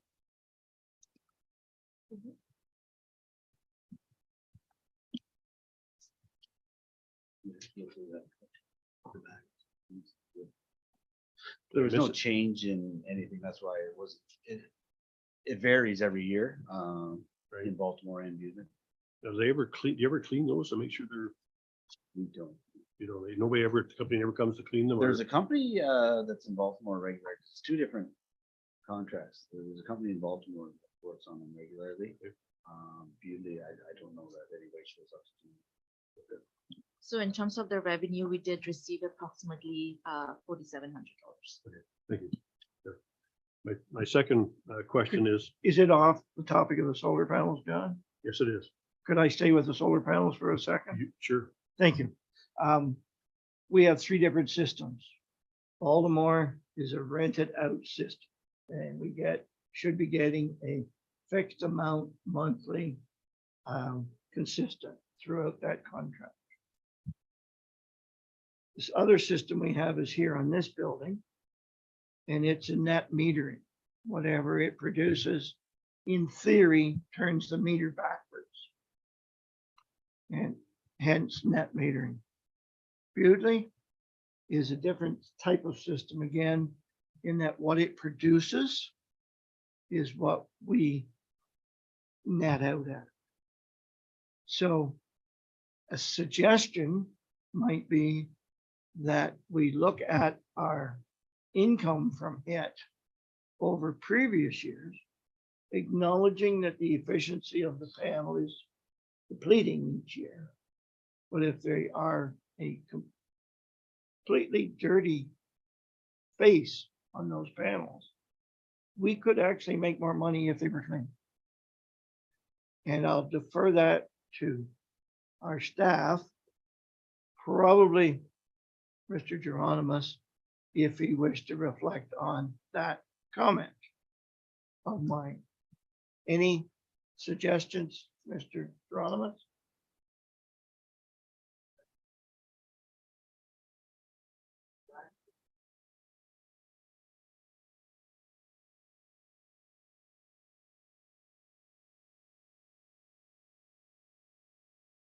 Yes.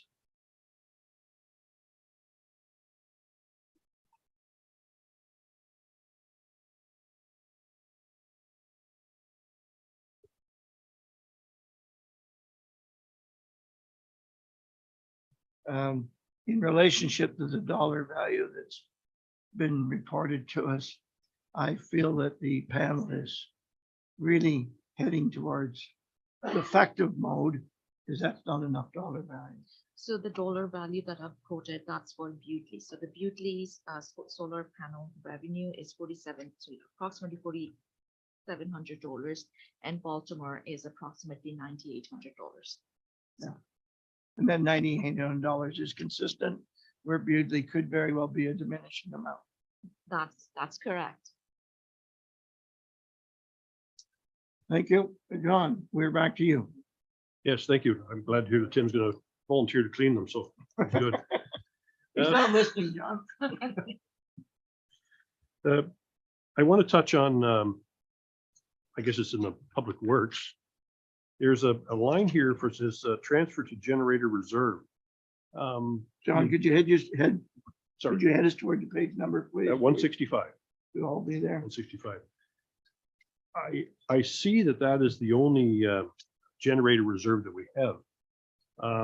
My concerns are that I believe, if I'm correct in the conversations I've had with different individuals, is that these generators are back in Y2K territory, which was in my time. These younger people may not remember that, but I think it was 1999. And a lot of these generators were put in to subsidize if power and everything went totally black in the world. So I think these generators are probably past their due date, or they could be getting close to their due date. So I don't see enough in the reserves of that generator budget to replace one, if anything. And we have them in the arenas, we've got them everywhere. We have some coming up in water, and I think to myself, well, why should water pay for it? We put all these in the corporation put all these in to make sure things weren't going to happen, and we don't have a budget line or put not enough money to replace one. So through you, Mr. Mayor, you're absolutely correct, Councillor. I mean, $10,000 transfer is not sufficient. And by the end of 2023, we're projecting a balance of $80,000. Again, that is not sufficient. One way to increase the contribution would be if council directs us to increase it, and it will have a tax rate increase. If you don't mind. Please continue. I would like to see a report come forward to council on the condition of the generators. Like they don't get used all that much, but I believe hopefully you have them on a servicing schedule. So therefore the maintenance schedule would dictate how well they're doing and any other problems we're going to have in the near future with them. So that would kind of give us an idea of where we're going, what direction we're going to be going in, because we have a lot of generators to replace here. At once, it all happens.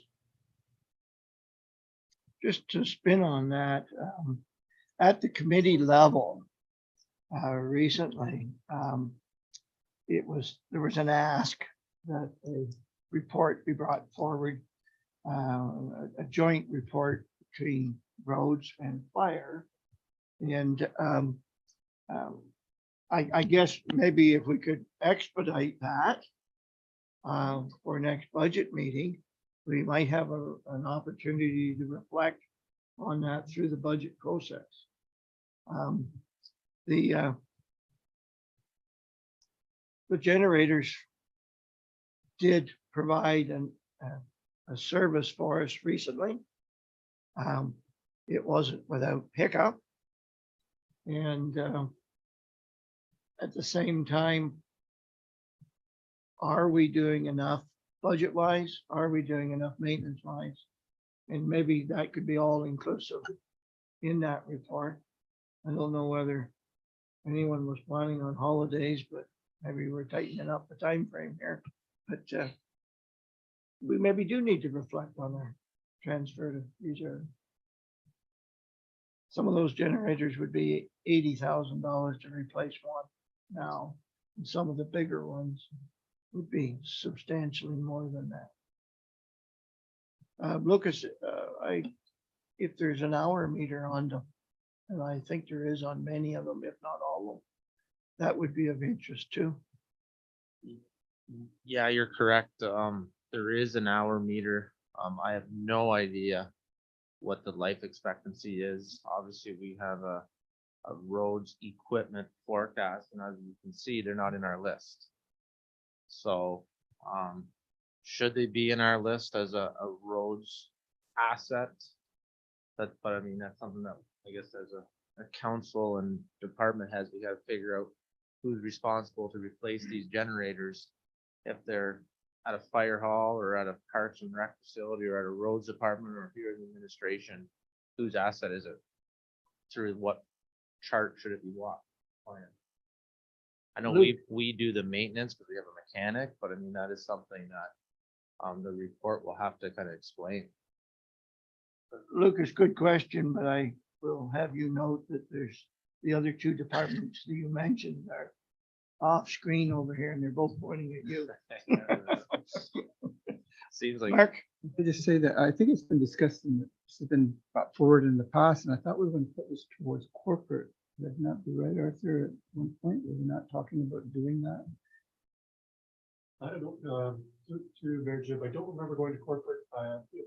Several years ago, the maintenance of generators was moved from the individual departments to Public Works. And they were given the responsibility because they had a mechanic and they had staff to go and have their service inspect to make sure that they were off properly. We were trying to coordinate that with fire because they're in their own facilities. And as we pointed out, complicated, so now see the generating water plants as well. For emergency, ongoing emergency. I mean, you're getting on a very good point. $10,000 is not enough. We have labored over this, discussed this in the past, both staff and training account.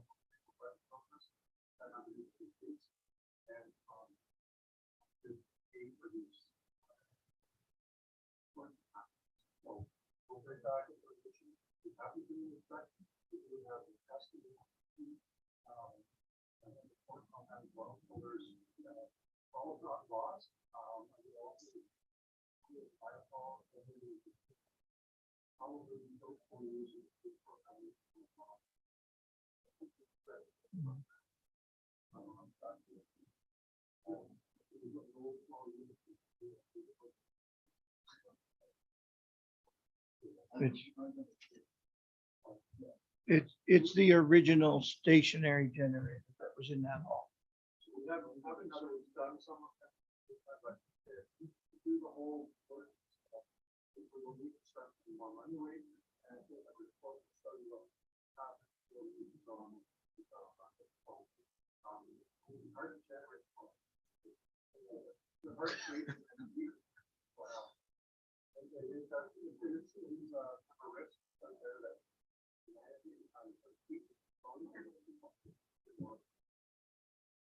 The part of that component, which I would find valuable, would be the actual failures, if you allow me to use that, that we had recently, and we can then reflect on additional programs or budgetary items that we may need to. John, did you have something further? I'm not really pushing the issue that we should have at my next meeting, but if that's your request, I honor that, but I think it's something that has to be brought forward, and I think maybe the older generation, the older generator should be looked at first and then brought forward. The older models, because I think there's even one at Bewley Arena, I think is to the point where it can't substantiate the whole arena. So if that's the case, then we're gonna have to look at that, what replaced first and whatever. But if they do the older ones first, I'd be happy with that. Well, there's really not much in the new group. There's just really only two in the new group. And-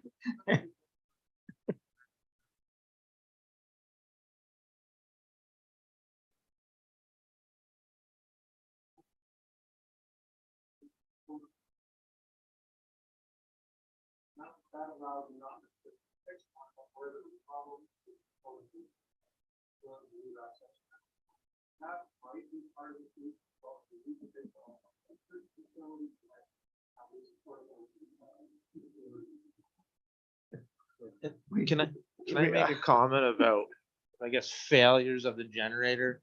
The day before, so a week prior to this big snowstorm, we had them all load tested. So which is runs under 50% load for 2 hours, no issues. The day before the storm, before I took off, myself and the mechanic started this one and the one of the public works shop. And Christmas Eve, was it? The fuel pump went. So it's one of those things, it's like, we were doing the best we can, and we thought the generators were all good, and obviously it can happen at any time. It did fail. But through the contacts we do have through electricians, through rental centers, we had a generator wired in running within, I think, 4 to 6 hours. So, I mean, we do have good contacts that if there is a failure that does happen, we have mechanisms in place to get power back onto the shop. So, I mean, yeah, they're great to have as backup. They are an asset. I mean, obviously it costs money to maintain, but there is obviously ways to work around. If we do have a catastrophic failure, we can get power to it. I'll finish off that thought. Two of our newest generators are actually in Baltimore, one at the fire hall and one at the arena. The rest are all basically the same age, dating back to 98, 99 timeframe. And the common components of all but one generator is they are a Perkins diesel with a Stamford New Age generator. The offshoot of that is the Harwood Fire Hall. And it's a topic that I won't discuss here. The other generator that I think we need to look at is the probability of the necessity of a upgrade at the communications tower at Cold Springs. We do have a generator there. It's a portable generator. And, you know, again, I won't go into a lot of detail. That's for staff to do, but I think we need to look at that. We need to reflect on that. And I do see this as value if there's any way possible to get a report for budget, because it may be something that we move forward with immediately in our budget ask. And maybe we can't afford it. Maybe we'll reflect. But if there's any way possible, that would be great. The water plant generators were installed during the construction of the buildings and or reconstruction of the buildings. I don't know the exact age of those, but they may be some of our older ones. In respect to a trailer unit, we had one of them once. We made it stationary, and then it got sold when the Shelter of Hope got sold. It also brings forward stories of how we used it or didn't use it, and how it was available, and how it wasn't available in my lifetime. Again, I won't go into detail. Anything further? John, you last had the floor. We're good. Mark? One last thing I'd like to see brought forward, if we couldn't, Ezra, before the next meeting, is a forecast of where we are. We have this year's budget, but where next year's and maybe the next 3 years are, just so we have an idea of what percentages we're looking at. I mean, is this a one-timer, or is this, how far are we in for next year already? We may not have any time to do that. Well, Nezrat, would you like to respond? We can defer that for later if you wish. I'm just looking at it. I mean, instead of, we're having some money's put aside for reserve, and maybe we could spread that out. Instead of having it in 4 years, maybe we could do it in 3 years, and it may save for this year a little bit. That's all. That's what I'm looking at. So, I mean, if you can give us a kind of an idea of the forecast for next year's budget, we obviously know some of our cost increases that are going to be there, and perhaps in the 2 years after that. I mean, I can't see why we can't It's not possible. So through you, Mr. Mayor, I can give a high level forecast based on certain assumption. But be aware of the fact that what I'm going to be forecasting would be based on certain assumptions. That does not mean what I forecast now for 2024 in terms of rate increase will be the rate increase when I present 2024 budget. There will be variation. No, I understand that, but you have an idea of what percent it's already going up from what we've approved this year. For instance, if we put a planner on and let's say it's half this year and half next year, you'll know that half the salaries next year and so forth. So that's what I'm asking. Yes, to you, Mr. Mayor, again, I will be able to bring a very high level forecast based on certain assumptions. John? Just have one more question. It's due to the fire service. You can probably just sit there and answer, Mike. Is there any money in your budget for a fence around the Harwood, back of the end of the Harwood Fire Hall to kind of cover or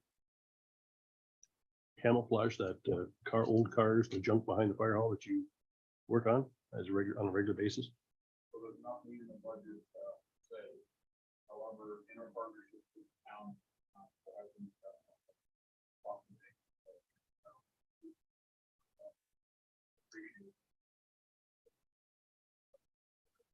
We also just possibly move in another bit of time. And it's all here, but we might have the company.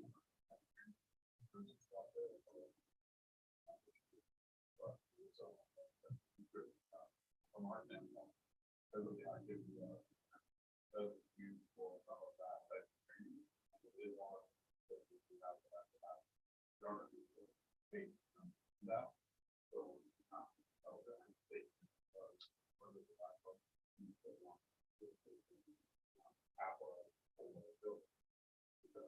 but that kind of the same bill that we're looking at parts and pieces of generator anything. So at this time, there's no transfer from fire operating.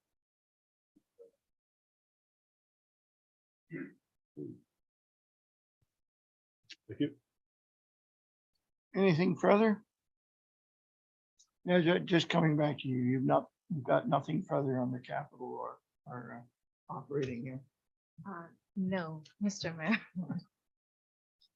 So I have a prepared motion for this moment in time, and that council receives report T 2023-02, being the 2023 draft operating and capital budget township for the township as information.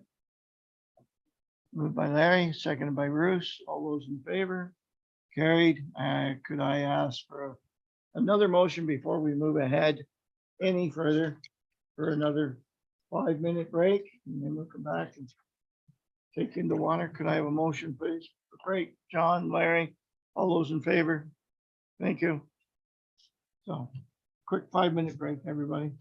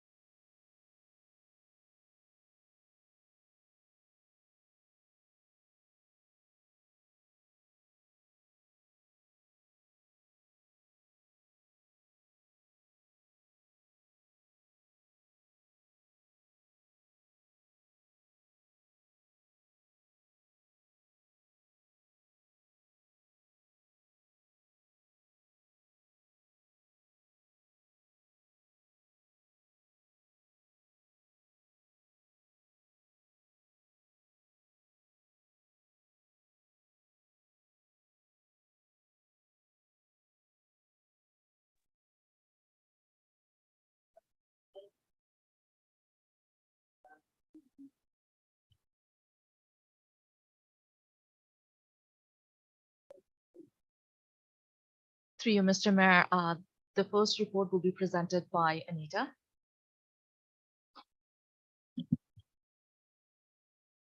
Good afternoon, Mayor Jip and Council.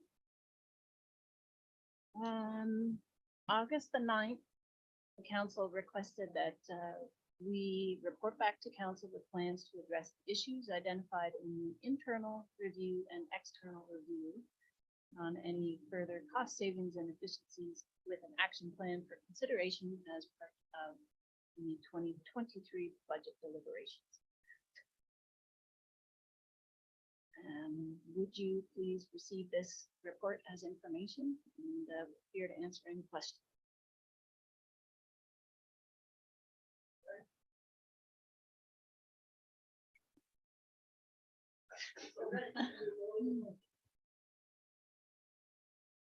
Yeah.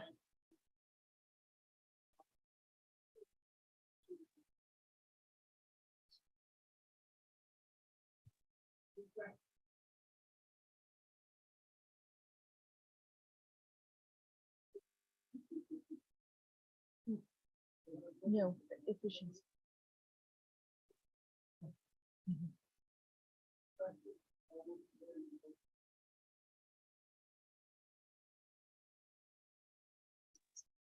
Through you, Mr. Mayor, staff is requesting that council receive 2023 draft operating and capital budget for water for information purpose. If I can take everyone to Appendix A of the staff report, which is the budget package. I am going to be requesting our manager of water operation to give an introduction and talk about the accomplishment and priorities for our water operation. In effort to move this meeting along as people have other places to be very soon, I'll keep it rather concise. We've had several very important accomplishments for 2022, including 100% on our ministry inspections for 2021 for both plants, and then 100% on Camborne ministry inspection for 2022.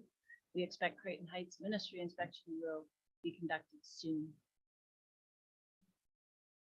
I will skip over a lot of these, but the most important ones for sure are the capital works that we have moved ahead on, including rehabilitation of well 7 with well pump and motor replacement, which will firm up reliability of that well, Creighton Heights. We've had a roof replacement at Camborne, a steel roof to replace aging weathered shingles.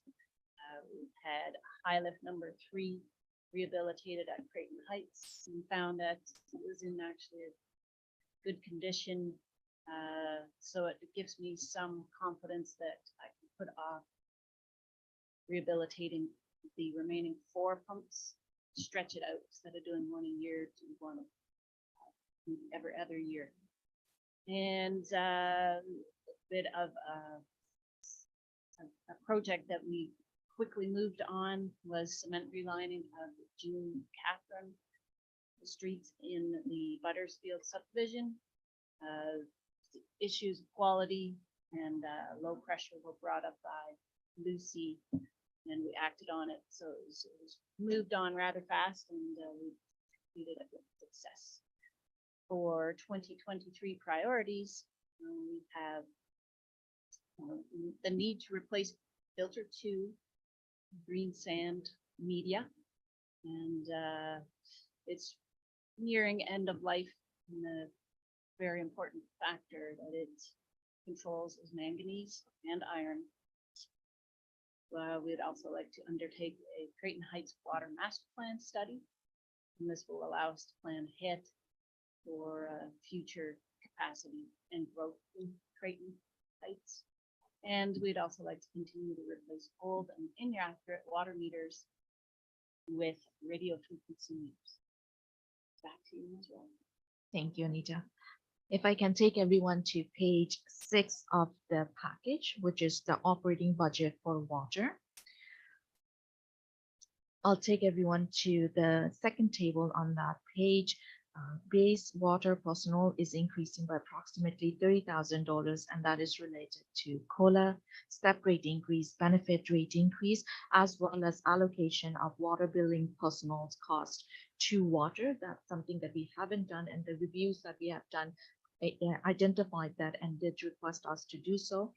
Contribution to reserve is actually decreasing by approximately $19,000, and that's because if you can recall, there was a project in June and Catherine that was funded, that was used by Lucy's customers, and we had to borrow money in order to complete that project, and the interest and principal payment will be made from the capital that we collect from the Lucy's user. So rather than transferring the entire capital amount that we receive from them to the capital reserve for Lucy, we're transferring a portion for principal and interest payment of that project. As a result, you see a decrease in contribution to reserve. Debt payment to third party is approximately an increase of $68,000, and that is related to the third party debt that we are going to be borrowing for the projects that were approved by council for water. Other expenditure is actually increasing by approximately $14,000 for various reasons, and when we go through the pressure sheet, we will go through that in detail. Other revenue is increasing by approximately $97,000, and that is related to the rate increase that was approved by council for 2023, and the rate, it will be increasing by 15% in 2023. Any question on this page before I move to detail? If I can take everyone to page 7 of this package. As I've said, personnel is increasing by approximately $30,000, and that is related to step rate increase, COLA, benefit rate increase, as well as allocation of water billing personnel's costs to water. Transfer to water reserve is, so this, normally I don't identify things when if there is no variance from budget, but this one I did want to identify to show council that we are continuing to pay money to the water reserve in order to pay back township's debt by $70,000. Transfer to water rate study, that's $10,000. Again, there is no increase, but I just wanted to show council the transfer for water. This rates transfer to water rate study reserve will help us do the rate study in the future. Transfer to capital reserve is increasing by only $1,300. I do want to mention to council that when the rate study was completed, it was estimated that we will be able to transfer approximately $66,000 to the capital reserve to build that reserve, but in reality, we are only able to transfer $30,000 because certain assumptions that were made when the rate study was done is very different from what it is right now that we are facing. For example, CPI during rate study, they assumed it's going to be 2%. We have 6.9%.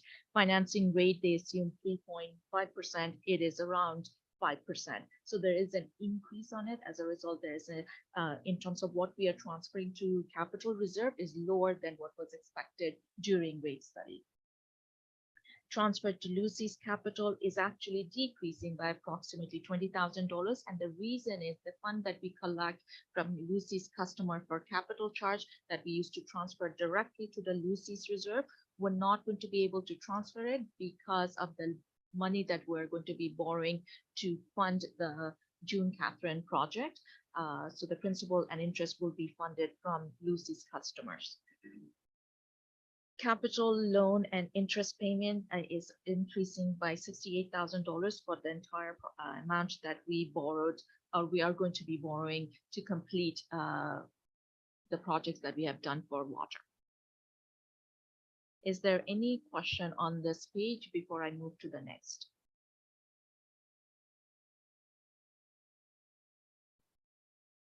Okay. So if I can go to page 8. Under other expenditure, mileage and fuel is increasing by approximately $5,500, again, because of the increase in price. Office supply is decreasing by $300 to align with actual. Lab supply is increasing by $1,400 to align with actual. Audit which is DWQMS, is increasing by $2,500 because in 2023, it will be an external offsite audit. Courier and postage is increasing by $1,500. So in the past, courier and postage cost for water was charged. We did not allocate it to water, so now we're starting to allocate that fund, that budget to water. Vehicle and repair is decreasing by $1,000, aligned with actual. GIS mapping is decreasing by $2,500 because GIS is very current with minor improvement that needed for water. Computer hardware, software, and internet is increasing by $3,000 because of price increase. Chemical supply in Camborne is increasing by $100, hydro by $60, and heating fuel by $600. We're just aligning with actual. For Crichton Heights, chemical is increasing by $2,000 and hydro is increasing by approximately $1,500 based on the projection that we have for 2023 actual. Any question on page 8? I'll just provide a comment, Nazareth, on that mileage and fuel. That percentage of increase is skewed because of the low dollar That's correct. used in 2022. That's correct. Any other comments or questions? Moving on, Nazareth. Page 9, if I can request everyone to go. In terms of revenue, all the revenue line items are increasing by 15% as per the rates approved by council. In terms of insurance, insurance is increasing by $3,400. We're aligning with actual and rate increase, and that is the operating budget for water department. Any question? Mark, One quick one, dealing with revenues, you just put in 15% dealing with the rate increase. Was there any extra household added on to this to reflect an increase? So for our as for the rate study, we are projecting approximately 5 households per year. So not enough to change. Okay, thank you. any further questions? Seeing none, Nazareth. We are going to move to capital budget, which is on page 10. Water department is requesting 3 projects. In terms of the funding, $71,000 of it will be funded from reserve. $75,900 will be funded from third-party debt. Development charge, $23,000 will be funded from DC and $21,000 from OCIF. I'm going to pass the floor to Anita, who will go over each items. Thank you, Nazareth. Our first item is media filter change at Creighton Heights. The green sand media and the GAC is nearing depletion, and it's important for manganese and iron removal. And we are requesting $21,000. Any questions on that from anyone? Nita, please. Request number 2 is for water meter replacement program, continuing the meter replacement program that's been going on for years. We're replacing old stuck meters, the ones that are inaccessible, with RF meters, which are radio frequency, which allows us to drive by and pick up the reading. We are requesting $20,000 this year to continue on with that program. It's been alluded to earlier by one of our council members about that as it has value added to it. Any questions, comments? Comment, Mayor Jib, is the fact that it's just like a slow crawling caterpillar. It's hopefully one of these days we can finally come to the end of the life, but then it'll start all over again. So it's just an ongoing project. And through you, Mr. Mayor, we are looking, we're trying our best to seek out grants so that we can do this meter replacement all at once. But so far we haven't been too successful with But when we do receive a grant, that would be one of our priorities. Any other questions? Nita, please. Thank you. Our third and final request is Creighton Heights Water Supply Master Plan Study. And this will allow us to plan for increased capacity to accommodate new growth in the Creighton Heights area, which is Baltimore, Creighton, and the homes down County Road 45 to Division. The capital needs assessment, which was written in August of 2020, identified this as a need, and it gave ballpark numbers as to what the cost might be. Again, bear in mind, these are $2020. And there's different options, and you can see them there ranging from 5 million to 15 million, depending on which option would seem to be the most appropriate. We are requesting $150,000 for this master plan study.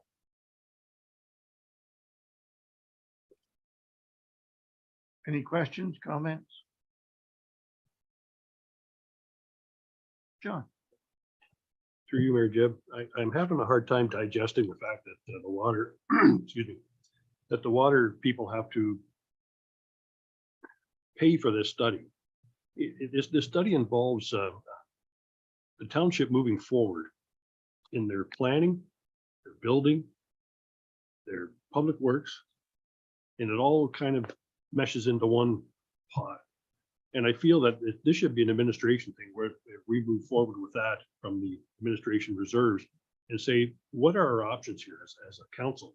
How can we, go out and move forward with our building, separating lots, our building permits, our planning department, everything is involved here. And I for some reason, I can't digest this to say that we're going to put this on the backs of the water users for this water master plan study, as it's referred to.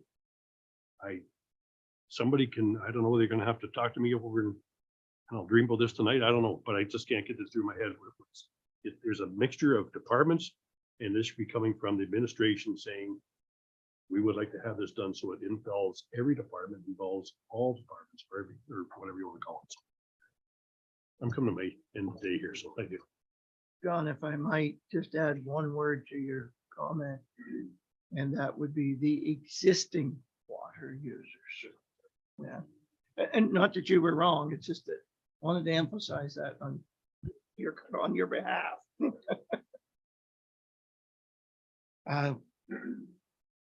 Would either of you ladies or Arthur like to respond to that comment, or just hear it for information? Through you, Mr. Mayor, what I can say is that if council would want us to change the funding source, would be happy to do it with the council's direction.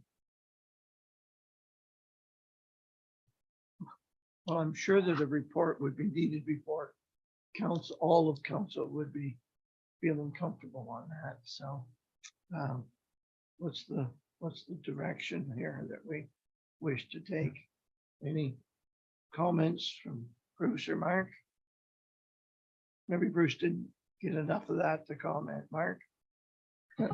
I agree with a lot of what John said. I mean, it isn't just water rate users that should be responsible for this, but for me, this study goes above and beyond that. I mean, how many water rate users does it take for me to pay if I do anything to make it worth my while to go forward? I mean, I can't spend, you have down here up to $5 million. How long can it take me to pay that back? And who's going to carry that debt load? So, I mean, I just can't see. I hate to pull off and say we don't need to do this study, but in the same token, I don't know how you would expand with 50 or 100 people. We can get 50. What did we get last time? 5, you said. So 5 households. It's going to take a lot of years to pay off $5 million for the next phase of this. So I'm having a real hard time moving forward with this at all, unless somebody can show me those numbers and how they're going to work. Well, do do we want to move forward and basically we're deferring it to next budget meeting anyway. Do we want to move forward and have an opportunity to think through our thoughts at this point in time? Okay, well, we'll do that. And if there's any additional information that anyone would like to share with council, that would be wonderful. Please. If I may, through Mayor Jib, just quickly, just to sort of build on those comments.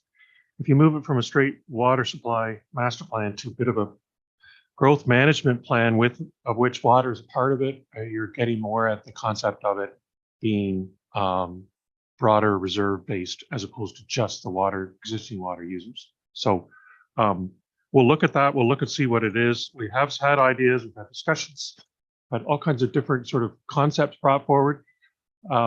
We can't move forward without and expand sort of some of the development areas without it. And as Councillor Lovshin's mentioned also, we also know if the quantum is so big that it makes it affordable for everybody to ever move forward, well, you know, this study will answer the questions about what we have to invest in the future to get that growth sort of in that southern part of our community, which is where it's designated to be.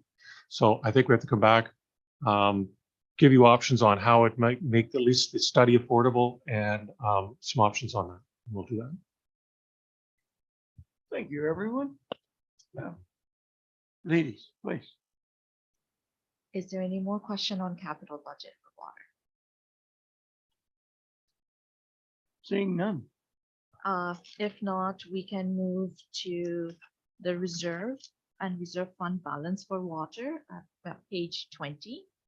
Again, council is aware of this. Water reserve is in a deficit state.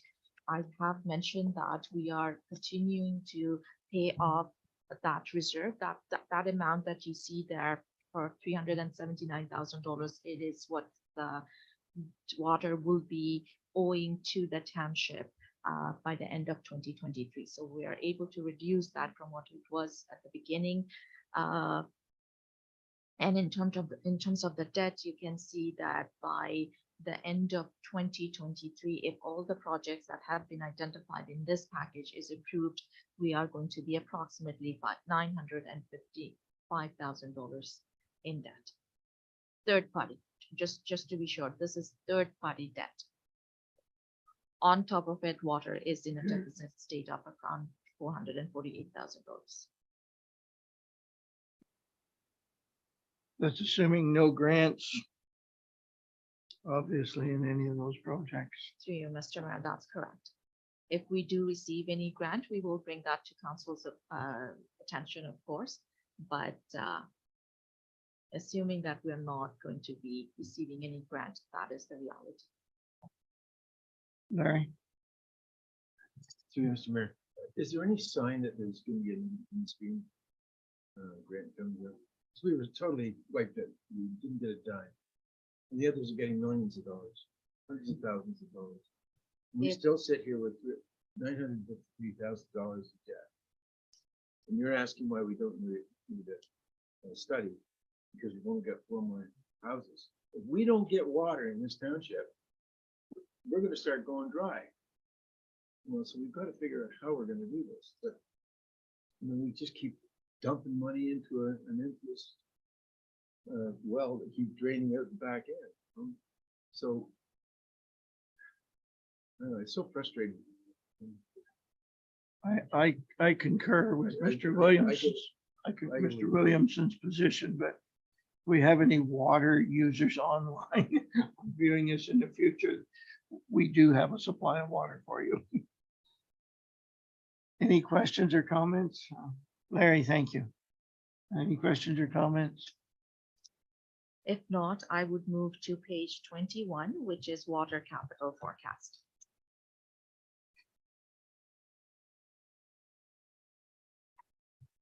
Is there any question on this?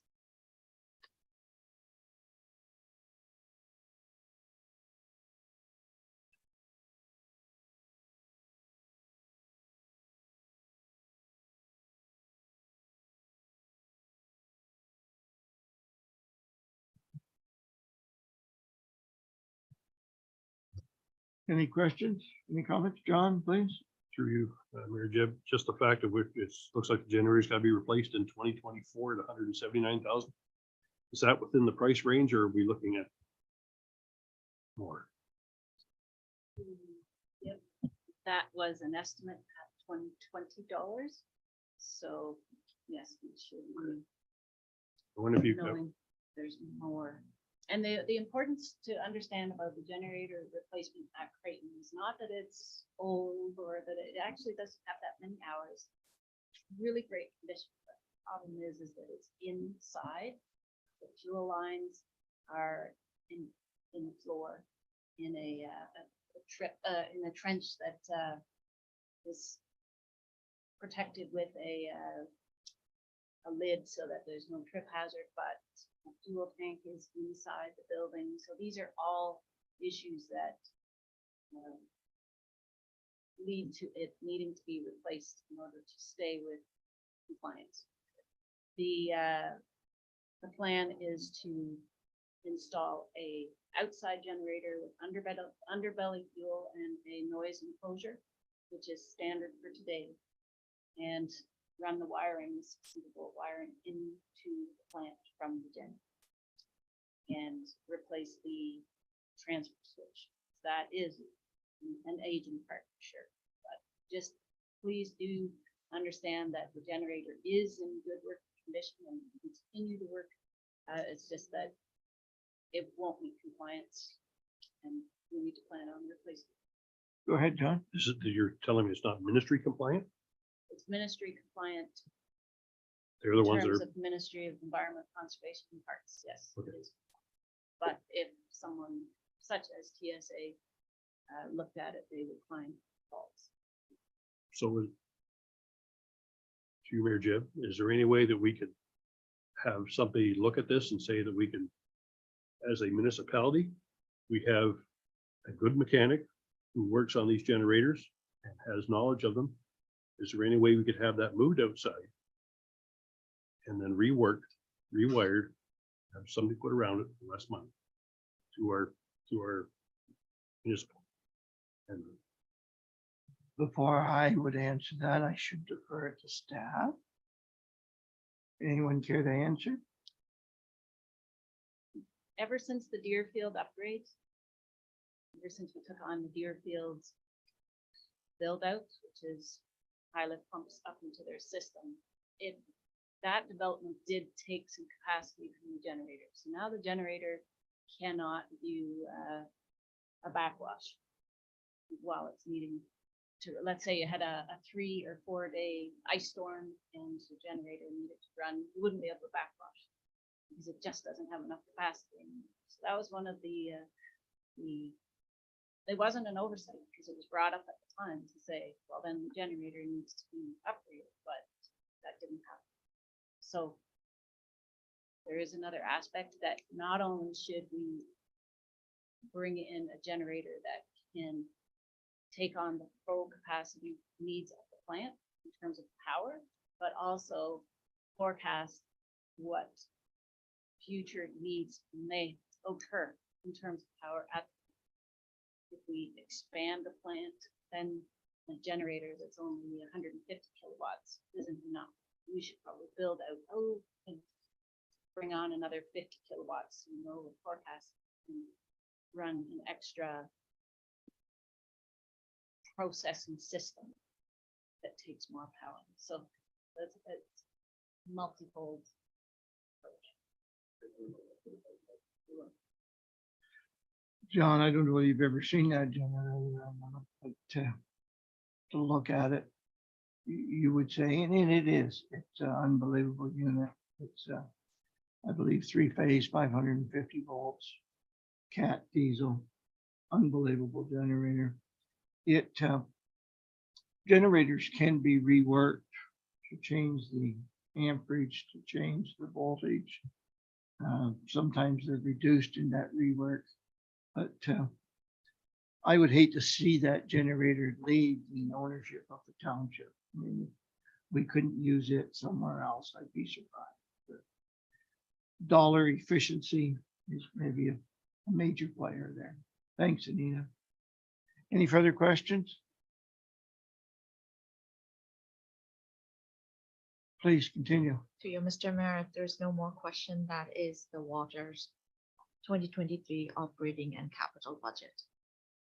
Thank you.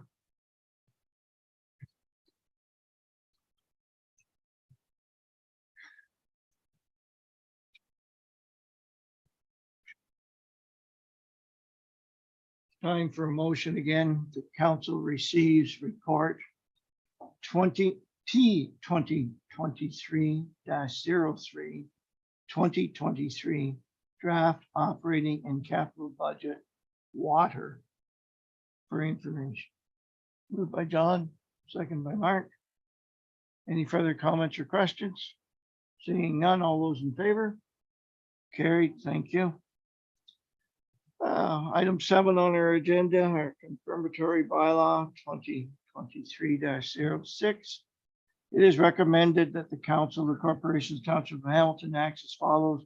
The bylaw 2023 06, being a bylaw to adopt the proceedings of the special council meeting held on the 19th day of January 2023, and to authorize its execution be given first, second, and third reading, and finally pass this 19th day of January 2023. Could I have a mover, please? Moved by Bruce, seconded by John. Arthur, would you like to speak? Just before you pass that confirmatory bylaw, I just wanted to acknowledge that we did receive 3 pieces of correspondence related to the budget. You received one earlier from Polly Browse on behalf of the CCHT. We received 2 other pieces of correspondence. Many of their questions, in fact, have been answered by the discussion today. However, if there's any further information or follow-up questions that come from that material, we'll be able to update council in the future on that. But I just want to acknowledge that those pieces were received, staff are aware of them, and we're able to, I think we've addressed many of the questions that were raised through those correspondence today during the discussion. But again, if there's anything further, we'll follow up with council. Thank you, Arthur. Been moved, seconded. All those in favor of the motion? Thank you. Only one thing left, adjournment. But anyone like to move for adjournment? That the regular council meeting held on January 19th of 2023 be adjourned at 4:20 p.m. Moved by Mark, seconded by Larry. All in favor? Carried. Thank you. We are still on YouTube until Emily gives us the